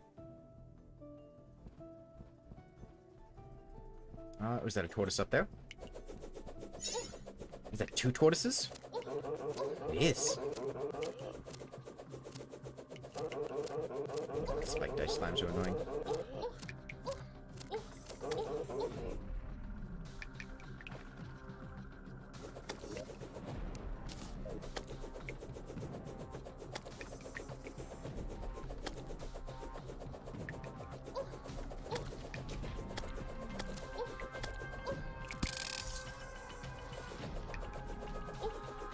Spiked ice slime is gone now.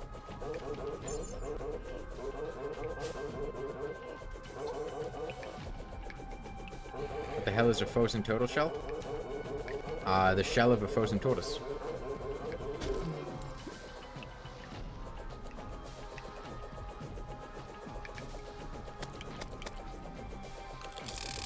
I thought that one was self-explanatory.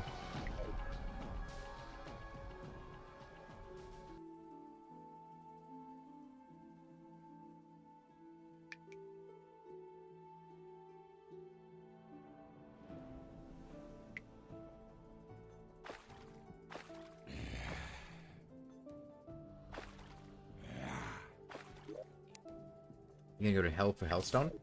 That's good. Getting Hellstone, as soon as it's available to you is really helpful in Full Liberty.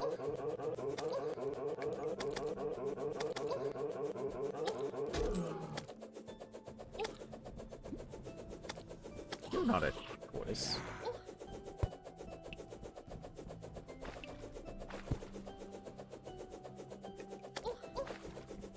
Is this preparation for the Empress of Light? Yeah.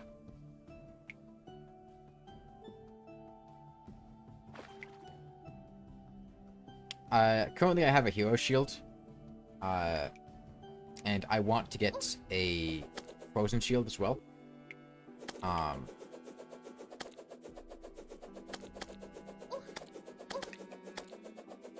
So yeah.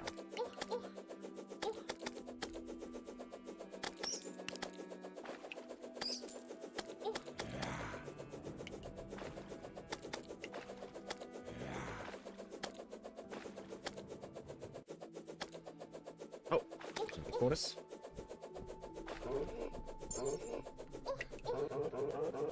It'll help a lot for the brain to kill the Rachel. Getting like a Molten Fury is really helpful for killing it. Last time you tried Master Mode, you died IRL. I'm sorry to hear that. Are you doing better now?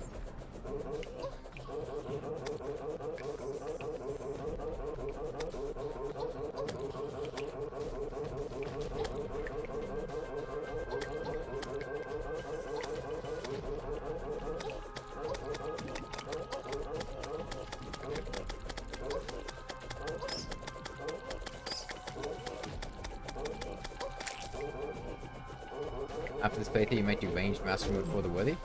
I think it's pretty fun. I can't mine down there though, because I'm gonna kill them with my pickaxe.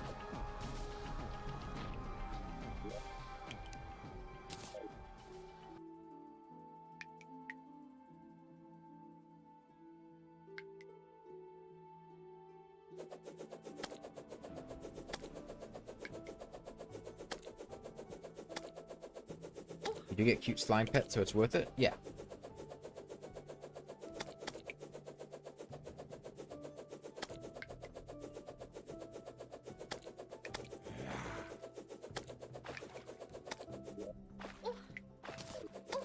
Yeah, I had been playing Don't Starve. And then, I was not aware of this. But apparently red hounds are able to spawn during the first autumn. I thought they weren't able to spawn during the first autumn. And then pretty much all the progress that I had made got burned down by a red hound. And I didn't particularly feel like continuing at that point.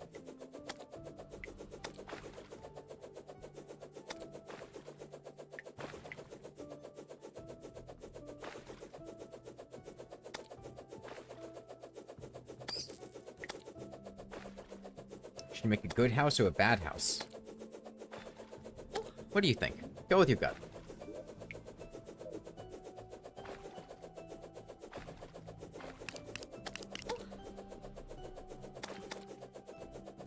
That reminds you of Melee for the Worthy Master Mode Hardcore. How'd that go?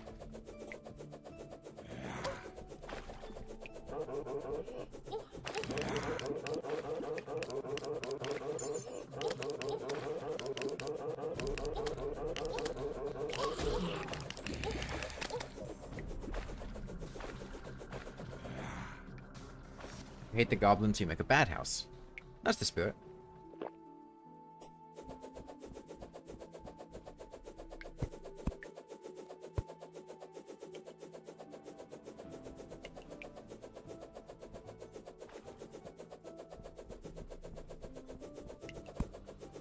Another rough jumping height of mobs? No. I mean, I can eyeball it, but I don't know the actual block height.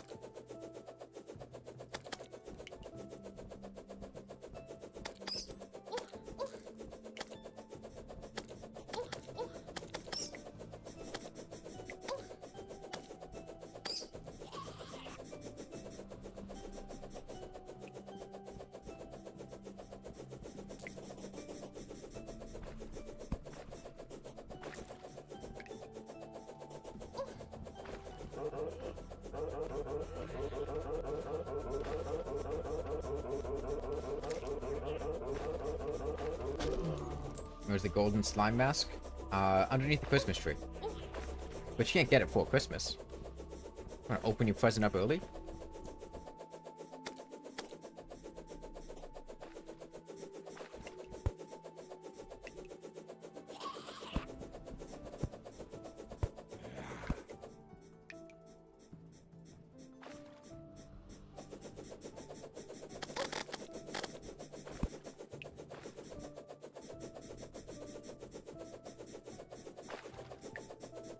There's the oversized digger again.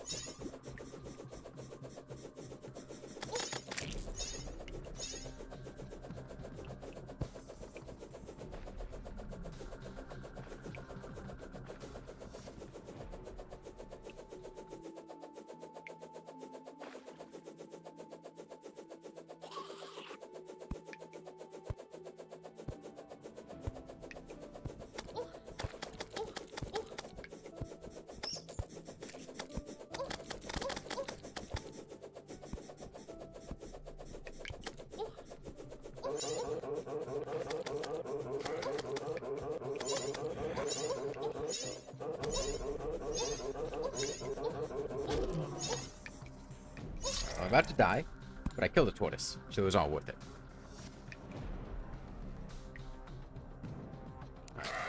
I'm gonna save and quit, just to despawn all the enemies that picked up coins.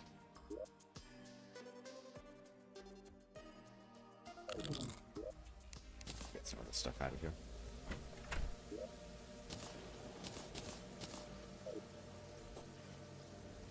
Give myself some more inventory slots.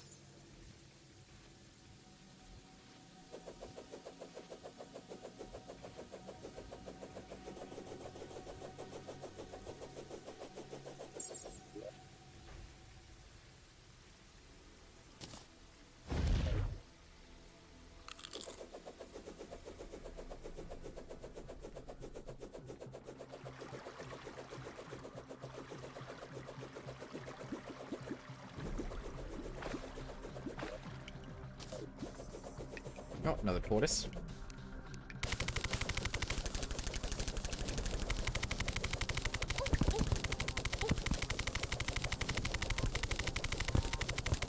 Two tortoises. Hell yeah.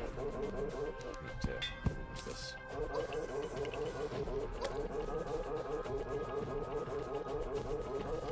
That ichor sticker could actually be an issue.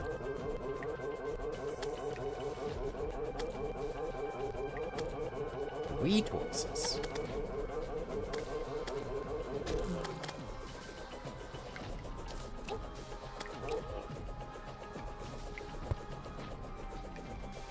Okay, well I don't think... 4 tortoises?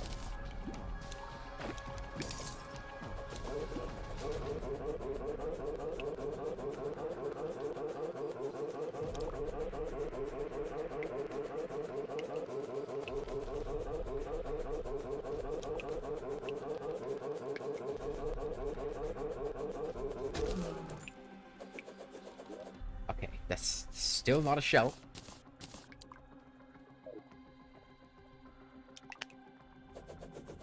I saw an item pop up and I thought for a second, but no. No.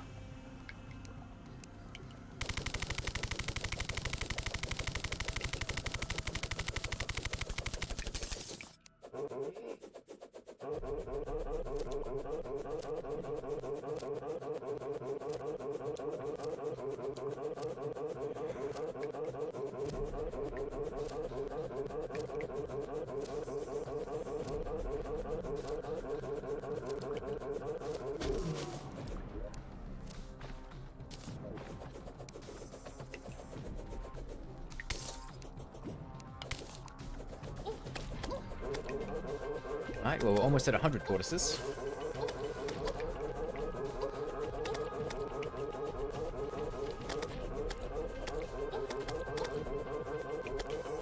So we're reaching the point where it would be statistically probable to have received one.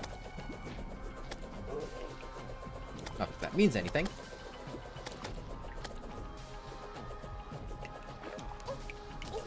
What is hitting me? Oh, the back of it.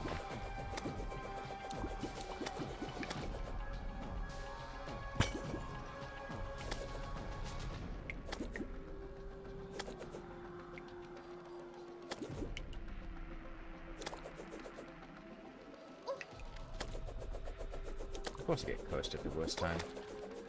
I'm gonna die here. That's fine. That was a really messy situation anyways.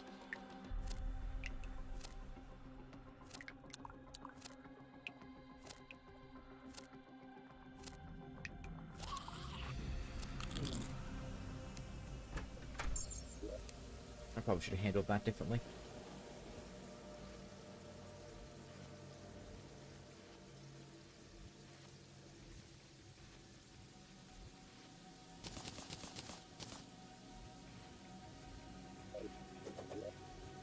Okay, wait, these back on. Get the saddle back on.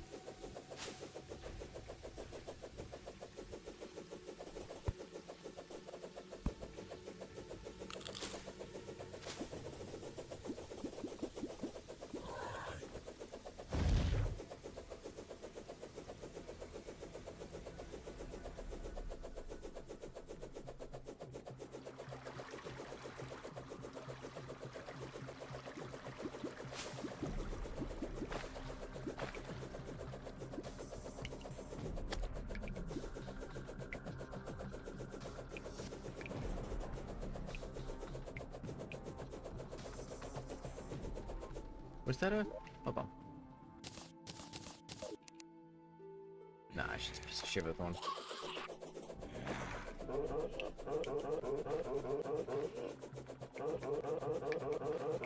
Last time I tried X mode, you died in the game? Really?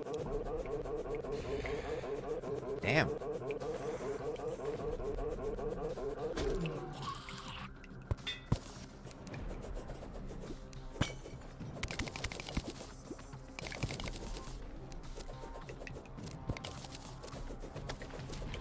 I feel like I can do this.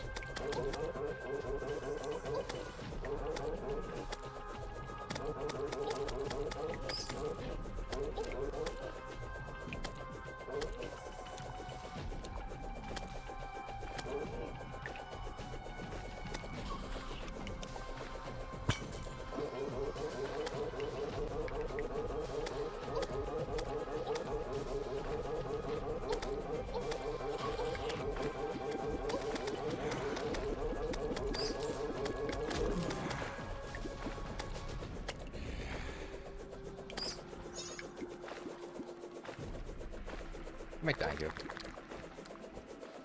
No, we're fine.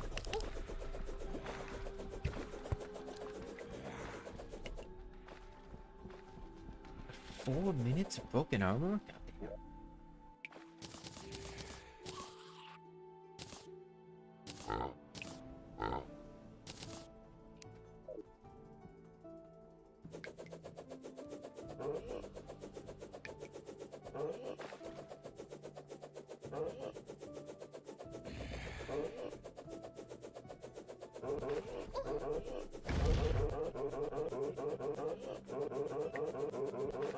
Oh, you've got to smelt your hellstone? Ah, yeah, you should go back and get a, hellforge.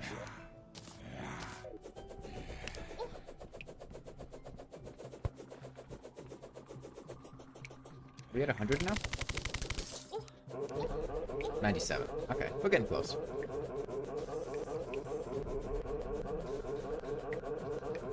Getting that second banner will probably help things out a lot.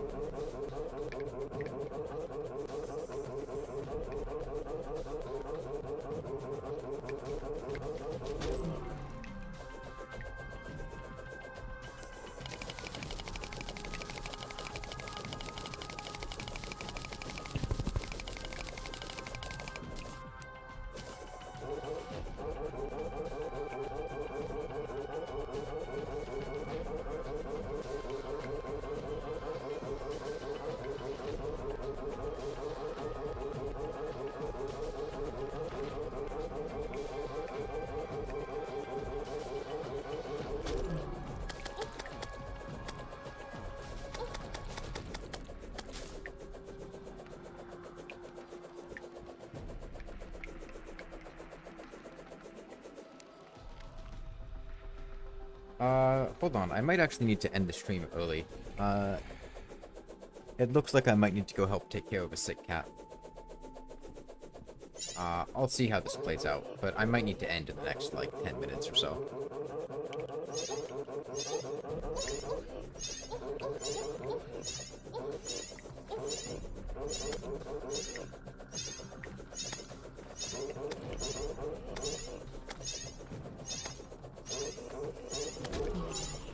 Okay, that's another banner.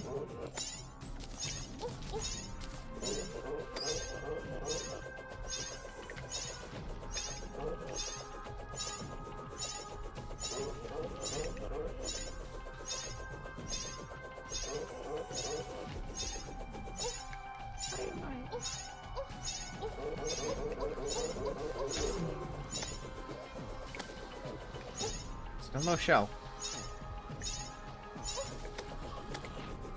The annoying thing about Mermen is that they just lock you into a with the frozen debuff. Can't get out of it.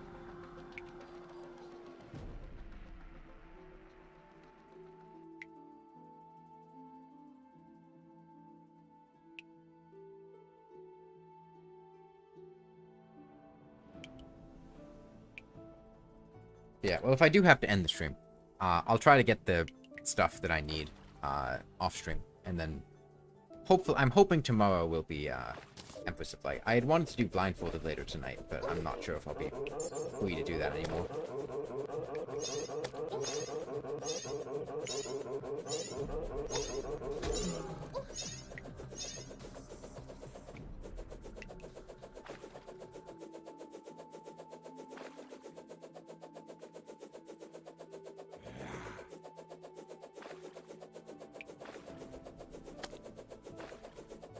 So yeah, pretty much the only other things that I want are just the Moon Charm, Neptune Shell, and the Total Shell. And I think that's it. And the Moon Charm and Neptune Shell I don't think will be too tough to get.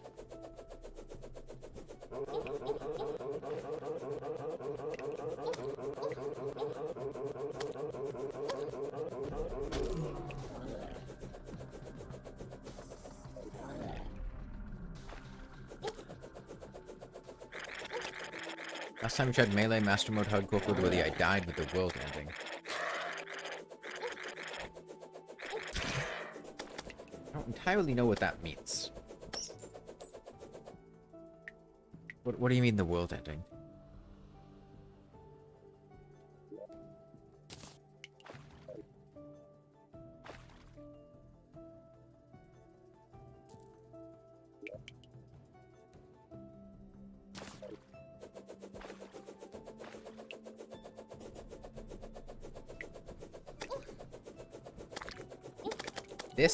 This is what sucks about being near the jungle.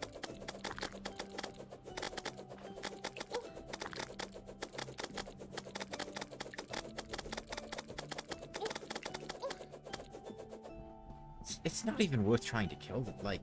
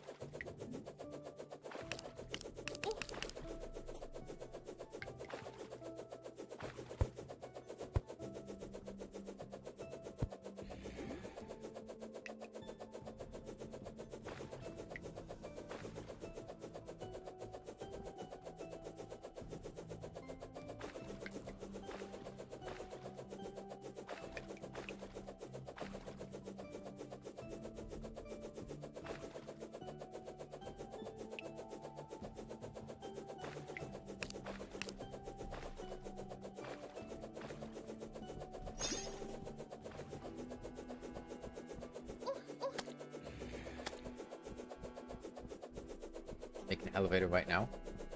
I usually put my cavern pylon near hell to get back easily. But an elevator works too.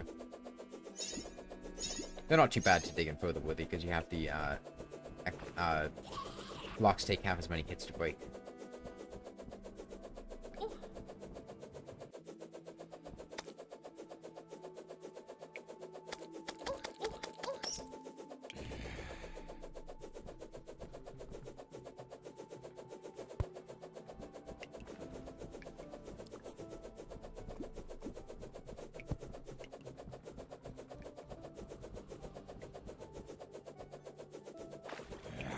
Yeah, it looks like I'm gonna have to end the stream because I need to go help someone take care of a sick cat.